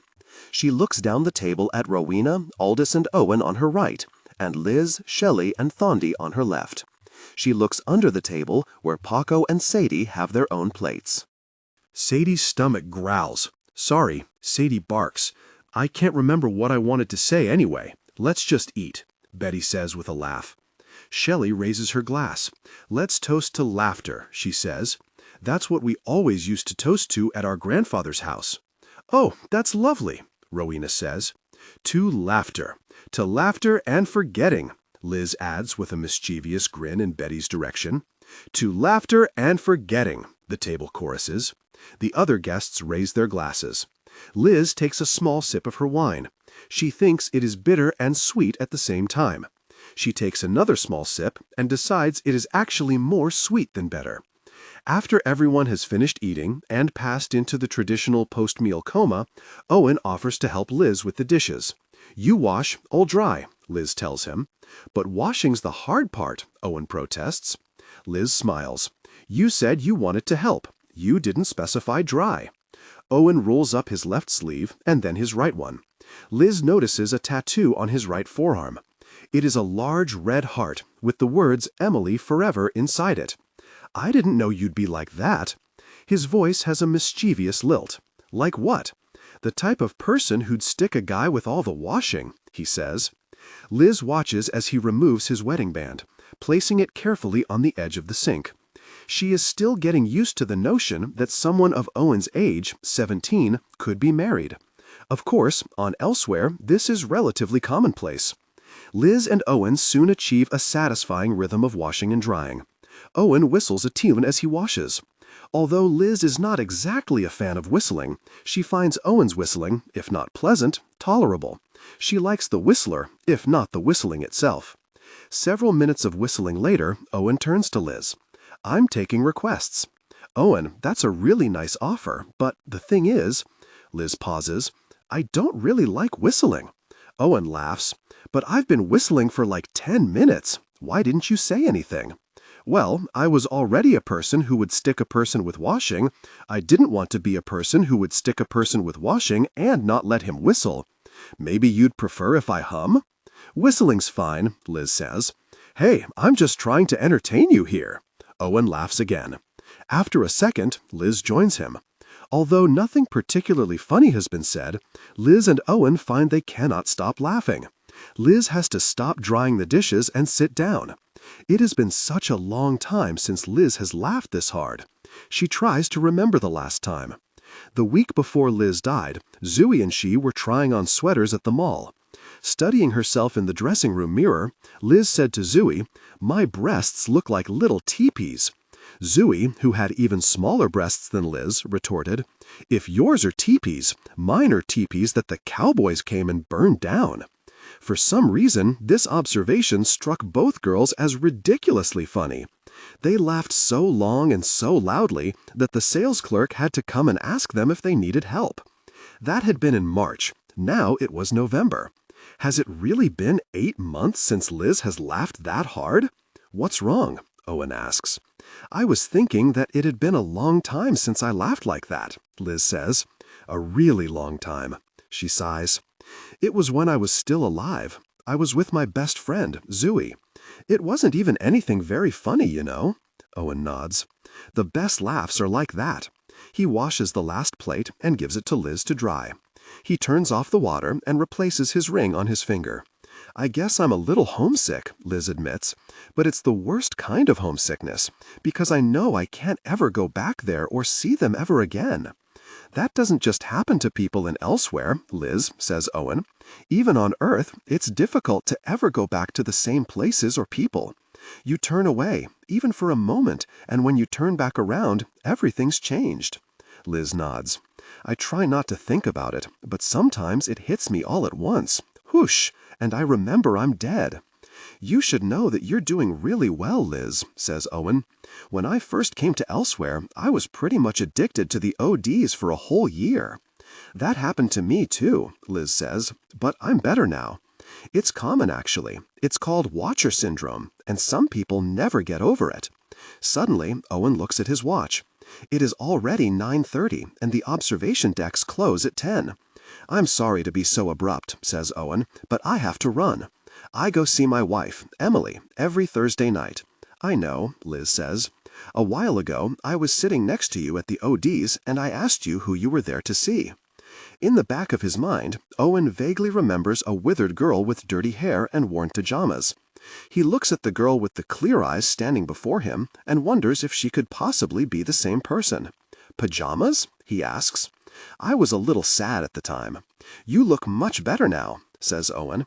Thank you for dinner, and thank your grandmother for me too.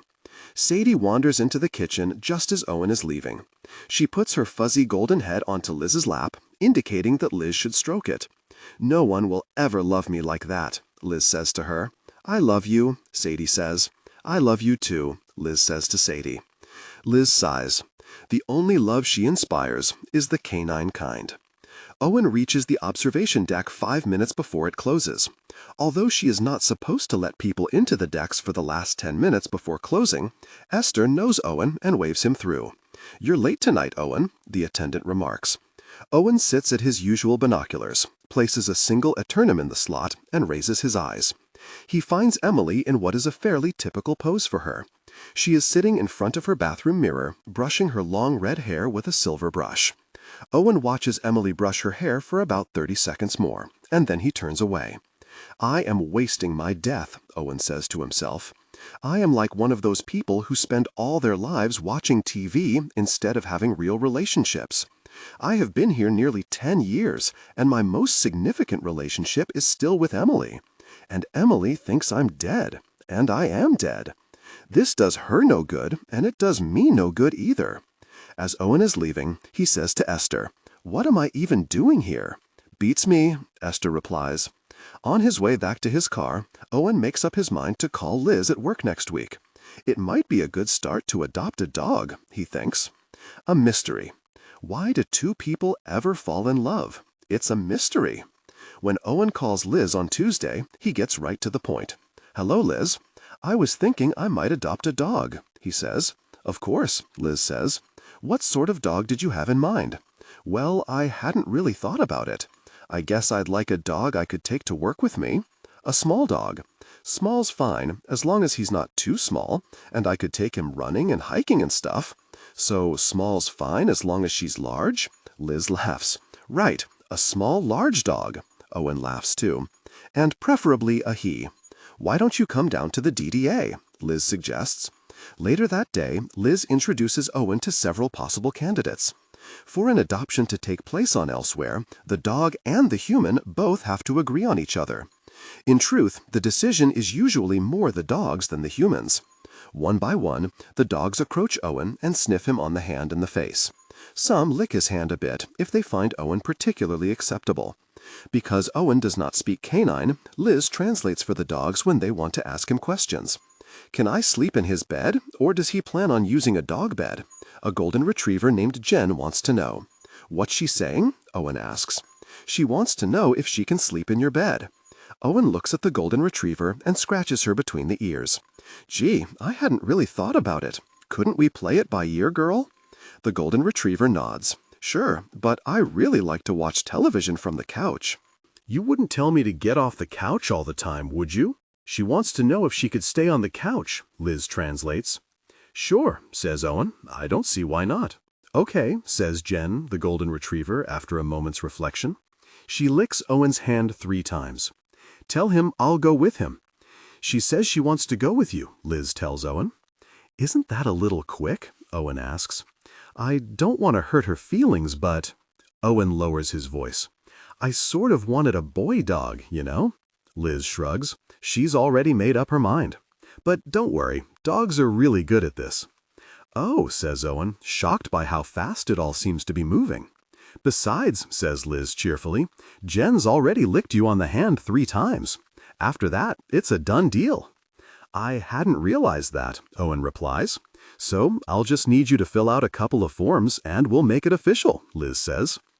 Okay, but would you mind asking her if she gets seasick or anything? I'm on the boat a lot for my job, Owen says. I can understand human, you know. Not all of us can, but I can. I just can't speak it, Jen says. And I love boats, and I don't get seasick. Not much, at least. Only if it's really, really rough. Jen understands English, and she loves boats, Liz reports. Jen continues with her instructions. Make sure to tell him I like fresh water at least 3 times a day. I prefer wet kibble to the dry stuff. I like tennis balls, long walks in the park, and frisbee. Oh, and I can use the toilet, so please leave the bathroom door open. Yay, yay, yay, I'm so excited. Jen places her paw on Owen's shoulder. I can tell you're going to be just great, Owen. What's she saying? Owen asks. She thinks you're going to be great, Liz wisely summarizes. After they fill out all the requisite paperwork, Liz walks Owen and Jen to Owen's Jeep. Jen immediately hops into the back seat and lies down. Thanks for your help, says Owen. No problem, Liz smiles. What made you decide to get a dog anyway? Owen smiles. I hadn't really decided for sure until I came down here, and then Jen sort of decided for me. Liz nods. That's how it was with me and Sadie, too. The thing is, says Owen, shifting his weight from one foot to the other, I sort of wondered if you might like to do the dishes again. The dishes? Liz asks. Right, Owen says. That was my awkward way of asking you over for dinner. Oh, is that what that was? I hadn't realized. And she really hadn't. Her experience in such matters is rather limited. You know, to thank you for Jen. You wouldn't have to do the dishes. Unless you wanted to, of course. I wouldn't stop you. Says Liz. Sadie calls to Liz from across the parking lot. Liz, telephone. I have a call, Liz apologizes, heading toward her office. After a moment, she stops. Give me a ring sometime. I'm always at work. Owen watches as Liz runs inside. Her blonde ponytail, her hair had only recently grown long enough to wear that way, bounces up and down rhythmically with each of her steps. There is something pleasing and hopeful about that ponytail, he thinks. He waits until she disappears into the building, and then he gets into his car and drives away. On the drive home, Jen hangs her head out the window and lets her golden ears blow in the wind. She barks the whole way home. I don't know why I like my head out the window. I just do, Jen says while they are stopped at a red light. I always liked it that way, even when I was a pup. Is that weird? Is it weird to like something and not even know why you like it? Owen interprets Jen's barking as excitement, and indeed, his interpretation is perfectly correct. Why did 2 people ever fall in love? It's a mystery. A week later, Liz and Sadie find themselves at Owen Welles' smallish apartment. Jen bounds up to greet them. Hi, Liz. Hi, Sadie, says Jen, who is really excited to see them. Nice to see you. Owen's a pretty good boy. He lets me sleep in the bed. I'm trying to convince him to move into a bigger place with a yard. He's trying to cook, but I don't think he's very good. Be nice, though. Don't hurt his feelings. Owen smiles when he sees Liz and Sadie at the door. Dinner's in here. I hope you like pasta. Jen's opinion notwithstanding, Owen is not a bad cook. Whoever said a dog knew much about cooking anyway? And Liz is very appreciative of his efforts. It is the first time anyone other than someone in her family has cooked for her. After dinner, Liz offers to do the dishes. I'll wash this time, she says, but you don't have to dry. Or whistle. Dishes washed, Liz, Owen, Sadie, and Jen go to the park near Owen's house. How are you getting along with Jen? Liz asks. She's great, Owen smiles. I can't believe I never had a dog before. You didn't have one on Earth? We couldn't, he says. Emily was allergic. Still is, I assume. Liz nods. The way you say her name, she says. I can't imagine anyone ever saying my name that way. Oh, I doubt that, says Owen. It's true. You died too young, Owen reflects. The boys were probably just intimidated by you. Maybe next time around? Maybe, Liz says doubtfully. I've got a lot of plans for that next time. If I had known you, I might have said your name that way, Owen says. Ah, Liz says, but a person is only allowed to say one other person's name that way, and you're already taken. It's a rule, you know. Owen nods, but doesn't speak. His silence stirs a strange but not entirely unpleasant feeling in Liz. His silence makes her bold, and she decides to ask Owen for a favor. You can say no if you want, Liz begins. That sounds scary, Owen says. Liz laughs. Don't worry, it isn't scary. At least I don't think it's scary. And of course, I already know I can say no. So, the thing is, I'm sort of tired of Betty driving me around everywhere, but I need to learn three-point turns and parallel parking before I get my driver's license. I died before. Sure, Owen says, before Liz is even finished. No problem. I could ask Betty, but we sort of have a bad history in the car. Owen interrupts Liz. I said, no problem. It's my pleasure. Oh, Liz says, thank you. I wouldn't mind hearing about that bad history, however, Owen says. In fact, maybe I should hear about it before we start. Why do two people ever fall in love? It's a mystery. Liz and Owen meet every day after work for the next week. She masters three-point turns with relative ease, but finds parallel parking more challenging. You just have to visualize yourself in the space, Owen says patiently. But it seems impossible, says Liz. How can something whose wheels move forward and backward suddenly move side to side? It's the angles, says Owen. You need to turn your steering wheel as extremely as possible and then slowly back in. Another week passes, and Liz is still no closer to mastering the elusive parallel parking. She has almost given up hope that she ever will and is beginning to feel like a dunce. Look, Liz, says Owen, I'm starting to think it's psychological. There's no reason you shouldn't be able to do this. There's something that's stopping you from wanting to parallel park. Maybe we should call it a night. That night, Liz contemplates the reason for her ineptitude and decides to call Fondy. Well, speak of the dead, Fondy says. I've been working a lot, Liz replies, and Owen Welles has been teaching me how to drive. I bet he has. What's that supposed to mean? Liz asks. When we were at the dog run, Sadie told Paco that you've been seeing a lot of Mr. Welles. Liz looks at Sadie, who is lying on her back so that Liz can rub her belly. Traitor, she whispers. He's in love with someone else, Liz answers Thondy. Uh-huh, Thondy says. Liz tells Thondy about her problem with parallel parking and asks her, an experienced driver of almost 11 months, if she has any suggestions. I think you don't want to learn to parallel park, Liz. Of course I want to learn, she insists.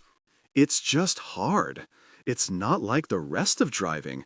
It's not logical. It involves visualization and leaps of faith and sleight of hand. You've got to be a freaking magician. Fandy laughs. Maybe you don't want your lessons with Owen to end, if you catch my drift. I mean, if you had only wanted to learn parking and turning, you could have asked me. You? You haven't even been driving a year? Or Betty, Fandy suggests. Come on, you know our history. I think you're falling in love with him, Fandy teases. I think maybe you're already in love. She laughs, and then Liz hangs up. Fandy could be such an incredible know-it-all. Sometimes Liz cannot even believe that Fandy is her best friend. The next evening, Liz accomplishes parallel parking 3 times in a row without error. I told you could do it if you put your mind to it, says Owen. He looks out the window. I suppose we're done here, he adds. Liz nods. Incidentally, what do you think was blocking you? Owen asks. It's a mystery, Liz answers. She hands him his keys and gets out of the car. Liz in love. How do you know you're in love with someone? Liz asks Curtis during both their lunch breaks. Curtis raises an eyebrow. Are you saying you're in love with someone? It's a friend, Liz says stiffly. Curtis smiles. Are you saying you're in love with a friend? Are you trying to tell me something, Lizzie? Liz's cheeks burn. My interests are purely anthropological, she replies. Anthropological, eh? His eyes dance in what Liz considers an inappropriate manner. If you aren't going to be serious, I'm leaving, she is indignant. My, aren't we touchy? What's a little mirth between friends, Lizzie? As he is getting nowhere with Liz's mood, Curtis relents. Oh, all right, darling, let's talk about love. So, in my humble opinion, love is when a person believes that he, she, or it can't live without some other he, she, or it. You are a clever girl, and I imagine this is nothing you haven't heard before. But, Curtis, she protests, we're dead. We have to live without people all the time, and we don't stop loving them, and they don't stop loving us. I said believes. No one actually needs another person or another person's love to survive. Love, Lizzie, is when we have irrationally convinced ourselves that we do. But Curtis, doesn't it have anything to do with being happy and making each other laugh and having fun times? Oh, Lizzie, Curtis laughs, if only it were so. It's very rude to laugh at a perfectly natural question, Liz says. Curtis stops laughing. I am sorry, he says, truly seeming sorry. It's just that only someone who has never been in love would ask such a perfectly absurd question. I long ago decided to stay out of love's way, and I have since been a far happier man. On the bus back to work, Liz thinks about what Curtis said. In a roundabout way, he answered her real question. Am I in love with Owen? The answer is no. Of course she isn't in love with him. In retrospect, she almost feels silly. For one, Owen is in love with his wife. And two, laughing, having fun, and being happy has nothing to do with being in love. Liz feels relieved. She can continue seeing Owen as much as she likes, safe in the belief that she doesn't love him and he doesn't love her. All this love business is trouble anyhow. Liz decides she is probably too young for romance. She will focus on work and that will be the end of that. Yes, in a way, Liz is relieved, but in another way, she isn't. In truth, she enjoyed entertaining the notion that Owen might love her, even a little bit. The night after Liz mastered parallel parking, Owen finds himself with nothing to do. He spent nearly 10 years alone and only 3 weeks with Liz. And yet he cannot remember what he used to do with his nights for the 10 years before the 3 weeks. Owen stalks about his apartment. He does the type of domestic things one does only when one is trying to fill up time. He cleans the space between the oven and refrigerator with a long wooden spoon that isn't long enough to accomplish its goal. He sweeps under his bed. He tries to read the Brothers Karamazov, the new translation, that he's been trying to read since before he died without ever making it past page 62. He tries to balance an egg on one end by placing a small mound of salt on his kitchen counter. It doesn't work. He carves a boat out of soap, and he throws out all the socks that have lost their partners. All that takes an hour, and then Owen collapses dejectedly on the couch. You should call Liz, Jen the Golden Retriever says to Owen. Unfortunately, Owen still does not speak canine, so Jen's wisdom is lost on him. I bet Liz and Sadie are doing something fun, says Jen. Why don't we go see them? Owen does not answer. Owen, you should really learn to speak canine, because I could tell you a thing or two, Jen barks in exasperation. You're in love with Liz, you know. It's perfectly obvious to everyone.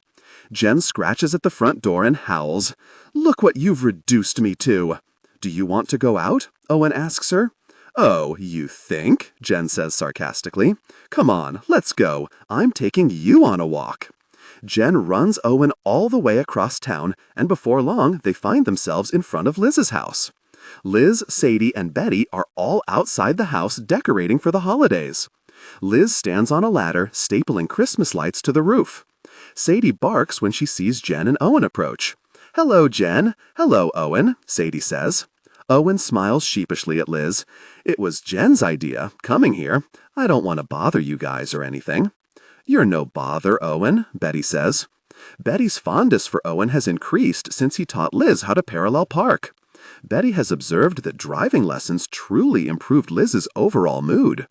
Liz, I can finish up. Why don't you go say hello to your friend? Liz climbs down from the ladder. I was about to take a break anyway, she says coolly. I'm sorry, he apologizes. It was Jen's idea. We should have called first.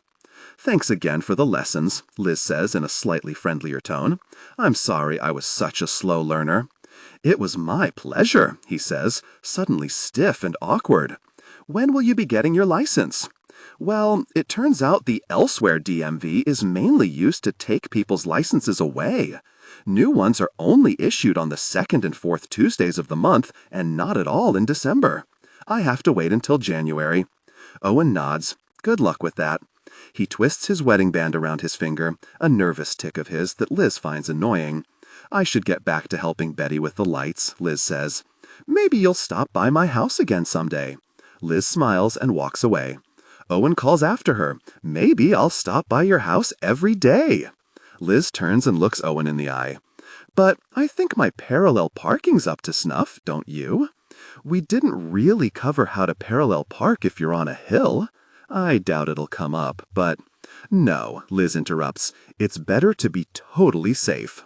That's what I've always thought, Owen says. For Christmas, Liz gives Owen a book called How to Speak Canine. Owen gives Liz a pair of fuzzy dice to hang from her rearview mirror. Or rather, her grandmother's rearview mirror, as Betty is still the only car Liz drives other than Owen's. For the weeks leading up to Liz's driver's lessons test, Owen and Liz practice parallel parking on all sorts of surfaces. They parallel park on dirt roads, by rivers, under bridges, on the highway, near stadiums, at the beach, and yes, on hills. As test day approaches, Liz finds herself almost hoping she might fail. On the night before the test, Owen grabs Liz's hand as she is leaving the car. Liz, I like you very much, he says. Oh, she says, I like you very much too. Owen is not sure if she means oh for Owen or just plain oh. He is not sure what difference it would make in either case. He feels the need to clarify. When I said I like you very much, I actually meant I love you. Oh, she says, I actually meant the same thing. She closes the car door behind her. Well, he says to himself, driving back to his apartment, isn't that something? The next morning, Liz arrives at the Elsewhere DMV at 7 o'clock, the first appointment of the day. She passes easily. The test administrator comments that Liz's parallel parking ranks among the smoothest I have ever seen. Congratulations, Owen, says to Liz that night, but, you know, there's one place we haven't practiced parking yet. You may have your license, but I won't feel totally safe until we've done it. Really? Where? Liz asks. Be patient. You are my driving protege, and I can't, in good conscience, release you into the world until we've done this last thing. All right, Liz shrugs. Do you care to tell me where this driving rite of passage will take place? No, Owen replies with a smile. I do not. So Owen and Liz get into Owen's car yet another time. Liz drives, and Owen gives an occasional direction. He finally tells her to stop in front of a red neon drive-in movie sign. Are we going to the movies? Liz asks, looking up at the enormous movie screen. No, Owen says, as he pays the attendant, we are practicing your driving. I think you're taking me to the movies, Liz insists. I think you're taking me on a date. Well, you see things your way, and I see things mine, Owen laughs. Incidentally, what movie are we going to see while I practice my driving? Liz asks. It's a remake of some love story. Natalie Wood's the girl, and River Phoenix plays the boy. Sounds good, Liz comments, but I hate remakes. Luckily, you aren't here to see the movie. After a quick stop to get popcorn and soda, Liz parks in the front row of cars. They eat their popcorn and wait for the movie to start. I think it's strange, Liz says to Owen, that you never call a thing by its name. What do you mean? Well, when you invited me to dinner, you called it doing dishes. And now you've done the nice thing of taking me to the movies, and you call it practicing my driving. I'm sorry, Owen says. Oh, I'm not angry. I like it, actually, Liz replies. It's as if you're speaking in code. It gives me something to do. I've always got to decipher you. I'll try to speak more plainly from now on, Owen says. As the movie starts, Owen whispers to Liz, I thought maybe now that you've got your license, I might never see you again. Liz rolls her eyes. You're so stupid sometimes, Owen. A week later, Owen and Liz find themselves at the drive-in again. And a week later, again. And a week later, again. Do you think it's odd that in all the time we've spent in cars, we've never made it to the back seat? Liz asks. Now who's speaking in code? Owen replies. Answer the question. Do you think it's odd? It's not that I don't feel anything for you, Liz, because I do. Owen pauses. I'm just not sure it would be right. Why? I'm older than you, for one. Only 2 years, she says. Only 2 years and a lifetime or so. But it's not just that I'm older than you. Owen takes a deep breath. I've been here before. And the truth is, intimacy doesn't have all that much to do with back seats of cars. Real intimacy is brushing your teeth together. Owen takes off his jacket. Liz looks at his Emily Forever tattoo, which for some reason makes her realize that a long time ago, Owen and Emily had shared intimacy. Suddenly, Liz notices that the tattoo seems to be brighter and more vivid than ever before. It almost looks like it's glowing. Owen, Liz asks, what's with the tattoo? Oh, I got it when I was 16, back on Earth. It was stupid, really. No, I mean, why is it so bright? Owen looks down at his arm. I know, it's odd, isn't it? I used to think it would fade and go away, but it's only gotten brighter and brighter. You could tattoo my name on your arm, if you want, Liz adds. I could, but tattoos don't really work in Elsewhere. They're gone almost as soon as you put them on, Owen replies. It's not worth all the pain. Don't you understand? It's the gesture, Liz jokes. If I'm to understand you correctly, you would have me endure hours of pain for a gesture? Yes, Liz deadpans. I want to see Liz for now tattooed on your backside. On my backside? Yes, on your backside. It's only 9 letters total. It shouldn't hurt too much. You're a sadist, Owen says. I thought I was being very kind, actually. I wasn't even going to make you write Elizabeth. How generous, he says. Liz takes Owen's arm in her hands and studies the Emily tattoo up close. Liz thinks, he once loved someone enough to tattoo her name on his arm. It wasn't a big deal, Owen says. I was young and stupid. Did it really hurt so much? Liz asks. Owen nods. Liz takes the tattooed arm and presses it to her lips. She kisses the arm, and then she bites it. Ow, Owen says. So this is love, Liz thinks. Arrivals. If we were to read the book of Thandi, it would tell of a long-forgotten spelling bee, forgotten by everyone but Thandi, that is, where a little girl spells E-C-H-O and at the last crucial moment adds another E to the end. And it would tell of Thandi's first love, an overweight boy named Slim who began dating Thandi's second cousin, Beneatha, the week after Thandi's funeral. And it would tell of the way a bullet in the head changes everything, how long after it heals, colors look different, and smells smell different, and even memories are different. And it would tell of a father she never knew, a father who now lives in Elsewhere, a father whom Thandi has no desire to see. But because this is not Thandi's story, we join her on a rather unremarkable day, for her at least. At the station where she works, Thandi receives her portion of the arrival names each day after lunch, around 1 o'clock. She doesn't need to read them until the 5 o'clock broadcast, so she uses the 4 extra hours to go over each name's pronunciation. The extra practice is, for the most part, unnecessary. Thandi rarely makes a mistake. She has a natural ability for pronouncing even the most foreign names. And yet, on this particular day, Thandi stumbles over a simple, phonetic, easily pronounceable name and decides to call Liz about it. The name of that woman Owen was married to on Earth? What was it again? Ellen something? Thandi hopes she misremembered the name. Emily Welles. Liz knows the name as well as she knows her own. Why? Emily Welles. That must be a pretty common name. Thandi, what are you getting at? No point in beating around the bush, Liz. Her name was on today's arrivals list. She'll be here on tomorrow's boat. Liz's heart beats very quickly, and she can't speak. "It doesn't necessarily mean anything," Thandi says. "No, I know. Of course not. You're right." Liz takes a deep breath. "I wonder if Owen knows. He hasn't watched the broadcasts for years."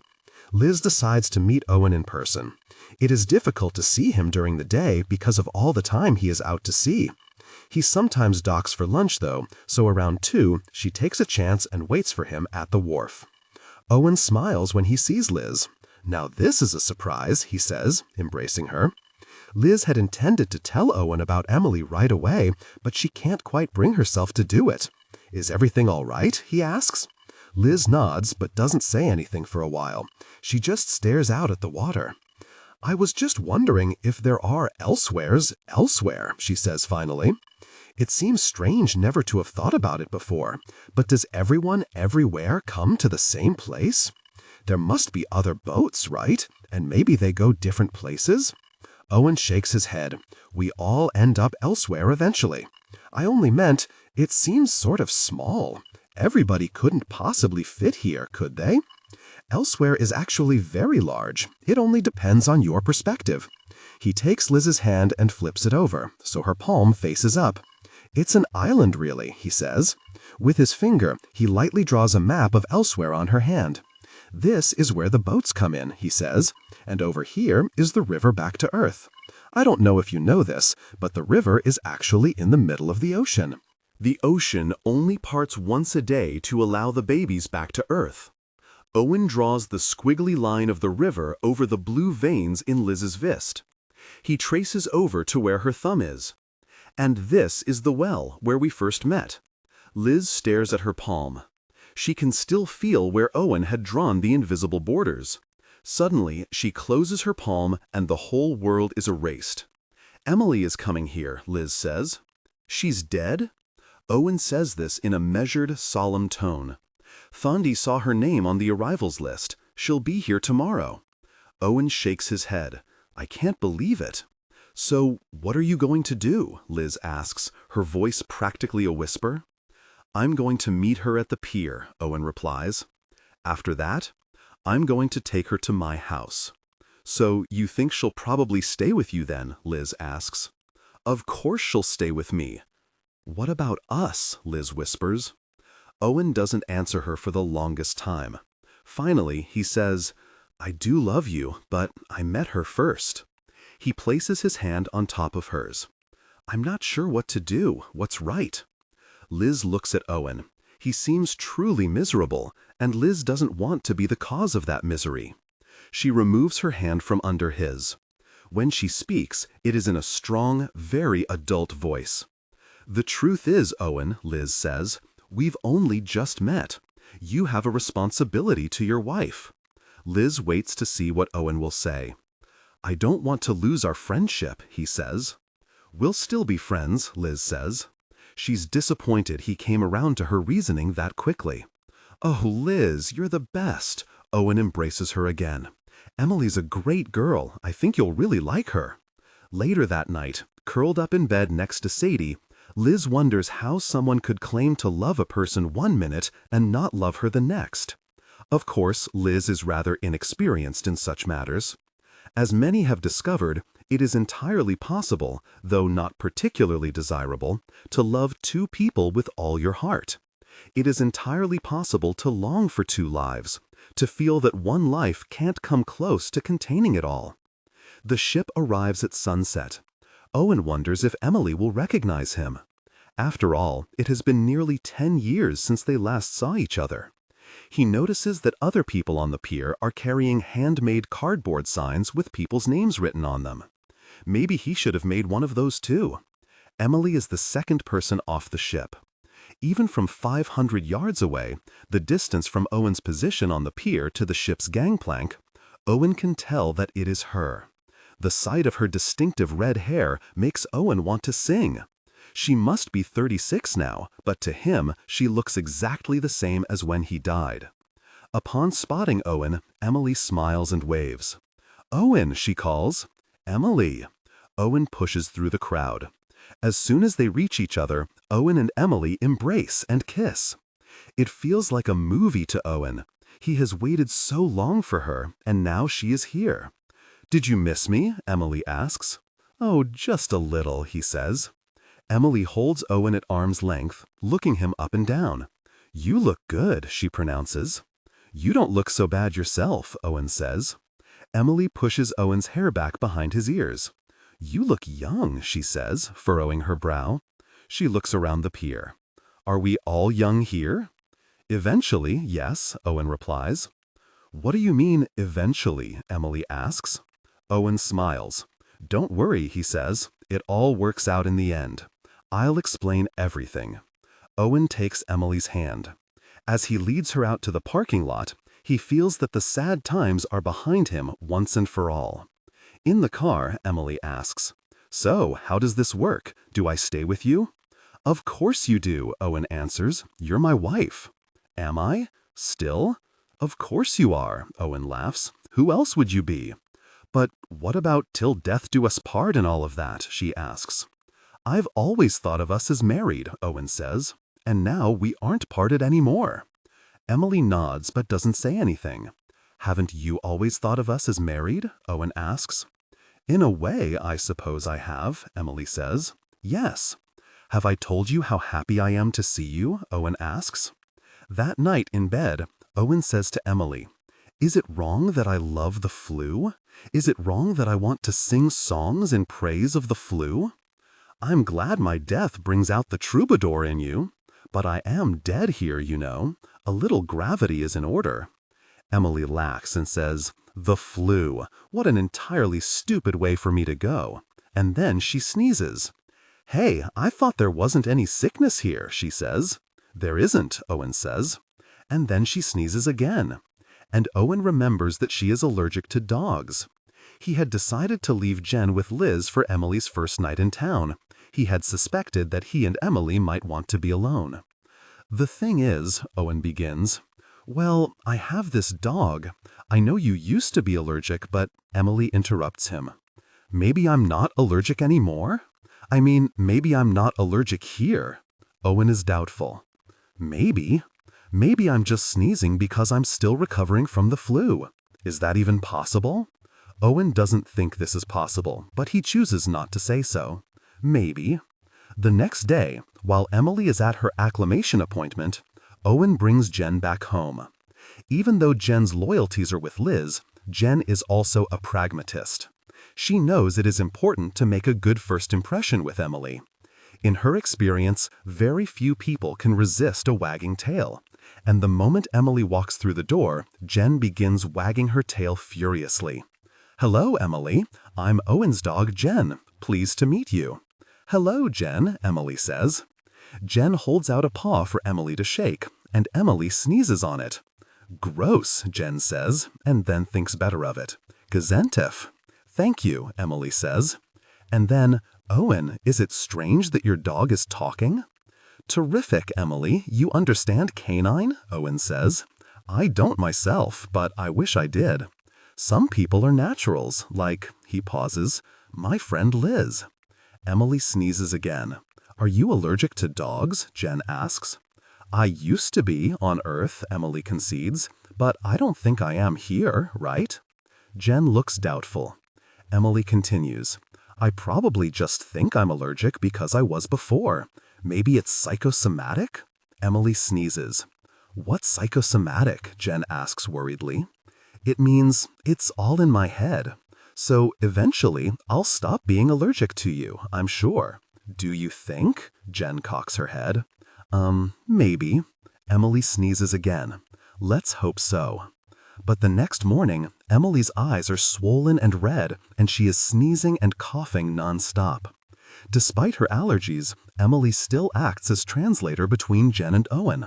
"Look, Owen," Jen says, "I don't want to live with a person who's constantly sneezing when I'm around." She lowers her tail pathetically. "I really am sorry about my allergies," Emily says to Jen. Then she tells Owen, "Jen says she doesn't want to live with me because my sneezing is making her uncomfortable." "Okay," Owen says.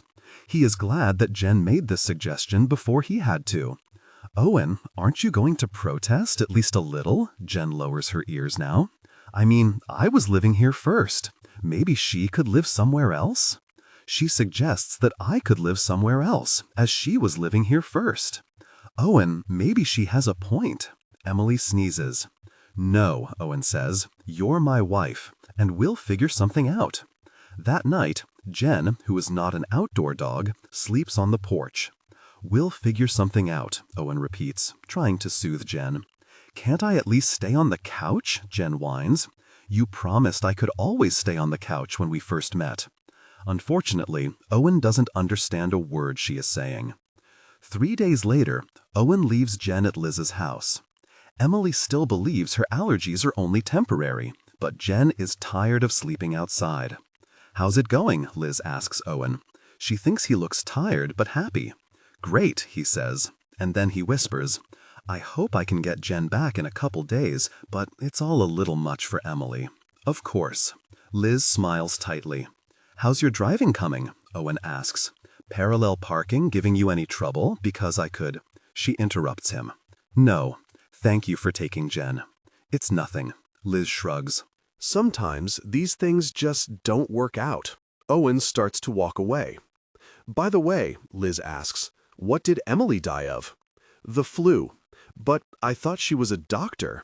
She must have had a vaccination. She did. It didn't work. It's not always a sure thing, you know. I do, Liz replies. Watching Owen drive away, Liz thinks about the flu. She thinks how everyone else she knows died of much more respectable causes. Aldous and wife, plane crash. Betty, breast cancer. Herself and Sadie, hit by cars. Curtis and Thandis' cousin Shelley, drug overdoses. Thandy, gunshot wound to the head. Owen, fire. Esther, Alzheimer's-related causes. Paco, drowning. Now those were deaths, Liz thinks. Who the gosh dies of the flu except really old people? Liz thinks how everything is changing, all because stupid Emily couldn't be bothered to wash her hands properly. When Owen returns, Emily is reading a photocopied pamphlet with the title, Elsewhere, Office of Avocation Services, Guide to Alternative Professions. She says, it appears I can't be a doctor anymore.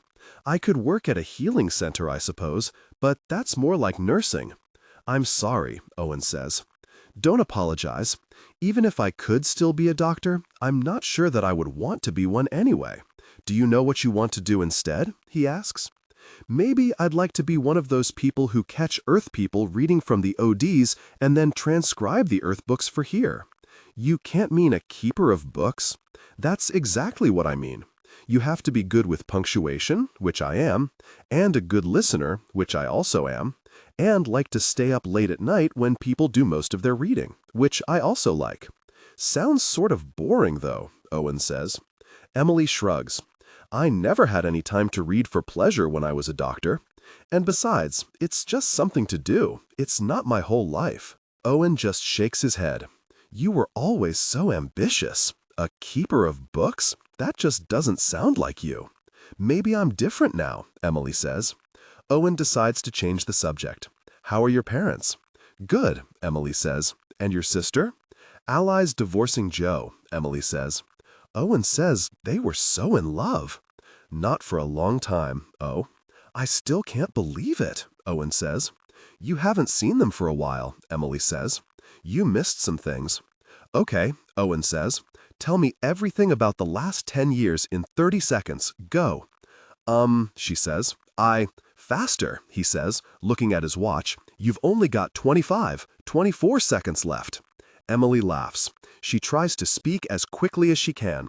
Finished medical school, went into Burns in your honor.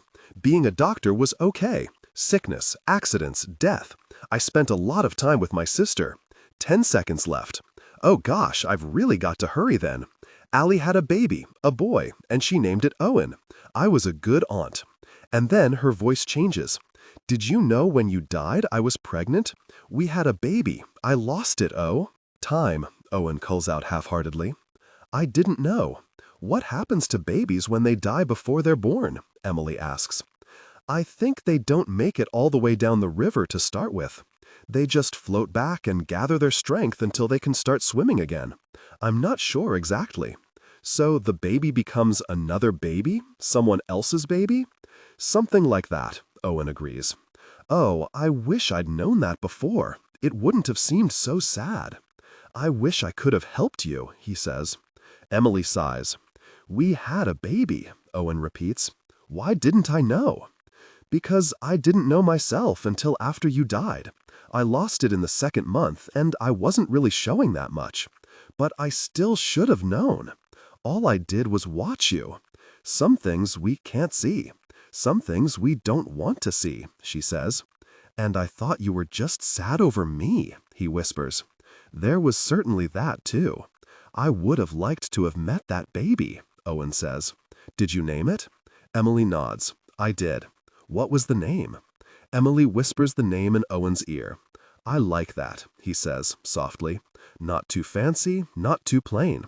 I think he would have liked it too. At night, Emily starts sleeping on the sofa, while Owen stays in the bedroom. They keep different hours, and quickly find it to be easier this way. Besides, he feels happy just knowing she is across the wall from him. It reminds him of when they were kids growing up in New York and they used to knock Morse code to each other. Every day with Emily is like a small miracle to him. There she is in his chair, and there she is wearing his shirt, and there she is doing the dishes. And she's everywhere. He can't believe how everywhere she is. He wants to bite her just to make sure she's real. He wants to take pictures of her just because he can. And when he's supposed to be doing other things, he just sits there and stares at her. And Emily's so amazing. She wants to see things, so he takes her to all his favorite places in Elsewhere. And she asks a lot of questions. He had forgotten that about her. And Owen tries his best to answer them, but she's always been smarter than him, now even more so he's not sure if all his answers are even satisfactory to her. Okay, a couple of things do annoy him a little bit. He is ashamed to even mention them. She's messy, and she likes to start home improvement projects, but she never actually finishes them. And she stays up late and is noisy even when she's trying to be quiet. And she never takes her hair out of the drain. And she really does ask a lot of questions. And sometimes they run out of stuff to talk about, because all they have in common is the past. So a lot of their conversations begin, "Do you remember that time?" And the thing that bothers him most has nothing to do with her. But Owen tries to ignore these things. This is Emily, after all. One Saturday afternoon, Liz stops by Owen's house to pick up Jen's favorite ball. Jen has been bothering Liz to do it for a week, but Liz has been avoiding the task for one reason or another.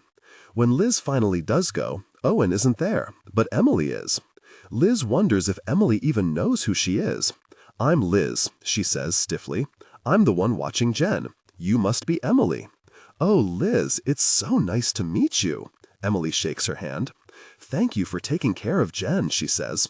"I hope I won't be allergic forever and that eventually she'll want to come back." Liz nods. "I'm just here to get Jen's ball and then I'll go." "Sure, I'll go get it." Emily returns. She looks at Liz. Liz reminds Emily of someone, but she can't quite place who it is. "How do you know Owen anyway?" Emily asks. She pauses. "I helped him adopt Jen. I work for the Department of Domestic Animals. I guess we sort of got to be friends through Jen." "That makes sense," Emily says. "Can I get you a soda or something? It's just that I haven't met any of Owen's friends, and I'm sort of curious." "I really have to go," Liz says. "Oh, all right. Some other time then?" Liz nods.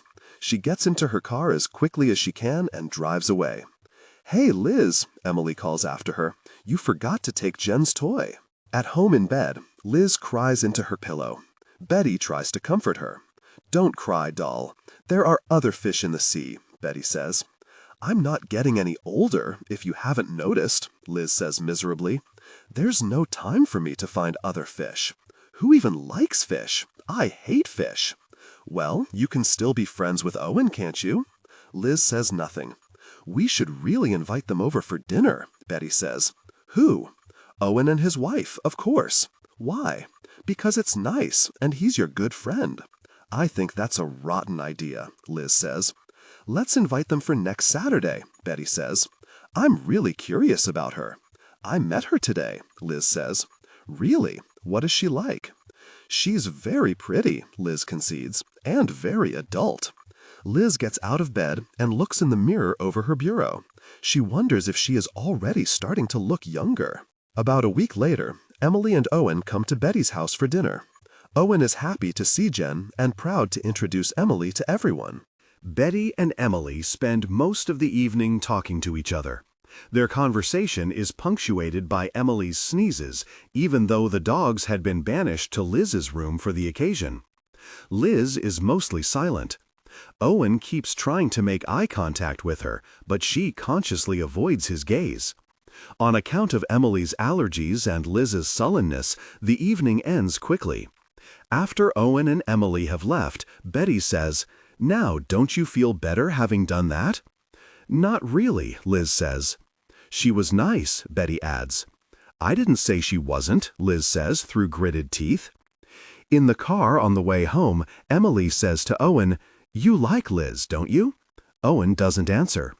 "You don't have to feel bad about it," Emily continues. "It would be the most natural thing in the world if you did.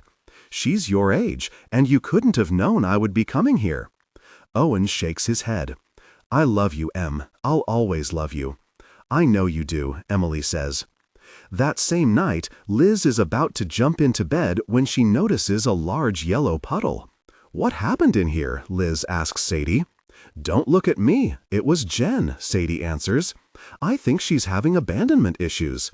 She thought Owen was coming to get her tonight."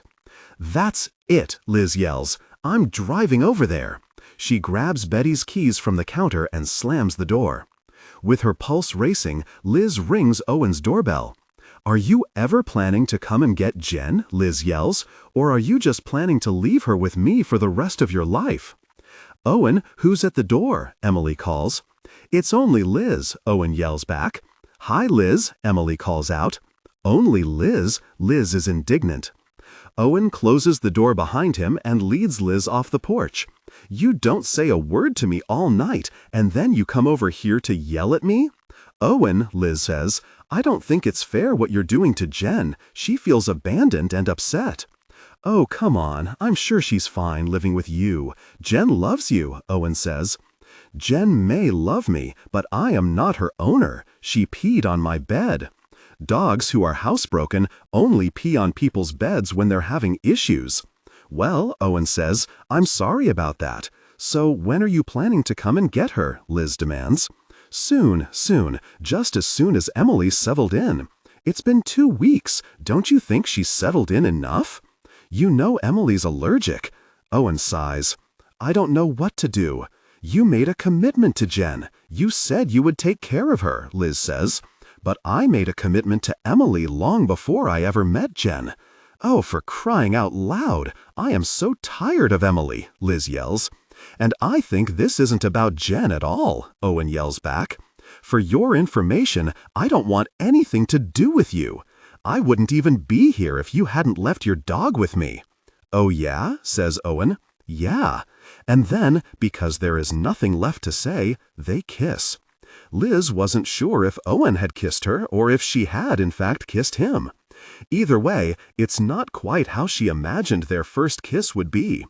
When Liz finally pulls away from Owen, she sees Emily staring back at her. Emily doesn't look angry exactly, just sort of curious. "Hello," Emily says. She smiles a very strange smile. "I guess I'll leave you two alone," she says, not unkindly. "Emily," Owen says, but Emily is already gone. "This is all your fault," Owen yells at Liz.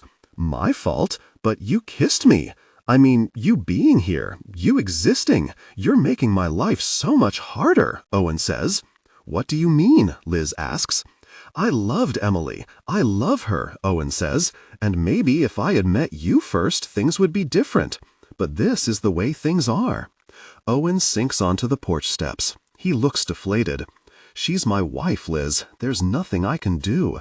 Even if I wanted to do something, there's nothing I can do." "I'll keep watching Jen," Liz says. The sneaker clause. One night after work, Aldous Gent stops by the DDA. Liz is one of Aldous' favorite advisees, and he often leaves business with her until the day's end. That evening, he finds Liz, Sadie, and Jen cooped up in Liz's office. It had rained all day, and all three are in particularly black moods. In an argument over whose water bowl was whose, Sadie had bitten Jen's back leg. Though it wasn't a bad bite, Jen's pride is wounded, and now she isn't speaking to Sadie. "Hello, ladies," Aldous says cheerily. Luckily, Aldous is the type of man who is oblivious to most people's black moods, as he is almost always in a good mood himself. "Jen, Sadie, I need to speak to Liz alone for a moment." Both dogs reluctantly get to their feet. Jen affects an inconsistent limp. "How's Owen?" Aldous asks Liz with a knowing smile. "I wouldn't know," Liz replies. "What's Shakespeare say? The course of true love never did run smooth," Aldous teases her. "I wouldn't know," Liz repeats. "If I recall, it's from A Midsummer Night's Dream. We had only gotten up to Macbeth in English, then I died." "Well, Elizabeth, we do have Shakespeare here, you know. The thing about Shakespeare is you can only read him if someone is making you," Liz says. "On Elsewhere, no one makes you read Shakespeare or anything else." Liz sighs. "Aldous, what do you want already?" "I'm sure you'll find that whatever quarrel you and Owen have had will quickly mend itself," Aldous says. "I doubt that," Liz says. "Owen's wife has arrived from Earth." "My, that is a bump," says Aldous, momentarily fazed by Liz's revelation. And then the ever-present smile returns to his face. "When you've lived as long as I have, you'll find that the world has a way of working things out," Aldous says. "Whatever that means," Liz says under her breath. "I've come to remind you that next week marks the 1-year anniversary of your arrival in Elsewhere," Aldous says. "So congratulations, Elizabeth." "Is that all?" says Liz. Aldous always takes a ridiculously long time to get to the point. Normally she finds him amusing, but today she wants to scream. "Well, it's just a formality really, but I need to make sure you don't want to exercise the sneaker clause." "What was that again?"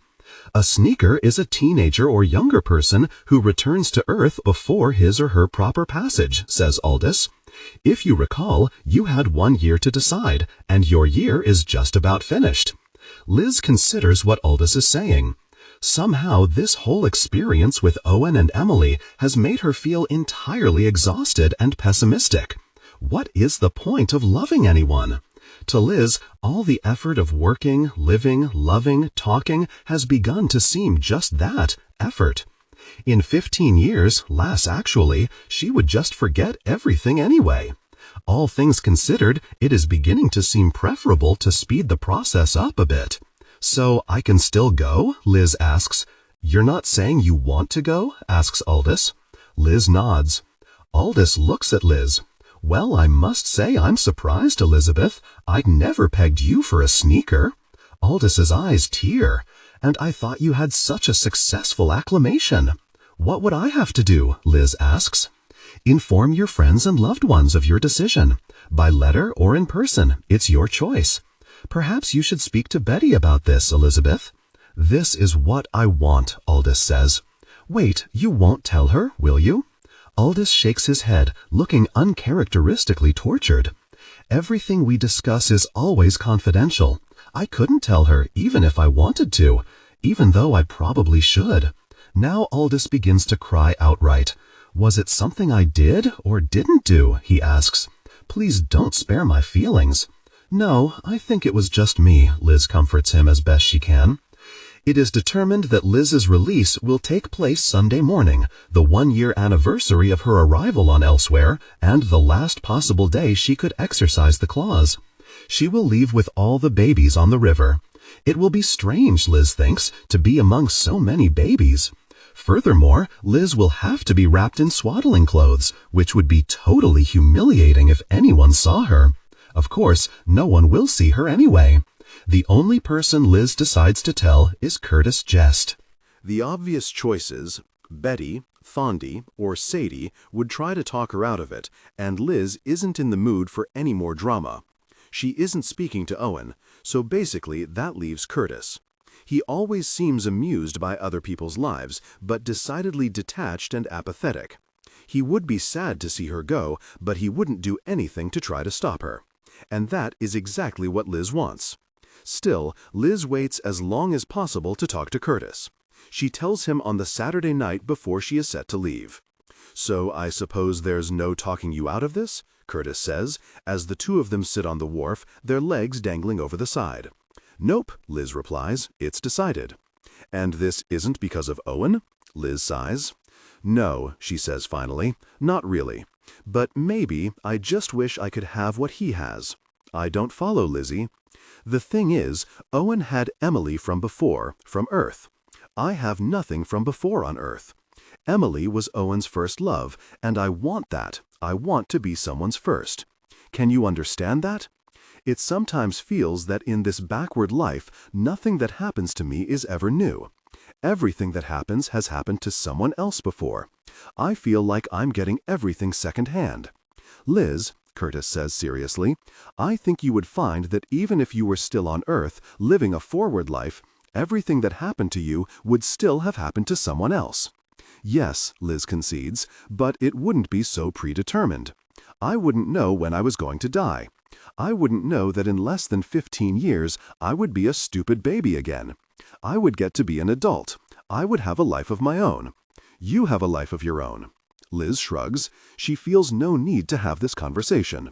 "Liz, I must tell you, I think you're making a grave mistake."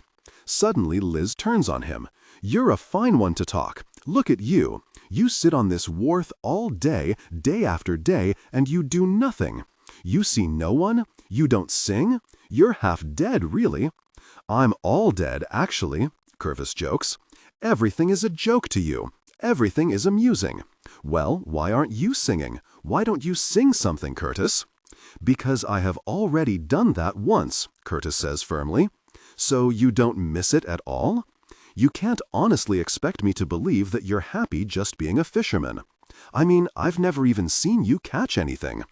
"I do catch fish. I just throw them all back." "That's completely stupid and pointless."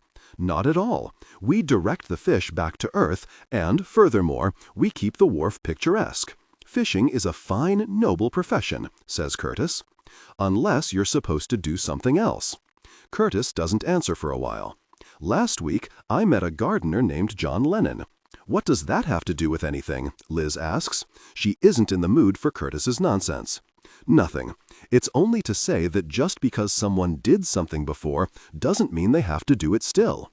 "Do you know what I think?" Liz asks. "I think you're a coward." She stands and walks away. "Takes one to know one, Lizzie, my gal," Curtis calls after her. Liz stays up all night drafting a letter. "Dear Betty, every day is exactly like the day before, and I can't stand it anymore. I feel like I'll never get to the good part. Death is just one big rerun, you know. It's not about Owen. By now you probably know I've gone back to Earth. Gone back to Earth as Sneaker. Please don't worry. I'm sorry it has to be this way. I'm sorry. Take care of Sadie and Jen for me. Love, Liz." Omitting the crossed-out parts, Liz rewrites the letter on a fresh sheet of paper and goes to sleep. Late that night, Owen hears a knocking on the wall. He listens to the knocks, which seem to have a familiar steady rhythm. It is Emily knocking, Morse code to him. "Do you want me to go?" she knocks. He doesn't answer. "I want to go," she knocks. He doesn't answer. "Knock twice so I know you've heard me." He takes a deep breath and knocks twice. "This isn't working out," she knocks. "I know," Owen knocks back. "I will always love you," she knocks, "but our timing just isn't right." "I know," Owen knocks. "I'm a 35-year-old woman. I'm different now," she knocks. "I know," Owen knocks. "You're 17," she knocks. 16, he knocks. 16, she knocks. "I'm sorry," he knocks softly. "It isn't your fault, O. It's just life," she knocks. "But we're dead," he knocks.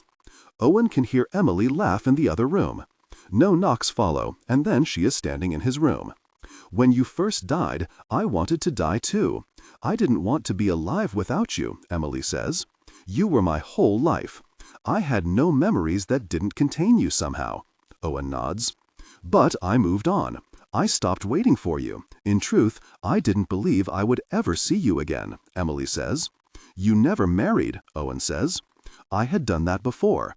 And to even consider doing it again, you were the standard against which all others had to be judged. She laughs. The funny thing is, I had actually met someone a couple of months before I died. It wasn't serious, not yet, but it had possibility. I never saw that. I never once saw you with another guy, Owen says. Well, I suspect you hadn't been watching me very closely during that time, Emily says. Owen looks away. On some level, I could always feel you watching me, Owen, and I noticed when you stopped, Emily says. Owen doesn't answer. It's all right for you to be in love with someone else. You shouldn't feel guilty, Emily says gently. At first, I think I liked her because she reminisced of you, he says quietly, or me 20 years ago. Owen looks at Emily, and for the first time since she'd arrived on Elsewhere, he really sees her. She's pretty, maybe even more so than she was as a girl. But she's different. She's older, more angular. Her eyes are changed, but he can't say just how. I don't really know you anymore, do I? He says sadly. She kisses him on the forehead, and he wants to cry. Some couples work out, some couples make it here, Owen says. Why can't we be those people? I wouldn't worry too much about it, Emily says. And in any case, I'm glad I got to see you again.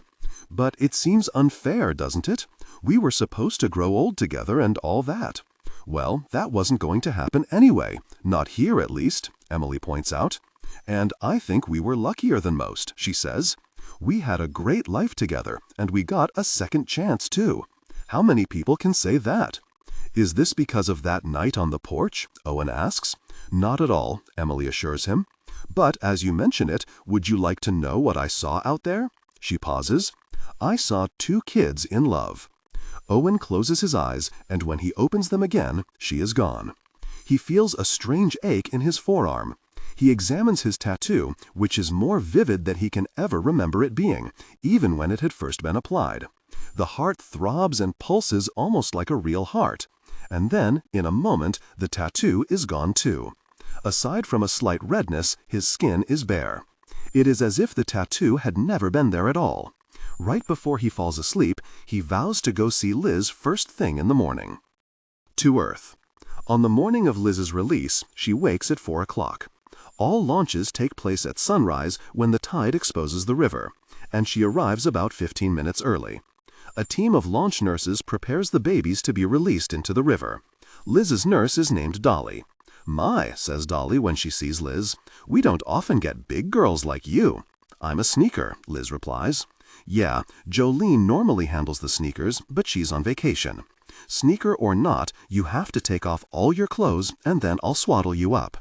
Can't I at least leave on my underwear? Liz asks. Sorry, everyone's got to wear their birthday suit back to Earth, Dolly says. I know it's probably a little embarrassing at your age, but that's how it works. Most of the babies don't know the difference. Besides, no one will know you're naked under the swaddling clothes anyway. Dolly hands Liz a paper gown. You can wear this in the meantime.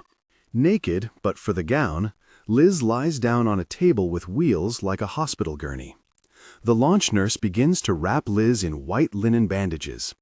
She starts with Liz's feet, bandaging Liz's legs together, and works her way up to Liz's head. When she reaches the middle, she removes Liz's paper gown and begins to bind Liz's arms to her sides. Why do you have to bind the arms? Liz asks. Oh, it helps the current pull you to Earth if you're more streamlined, and it also keeps the babies warm, Dolly answers. Dolly leaves Liz's face open, but the rest of Liz's body is tightly bound. Liz looks like a mummy. She feels terrible wrapped up this way, and she can barely breathe. Dolly rolls Liz over to the edge of the beach. She lowers her into the water. Liz feels the cool water saturate her bandages. What happens to the swaddling clothes when I get to Earth? Don't worry, the cloth will have mostly deteriorated by then, and the river washes away what's left, says Dolly. When the sun starts to rise over the horizon, you'll be able to see the river. I'll give you a push, and the current will carry you all the way to Earth. I am told the journey feels like a week, but you'll probably lose track of time much before then. Liz nods. She can make out the beginnings of a reddish light just over the horizon. It will be soon.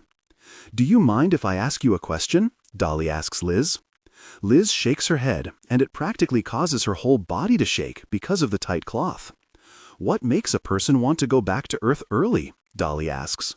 "What do you mean?" Liz replies. "I mean, it's all life, isn't it? Why are you in such a rush to get back?" At that moment, the sun appears in the sky. The ocean splits in two, and the river is revealed. "Sunrise," says Dolly. "Time to go." "Well, have a good trip." Dolly gives Liz a push down the river. Curtis Jest cannot sleep.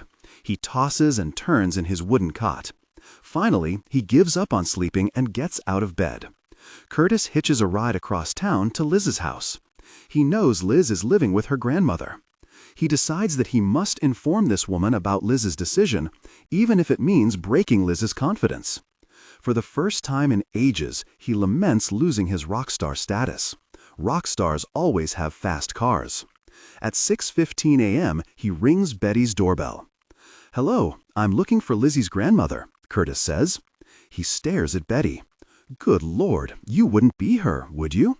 "Yes, I'm Elizabeth's grandmother. And you are?" "I'm Curtis," begins. For a moment, he completely forgets his name and his whole reason for coming. Instead, he considers what color you would call Betty's eyes. Gray-blue, he decides. Gray-blue like a foggy morning, like the water in a stone fountain, like the moon, or maybe the stars. Betty with the gray-blue eyes. That might make a good song, yes? Betty interrupts his reverie. Curtis clears his throat, lowers his voice, stands up straighter, and resumes speaking. "I am Curtis Sinclair Jest, formerly of the band Machine. I am a trusted confidant of Elizabeth's, which is why I come to you at this hour. I must tell you something very urgent about Lizzie." "What about Liz?" Owen asks, walking up behind Curtis from the driveway. "I need to talk to her right now," Curtis says. "Lizzie is in trouble, Betty. We'll need your car." Betty takes a deep breath. What's happened? What's happened to Elizabeth? She gives up trying to disguise the terror in her voice. "I want to know what's happened to my granddaughter," she yells. Curtis takes Betty's hand. "She's headed back to Earth, and we've got to stop her." "You can't mean she's sneaking?" Owen asks. Curtis nods. "But it's already dawn," Betty exclaims. The three look up at the jaundiced sky, which grows brighter with every second. "My car's faster," Owen says, running back down the driveway. "God help us," Betty whispers before following him. As she is pulled faster and faster toward Earth, Liz begins to think of elsewhere, and of all the people she's met there. She thinks of how those people might feel when they discover she has taken her leave without even telling them. She thinks of Thandi. She thinks of Betty. She thinks of Sadie. She thinks of Paco, of Jen, of all the dogs. And she thinks of Owen. But mainly, she thinks of herself. Continuing down the river will mean, for all practical purposes, the end of Liz. And when she looks at it that way, she suddenly wonders if she hasn't made a colossal mistake. And then she wonders if it's too late to correct it. Because it wouldn't be for Owen or for any of them that she would return to elsewhere. With or without Owen, almost 15 years was a long time. Almost 15 years was a gift. Anything could happen here and elsewhere, the place where Liz's life had supposedly ended. If I interrupt this life, I will never know how my life was supposed to turn out. A life is a good story, Liz realizes. Even a crazy, backward life like hers. To cling to her old forward life was pointless. She would never have her old forward life. This backward life was her forward life, when she really thought about it. It isn't her time, and her desire to know how the story will end is too strong. And besides, Liz thinks, what's the rush? On the water, the swaddling fabric is stiff like plaster. Liz rocks back and forth trying to rip it. The motion does not free her, but it does turn her 180 degrees until she is facing into the current. All around her, babies float by. The waves smack her exposed face. Salt stings her eyes. Water gets into her lungs. Liz feels her legs beginning to sink. She leans her neck forward and tries to tear at the swaddling clothes with her teeth. After much effort, she succeeds in ripping the tiniest of holes, which allows her to rotate her shoulder over and over again. It hurts really bad, but she finally frees her left biceps, then her left forearm, then her hand. She reaches her hand above the surface of the water. She struggles to pull herself out of the water with her free hand, but it's too late. Too much water has filled her lungs. She sinks. It's a long way to the ocean floor. It gets darker and darker. Liz hits the bottom with a thud. A cloud of sand and other debris forms around her, and then she passes out. When Liz wakes the next morning, she cannot move, and she wonders if she is dead. But then she realizes she can open her eyes, and her heart is beating, albeit very slowly. It occurs to Liz that she might be trapped at the bottom of the ocean forever, neither dead nor alive, a ghost. "Look, man, I'm sorry, but it's too late," Curtis says to Owen. "She's gone."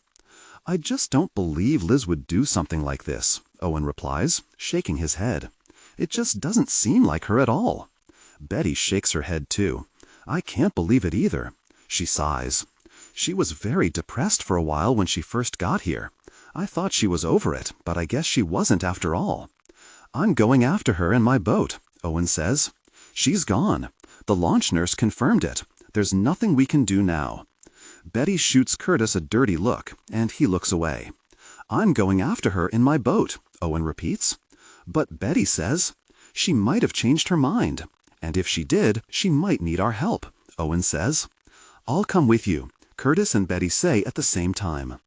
For 2 days and 2 nights, they search all along the coasts of elsewhere in Owen's little boat for any trace of Liz.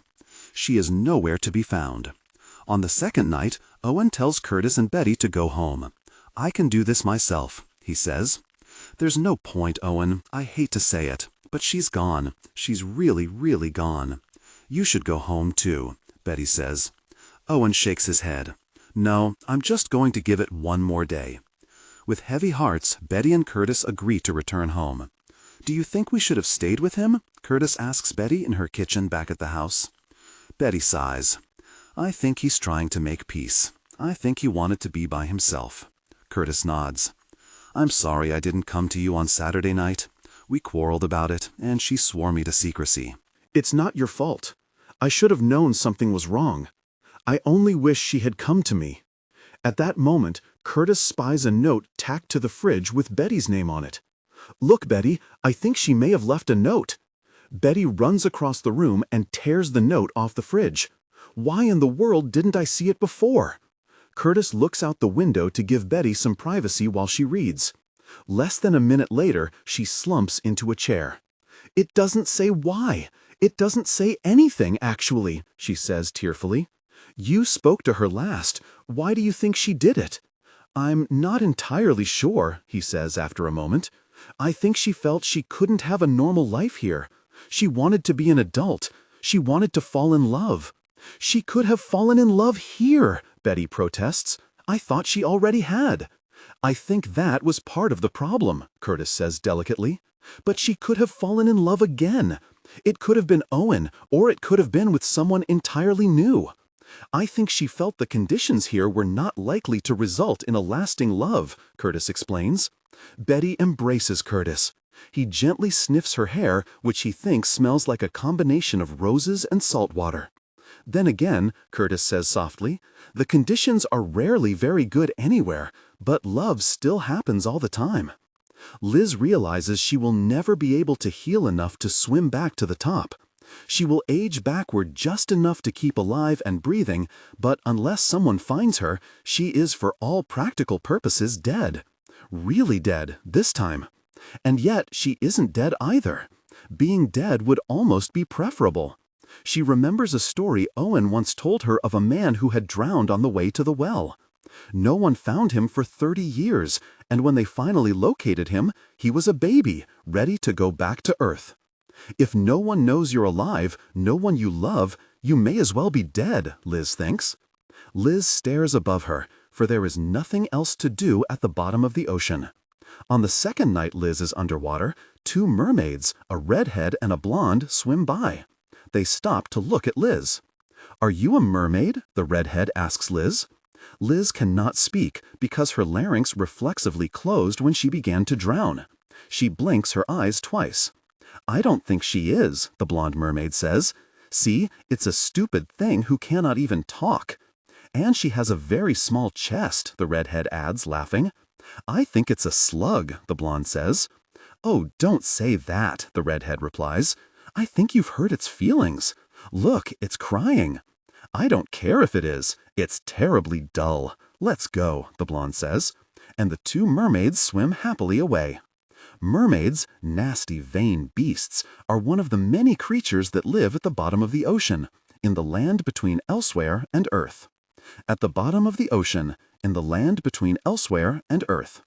On her third day underwater, Liz is woken by a strange sound. The sound could be a distant foghorn, or a low-pitched bell, or maybe even an engine. She opens her eyes. A familiar glint of silver flashes in the distance. Liz squints a little. It's a gondola. And then she sees that the gondola is etched onto a silver moon, and the moon is connected to a silver chain. And the sound is very like ticking. Liz's heart beats wildly. It's my old pocket watch, she thinks. Someone's fixed it, and if I can only reach up my arm, I can get it back. And so she summons all her strength. And so she lifts her one free hand. But the watch is farther away than she first thought. And so she summons a little more strength. And so she peels away the swaddling clothes until her other hand is free. And so she beats her arms. But she can't swim without her feet. And so she peels away more of the cloth until she is naked as the day she was born. And so she is naked. But at last her arms and her legs are free. And so she begins to swim. Liz swims and swims and swims and swims, always keeping the silver moon in sight.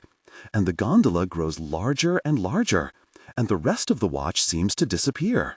And Liz finally reaches the surface, gasping for air, gasping for life. And when her eyes finally adjust to the daylight, the gondola is nowhere to be found. Instead, she sees a familiar white tugboat. "Liz," Owen yells, "are you all right?" Liz can't speak. Her lungs are too filled with water, and she is freezing. Owen notices that her lips are blue. He pulls her onto the boat and covers her with a blanket. Liz coughs for the longest time, trying to expel the water from her lungs. "Are you okay?" Owen asks. "I seem to have lost my clothes," Liz croaks, her voice scratchy and sore. "I noticed. And I almost died," Liz says. "Again," she adds. "I'm sorry.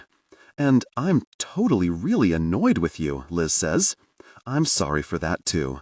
I hope you'll forgive me someday." "We'll see," she says. "Shall I take you home now?" Liz nods. Exhausted, she lies down on the deck. The sun feels warm on her face. She thinks it is pleasant to be on a boat that is bound for home. "I might like to learn how to drive a boat," Liz says when they are almost back.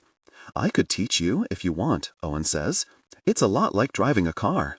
"Who taught you to drive boats?" Liz asks. "My grandfather. He was a ship captain here and back on Earth. He just retired." "You never mentioned you had a grandfather." "Well, he's about 6 years old now." "Wait, he wasn't the captain of the SS Nile, was he?" "Yes, the captain. Exactly," Owen answers. "That's the boat I was on. I met him the first day I got here," Liz says. "Small world," Owen replies. Restoration. Liz recuperates for 2 weeks at a healing center. Although she feels better after a few days, she enjoys her period of convalescence.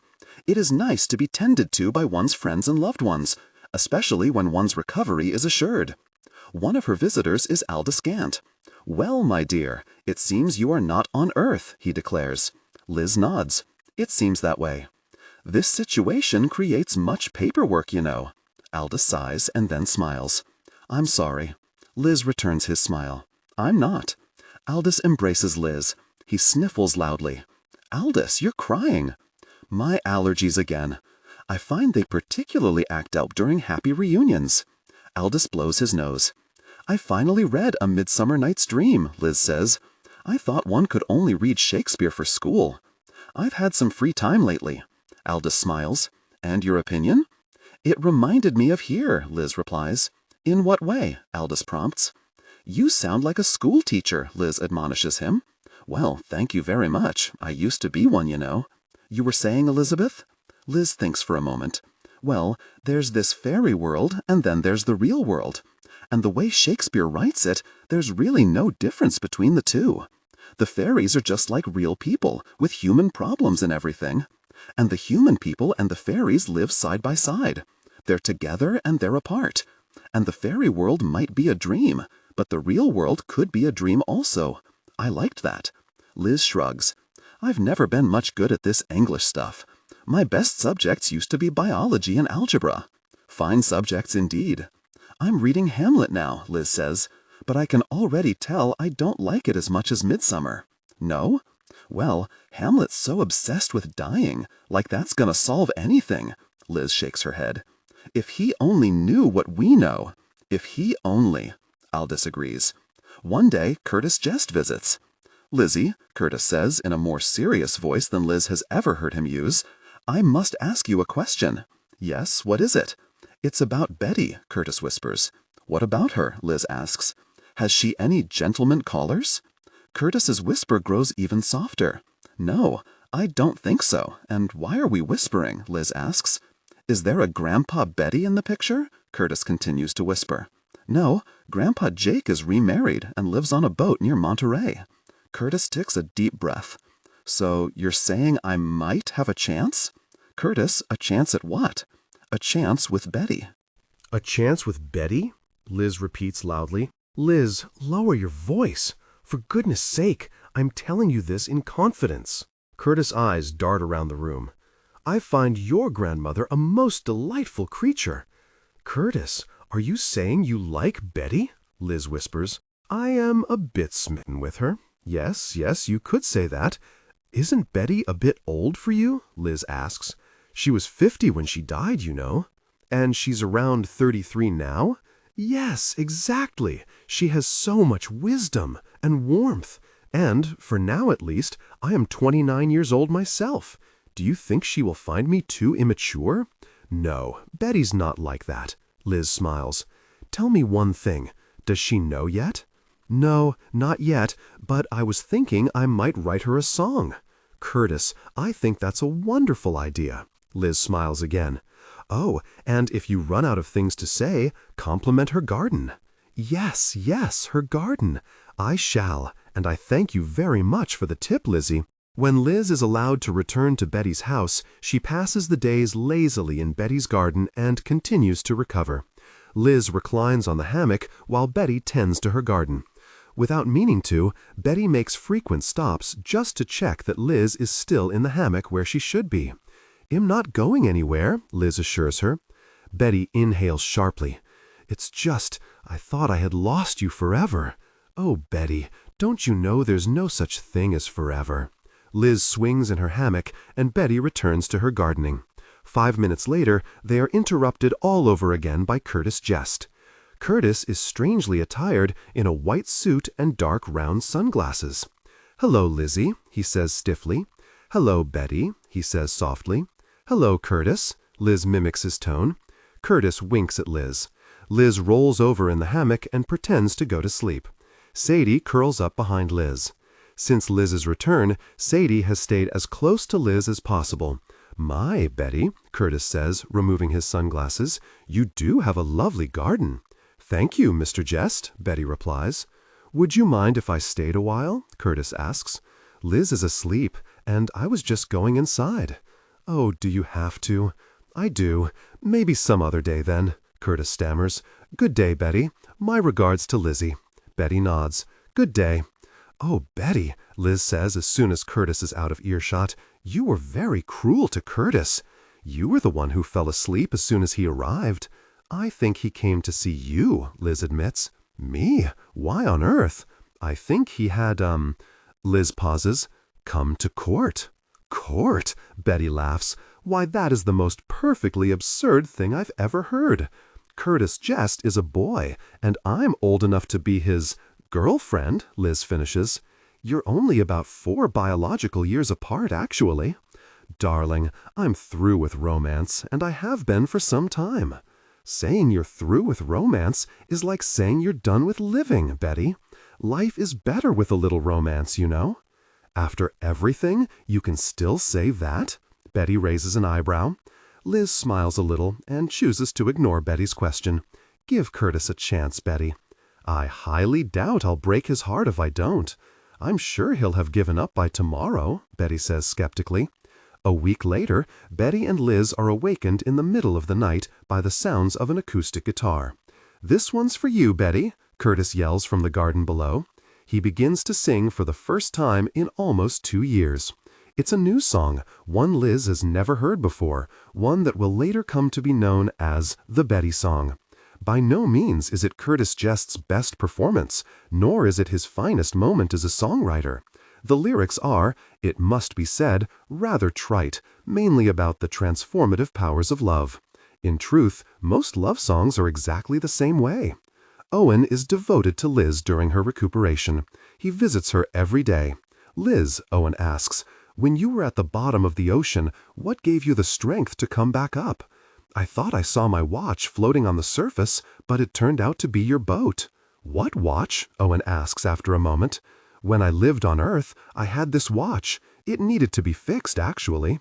Owen shakes his head. A broken watch brought you back? Liz shrugs. I know, it might not seem so important. You can get a new watch on Elsewhere, you know. Maybe, Liz shrugs again.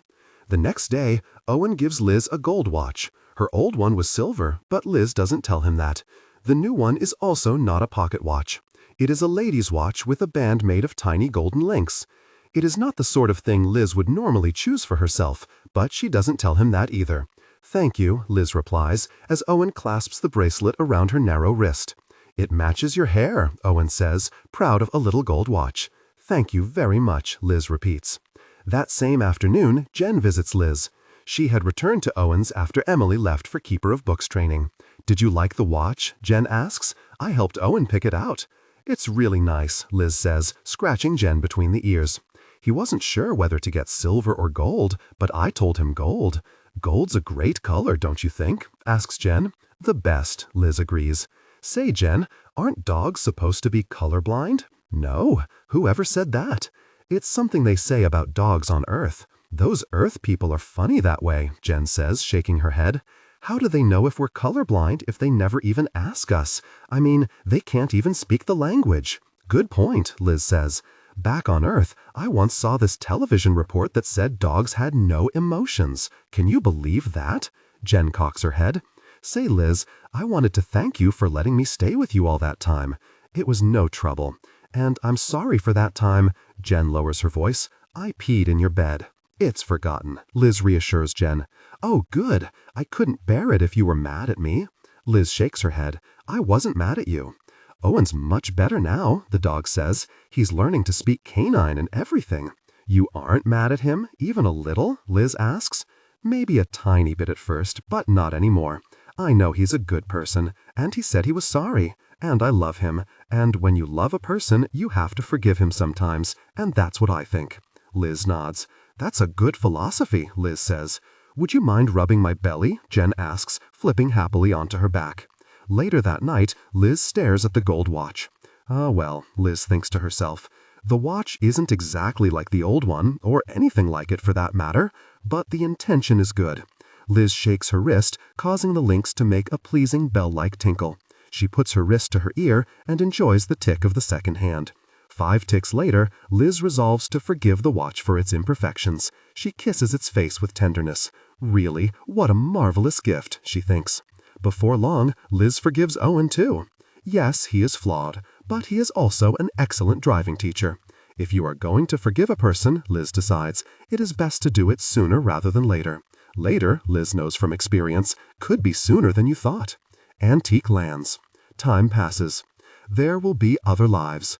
There will be other lives for nervous boys with sweaty palms, for bittersweet fumblings in the back seats of cars, for caps and gowns in royal blue and crimson, for mothers clasping pretty pearl necklaces around daughters' unlined necks, for your full name read aloud in an auditorium, for brand new suitcases transporting you to strange new people in strange new lands. And there will be other lives, for unpaid debts, for one-night stands, for Prague and for Paris, for painful shoes with pointy toes, for indecisions and revisions. And there will be other lives for fathers walking daughters down aisles. And there will be other lives for sweet babies with skin like milk. And there will be other lives for a man you don't recognize, for a face in a mirror that is no longer yours, for the funerals of intimates, for shrinking, for teeth that fall out, for hair on your chin, for forgetting everything. Everything. Oh, there are so many lives. How we wish we could live them concurrently instead of one by one by one. We could select the best pieces of each, stringing them together like a strand of pearls. But that's not how it works. A human's life is a beautiful mess. In the year Liz will turn 13 again, she whispers in Betty's ear, "Happiness is a choice." "So, what's your choice?" Betty asks. Liz closes her eyes, and in a split second she chooses. 5 years pass. When one is happy, time passes quickly. Liz feels as if one evening she went to bed 14 and the next morning she woke up 9. 2 weddings. "Someone from Earth's been trying to contact you," Owen announces one evening after work.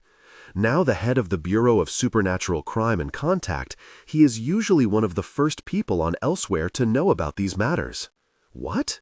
Liz barely looks up from her book. Recently, she has taken to rereading her favorite books from when she first learned to read on Earth. "What are you reading?" Owen asks. "Charlotte's Web," Liz says. "It's really sad. One of the main characters just died." "You ought to read the book from end to beginning," Owen jokes. "That way, no one dies, and it's always a happy ending." "That's about the dumbest thing I've ever heard." Liz rolls her eyes and returns to her reading. "Aren't you at all interested in who's trying to contact you?" Owen asks. From his coat pocket, he removes a green recorked wine bottle with a sticky palimpsest where the label had once been. Inside the bottle is a rolled-up ecru envelope. The envelope is really more pleated than rolled because of the thickness of the paper. "It washed up on the wharf today," Owen says, handing the bottle to Liz.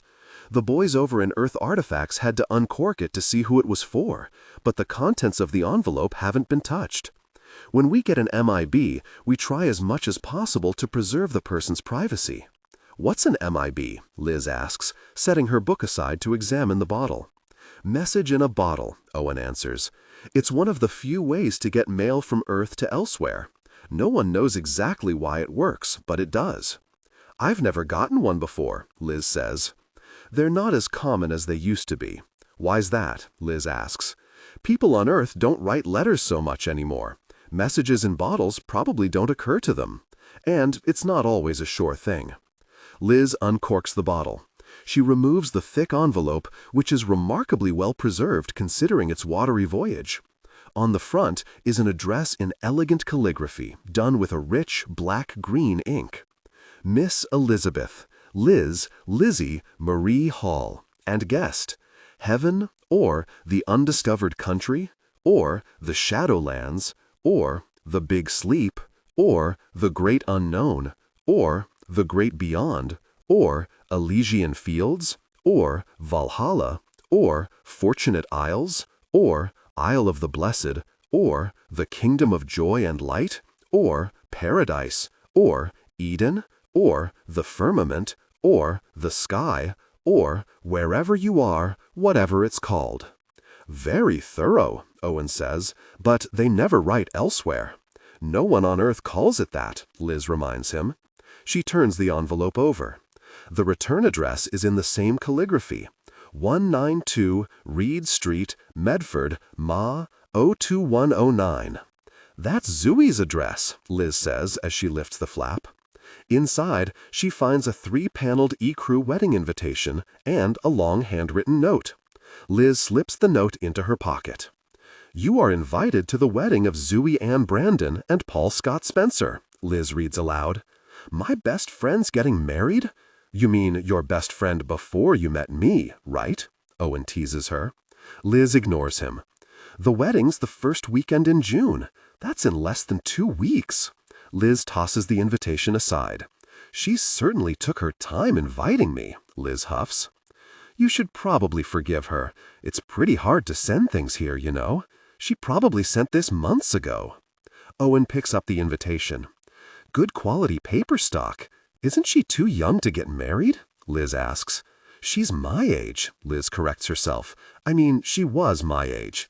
Actually, she was a month older than me, so I guess that makes her almost 22. Owen takes out a pen and begins filling out the response card. Will Madam be bringing a guest? No, Liz replies. What about me? Asks Owen, his eyes wide with mock offense.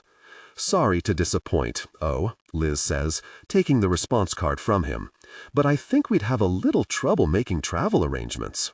She carefully slips the response card and the invitation back into the envelope. We could watch from the OD, Owen suggests. I don't want to watch, Liz says. Then we could dive, Owen says. From the well? You could congratulate her and everything? I can't believe you're even suggesting that, Liz shakes her head. In your line of work? Oh, come on, Liz. Where's your sense of adventure? One last hurrah before we're too young for any more hurrahs. What do you say? Liz thinks for a moment before she answers. When I died, Zooey didn't go to my funeral, so I see no need to attend her wedding. That night, in bed, Liz reads Zooey's note. She notices that Zooey's handwriting is the same as when they were both 15 and used to pass notes in school.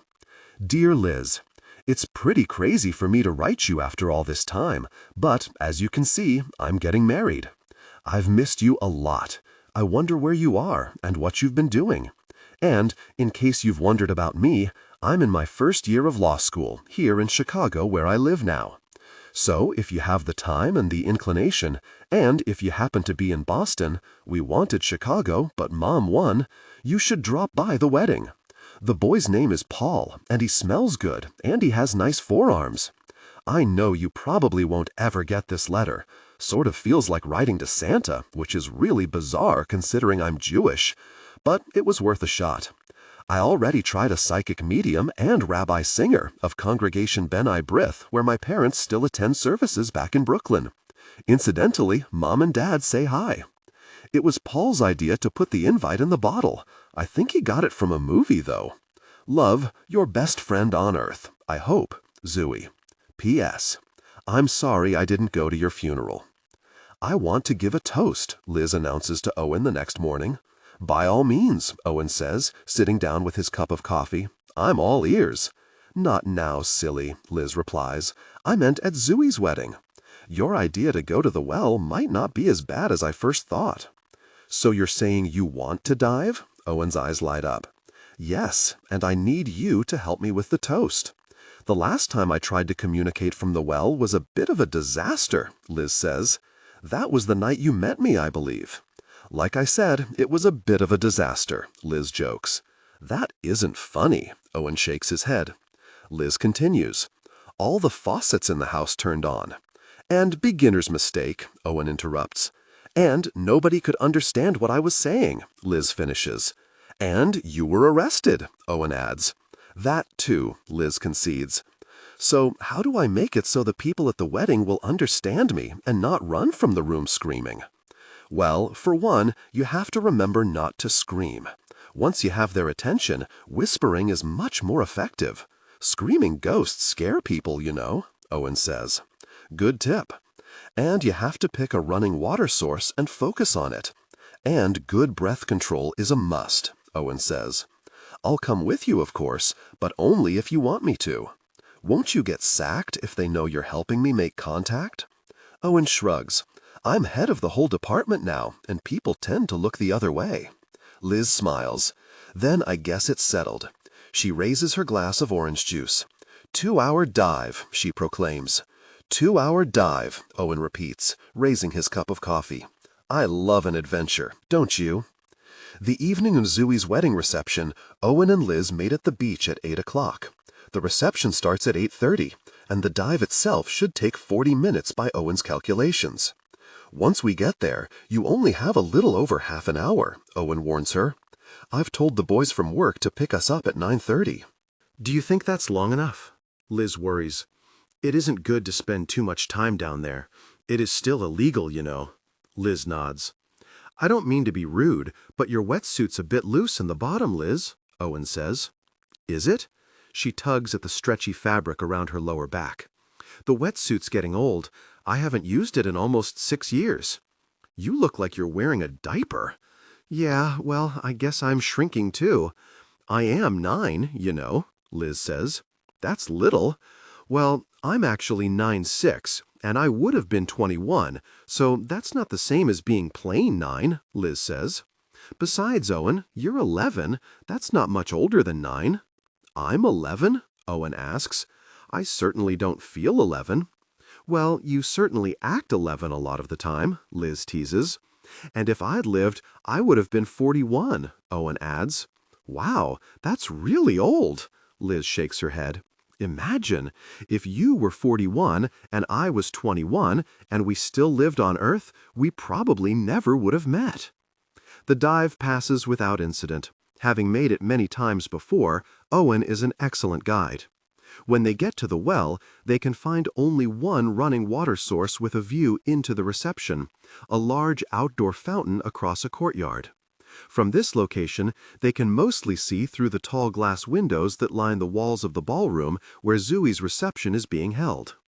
We aren't very close, Liz complains.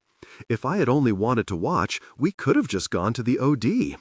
Don't worry, we'll find a better place for you to make your toast from, Owen assures her.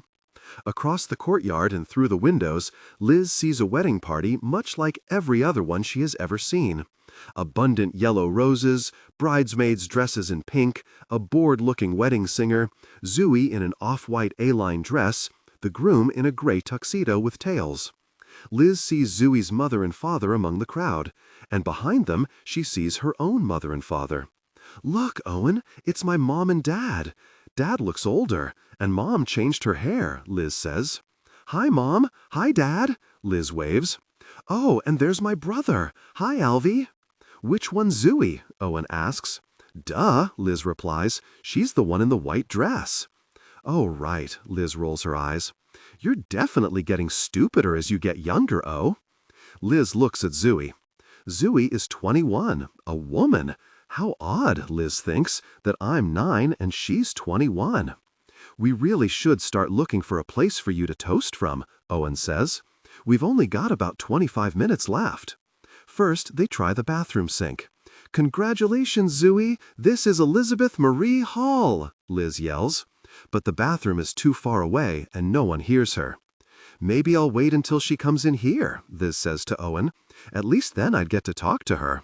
Not enough time, and brides always complain that they never get to eat or go to the bathroom.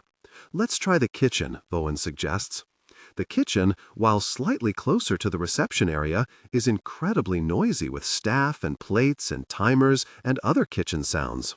I love you, Zooey! Congratulations to you and Paul, Liz yells again, this time from the kitchen sink. A busboy screams and drops a tray filled with dirty salad plates. Sorry, Liz apologizes. This is getting ridiculous, Liz says to Owen. All I've succeeded in doing is scaring a waiter. We have to find somewhere closer. In a burst of desperation, Liz suggests the samovar, but Owen, who knows more about these things, rejects the idea on the grounds that the water source has to be connected to actual plumbing. Despite Owen's warnings against it, Liz tries the coffee pot, but it doesn't work anyway. She's glad it doesn't work. She would have felt entirely stupid giving a toast from a coffee pot. Oh, let's just go back to the fountain, Liz says dejectedly. Maybe if we both yell together, she'll hear us. Congratulations! Congratulations! Congratulations! Owen and Liz scream from the fountain. They continue yelling for 5 more minutes, but no one hears them over the noise from the fountain and through the walls. Well, Liz says with a sigh, at least I got to see Zooey in her wedding dress. We could have just done that from the ODs, I suppose. But it wouldn't have been as much fun, Owen points out. Should we swim back? Liz asks. No, we might as well just wait, Owen says. The boat'll be here in about 10 minutes anyway. While they wait, Liz watches Zooey's reception inside the ballroom. From their position at the fountain, she can see her own mother and father dancing. Your mom looks like you, Owen observes. Mom's hair is darker. She actually looks more like Alvy than... Liz's voice trails off. Out of the corner of her eye, she sees Alvy leave the reception hall through the side door. He's walking toward the fountain. Liz? Owen asks. I think my brother's coming this way, Liz says. Alvy walks right up to the fountain and looks into the water. Liz holds her breath. "Lizzie," Alvy whispers to the fountain. "Remember," Owen says, "don't yell." "It's me," Liz whispers. "I thought I heard you," Alvy says. "First I thought it was coming from the bathroom, and then the kitchen, and then out here." Liz's eyes well up a little bit. "Good old Alvy. Alvy, it's so good to talk to you. I'll go get Zooey. You're here to congratulate her, right? I'll go get Mom and Dad, too," Alvy says. "They'll definitely want to talk to you." Owen shakes his head. "The guys are going to be here in 5 minutes. There isn't time, Alvy," Liz says. "Just give Zooey and Mom and Dad my love, in a way that won't freak them out, of course. I'll just run in real quick and get them." "No," Liz says. "I might not be here when you get back. Let's just talk a little bit, you and me. I have to go soon." "Okay," Alvy agrees. "How's 8th grade?" she asks. "I'm in 9th, actually. I skipped." "Alvy, that's awesome. You were always so smart. How's 9th grade then?" "It's cool," Alvy says. "I'm in debate this year, which is definitely better than band, which I was in last year." "God, Lizzie, you don't actually want to know about this stuff, do you?" "I do. I totally do." Alvy shakes his head. "I think about you, you know." "I think about you too." "Is it okay where you are?" "It's different." "Different how?" "It's—" She pauses. Hard to explain. "It's not like you think. But it's okay here. I'm okay, Alvy." "Are you happy?" Alvy asks. And for the second time since she came to Elsewhere, Liz pauses and considers this question. "I am," she says. "I have a lot of friends. And I have a dog called Sadie. And I see Betty. She's our grandma, the one who died. You'd like her so much. Her sense of humor is like yours. I miss you guys all the time." "Oh God, Alvy, there's so much I want to talk to you about. I know. There's so much I want to tell you and ask you too. But I can't remember what. I'm sorry about that time with the sweater. You aren't still thinking about that, are you?" Alvy shrugs. "Don't even mention it. It all worked out. I'm sorry if I got you in trouble. Please. Mom and Dad were total disasters after you died. Everything set them off. I know the sweater definitely helped Dad. I'm sorry if it's been hard for you then. Hard because of me? Lizzie, the only thing that's been hard is missing my sister. You have such a good heart. Do you know that? You were always the best kid in the world.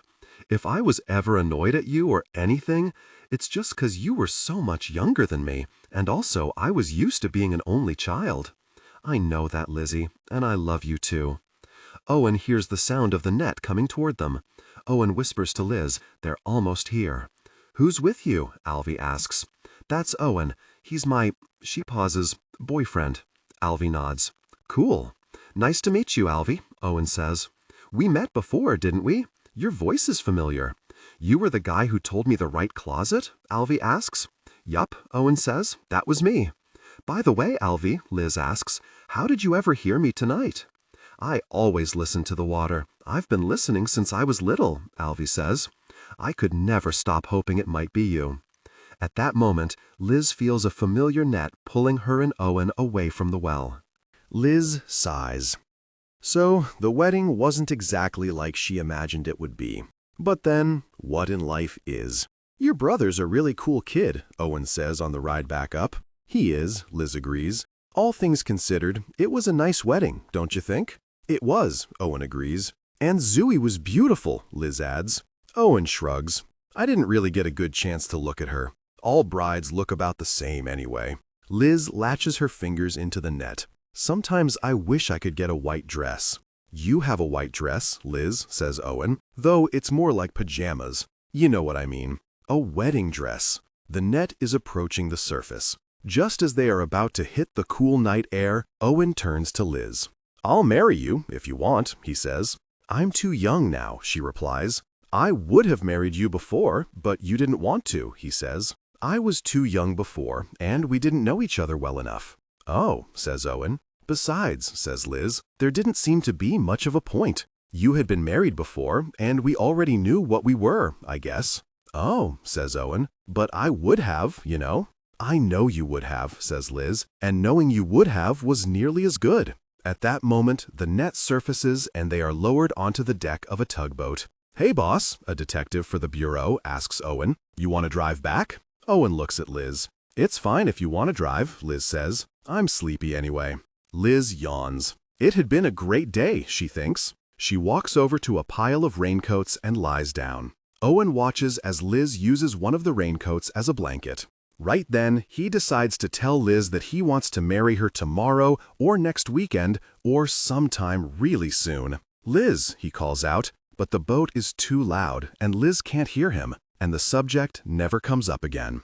The following Monday, Curtis Jest visits Liz at the Division of Domestic Animals. It's rather unusual for Curtis to come to her work, but Liz doesn't say anything. "How was the wedding?" Curtis asks Liz. "About average," Liz replies, "but I enjoyed it very much. It's good to see people you haven't seen for a while." Curtis nods. "But all weddings are about the same, aren't they? Flowers and tuxedos and white dresses and cake and coffee." Liz laughs. "In a way, it hardly seems worth it." Curtis nods again. Liz looks at him. She notices that he is unusually pale. "Curtis, what is it?" Curtis takes a deep breath.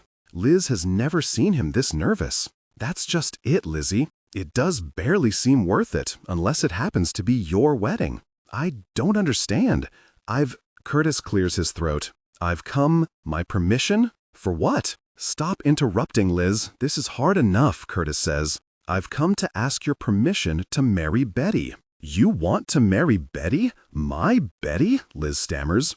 "I've been seeing her for 5 years, as you know, and I was recently overcome by the utter conviction that I had to be her husband," Curtis says. "You're her closest relative, so I felt I should run it by you first." Liz throws her arms around Curtis. "Good Lord, Curtis, congratulations!" "She hasn't said yet, Curtis replies. "Do you think she will?" Liz asks. "We can only hope, my dear. We can only hope."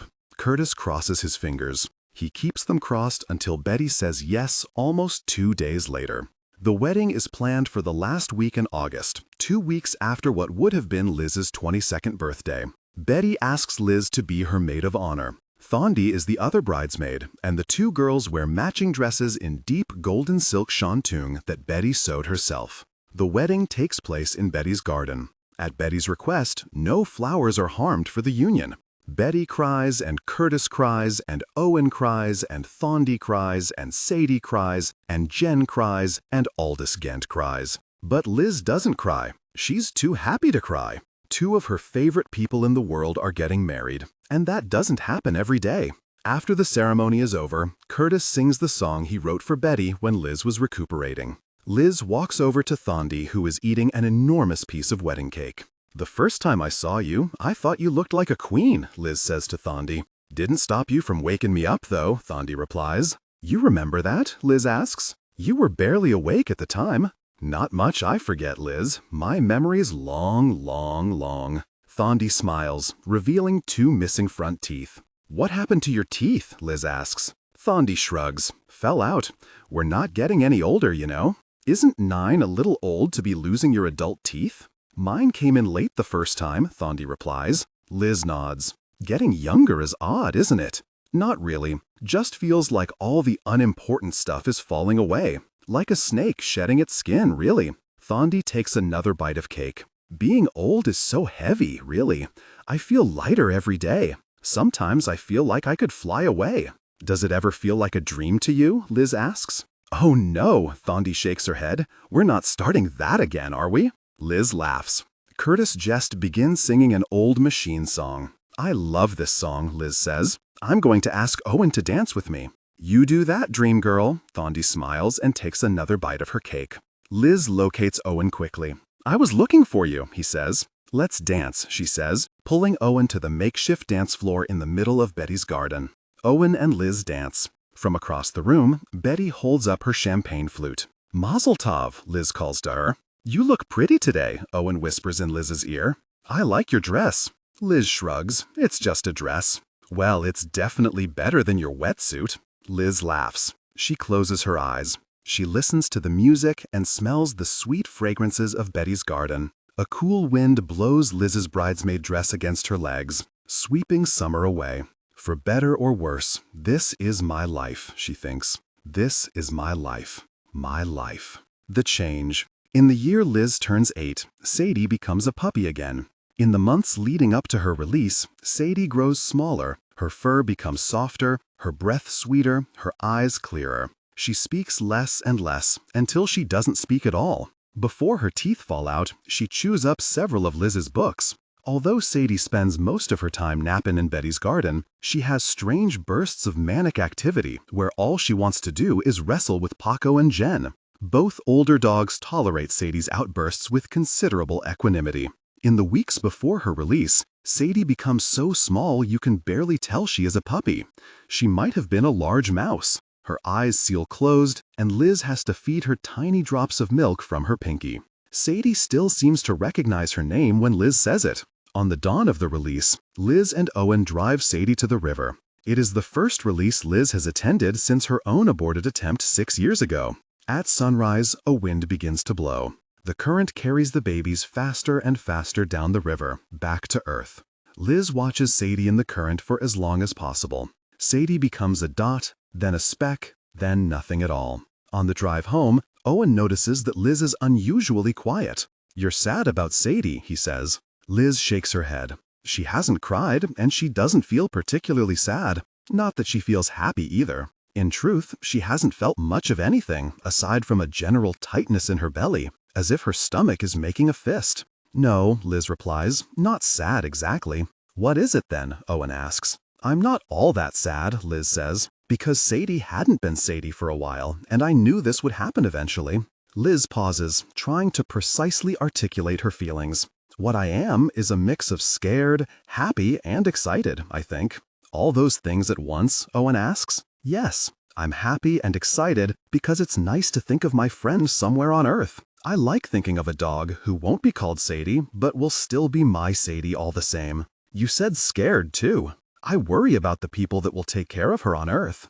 I hope they'll be nice to her, and treat her with good humor and love, and brush her coat, and feed her things other than kibble, because she gets bored always eating the same thing." Liz sighs. "It's such a terribly dangerous thing being a baby when you think about it. So much can go wrong." Owen kisses Liz gently on the forehead. "Sadie will be fine." "You don't know that," Liz protests. "Sadie could end up with people who keep her cooped up all day or put cigarette butts in her coat." Liz's eyes tear at the thought. "I know that Sadie will be fine," Owen says calmly. "But how do you know?" "I know," he says, "because I choose to believe it is so." Liz rolls her eyes. "Sometimes, Owen, you can be so totally full of gosh." Owen's feelings are hurt. He doesn't speak to Liz for the rest of the car ride home. Later that night, Liz weeps for Sadie. She weeps so loudly she wakes Betty. "Oh, doll," Betty says, "you can get another dog if you want. I know it won't be Sadie, but—" "No," Liz replies through her tears. "I can't. I just can't." "Are you sure?" "I'll never have another dog," Liz says firmly, "and please don't ever, ever, ever mention it to me again." A month later, Liz changes her mind when an aged pug named Lucy arrives in Elsewhere. At 13 years old, Lucy had finally died peacefully in her sleep, in Liz's childhood room. Liz's possessions had been boxed up years ago, but Lucy never stopped sleeping there. From the shore, Liz watches Lucy, slightly arthritic and grayer in the face, waddle down the boardwalk. She waddles right up to Liz and wags her loosely curled tail 3 times. She cocks her head, squinting up at Liz with bulging brown eyes. "Where've you been?" Lucy asks. "I died," Liz answers in canine. "Oh, right. I tried not to think about that too much. I just pretended you went to college early and didn't visit very often." Lucy nods her sweet, wrinkly head. "We missed you a lot, you know. Alvy, Olivia, Arthur, and me. I missed you guys, too." Liz lifts Lucy up from the ground and holds the heavy little lapdog in her arms. "You've gained weight," Liz teases. "Only a pound or 2, or maybe 3, no more than that," Lucy answers. "Personally, I think I look better with a little heft." "Multum in parvo," Liz jokes. It's Latin, meaning much in little. This is the pug motto, and a favorite joke of Liz's family because of Lucy's tendency to gain weight. Liz, Lucy asks, squinting up at the sky, is this up there? Is this heaven? I don't know, Liz answers. It isn't down there, is it? I certainly don't think so. Liz laughs.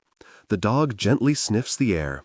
Well, it smells a lot like Earth, she concludes, only a bit saltier. It's good that you can speak so well now, Lucy whispers in Liz's ear. I have so much to tell you about everything. Liz smiles. I can't wait. But first, let's get something to eat, and then take a nap. And a bath, then a nap. Then something else to eat, and maybe a walk. But then definitely something else to eat. Liz sets Lucy on the ground, and the two walk home with Lucy chattering away.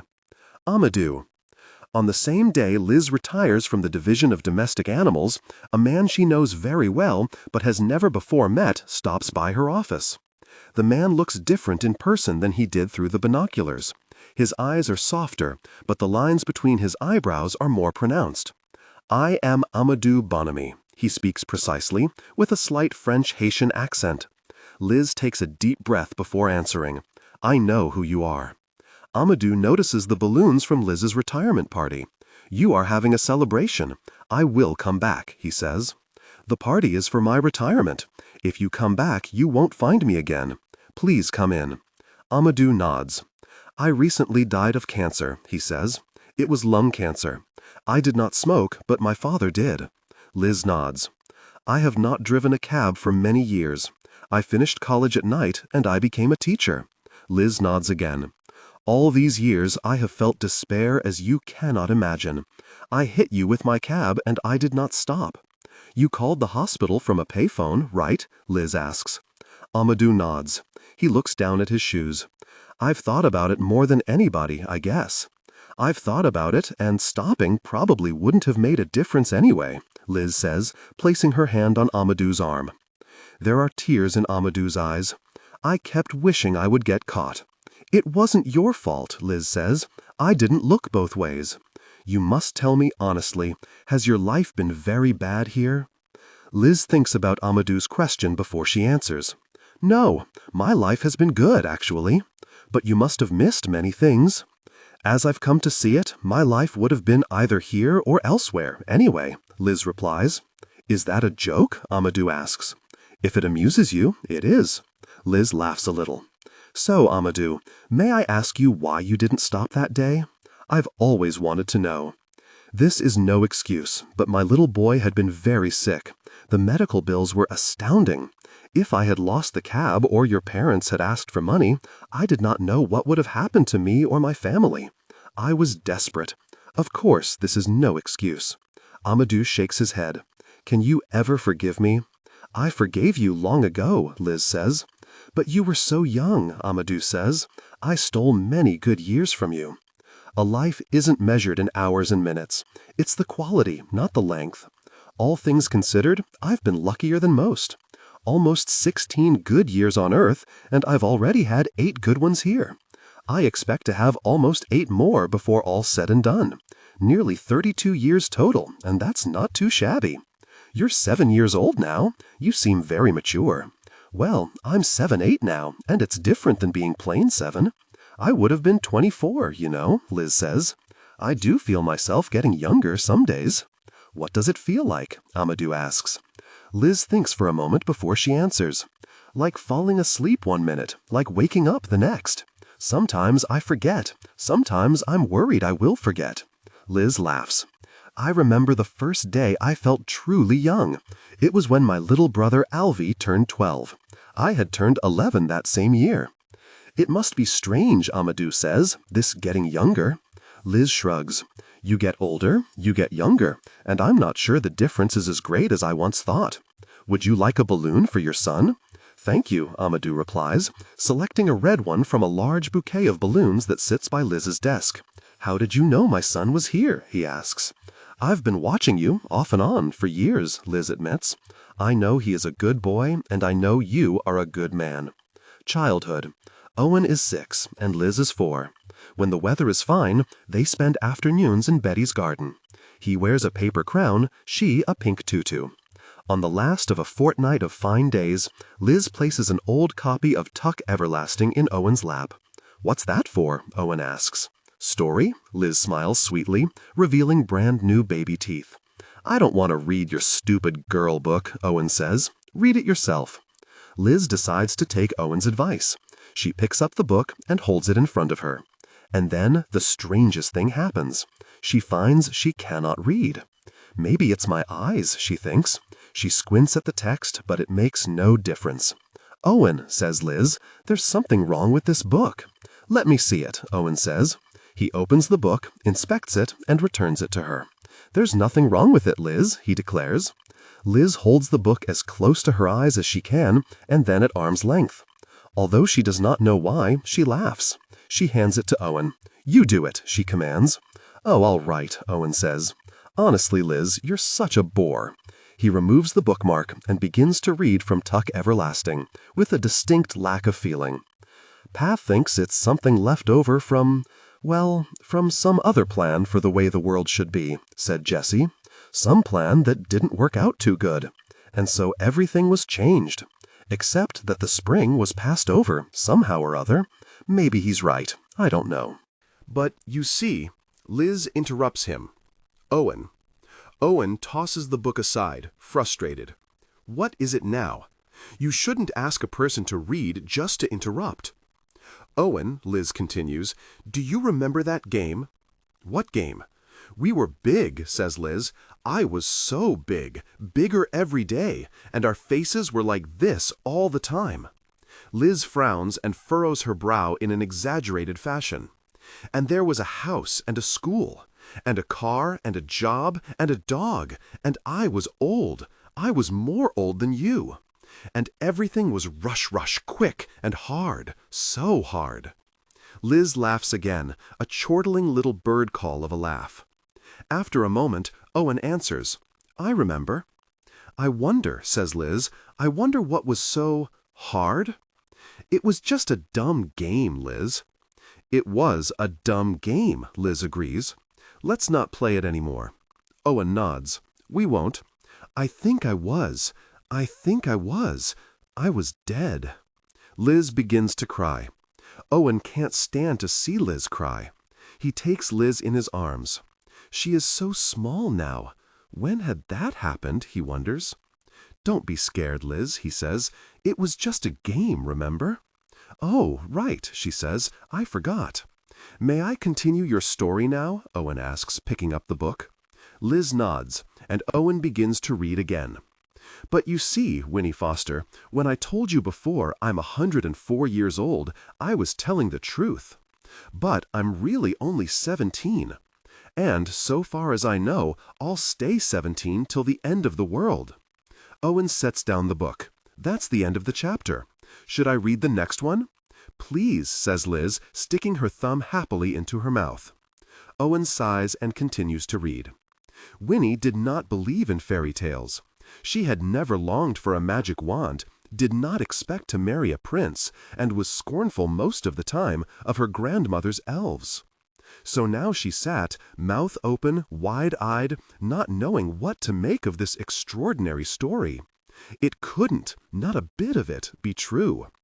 Liz closes her eyes, and it isn't very long before she falls into a sweet, untroubled sleep. Birth. On a mild January morning just before dawn, Betty delivers Liz to the launch nurse. You look familiar, Dolly says, gently taking the baby from Betty. Do I know you from somewhere? Betty shakes her head. The baby, she looks familiar too. The nurse holds Liz up to get a better view. She looked just like you, I bet. Yes, Betty says, yes. Dolly tickles Liz under the chin. Pretty baby, she coos. The nurse lays Liz on the table and begins swaddling her. Please. Betty places her hand on the nurse's. Not too tight. Don't worry, Dolly says pleasantly. I've done this before. Many more people attend Liz's second release than had her first. In addition to Betty, there is Aldous Gent, who looks much the same as when Liz first met him. He has more hair now. And Shelley carries Thandi in a bassinet. Thandi will be making her own journey very soon. She, of course, has less hair now. And Curtis wears a dark suit, although the custom is to wear white at births. And, of course, Owen is there too. He is accompanied by Emily Riley, formerly Wells, who now acts as his occasional babysitter. She tries to interest Owen in the proceedings, but he prefers to play with his toy boat in a puddle. "Don't run off, O," Emily tells him before joining the others to watch the release. Owen doesn't watch when they place Liz in the river, next to all the other babies who would be born that day. Nor does he watch when the launch nurse pushes Liz away from the shore into the current that leads back to Earth. To the untrained observer, it seems as if Liz's departure has no effect on Owen whatsoever. Curtis just watches Owen before deciding to go over to him. "Owen," Curtis asks, "do you remember who that was?" Owen looks up from playing with the boat. He appears to find Curtis's question very difficult. "Lizzie?" "Yes," says Curtis, "that was Lizzie. She was my friend." "She was your friend, too?" Owen continues playing with the boat. He begins singing Liz's name in the unaffected way children will sometimes sing a name. "Lizzie, Lizzie, Lizzie," he sings. Owen stops singing abruptly and looks up. A horrified expression crosses Owen's face. "Is she gone?" "Yes," says Curtis. Owen nods. "Gone, gone, gone, gone." Owen begins to cry in an undignified manner, although he isn't entirely sure why he is crying. Curtis takes Owen's hand, leading Owen away from the puddle. "You know," says Curtis, "you may see her again someday." "Cool," says Owen, and with that he stops crying. From across the parking lot, Betty claps her hands. Cigars and champagne back at the house. At Curtis and Betty's house, a pink and white "It's a Girl" banner hangs on the door. Curtis passes out cigars with pink ribbons tied around them. A Happy Birthday Liz sheet cake is served in addition to champagne and punch. Aldous Kent eats a forkful of cake and begins to cry. "Birthday cake always depresses me," he says, to no one in particular. Everyone stops talking when Betty clinks a spoon against a champagne flute. "If you wouldn't mind indulging me, I'd like to say a few words about Liz," she says. "Liz was my granddaughter, of course. But if she hadn't come to Elsewhere, I never would have known her at all. I died before she was born. Liz was my granddaughter, but also a good friend. She was just a girl when she got here, but she grew into a fine woman. She liked to laugh, and she loved spending time with her dogs and her friends. I never would have met my husband if Liz had come into my life." Betty takes Curtis by the hand. "On Elsewhere, we fool ourselves into thinking we know what will be just because we know the amount of time we have left. We know this, but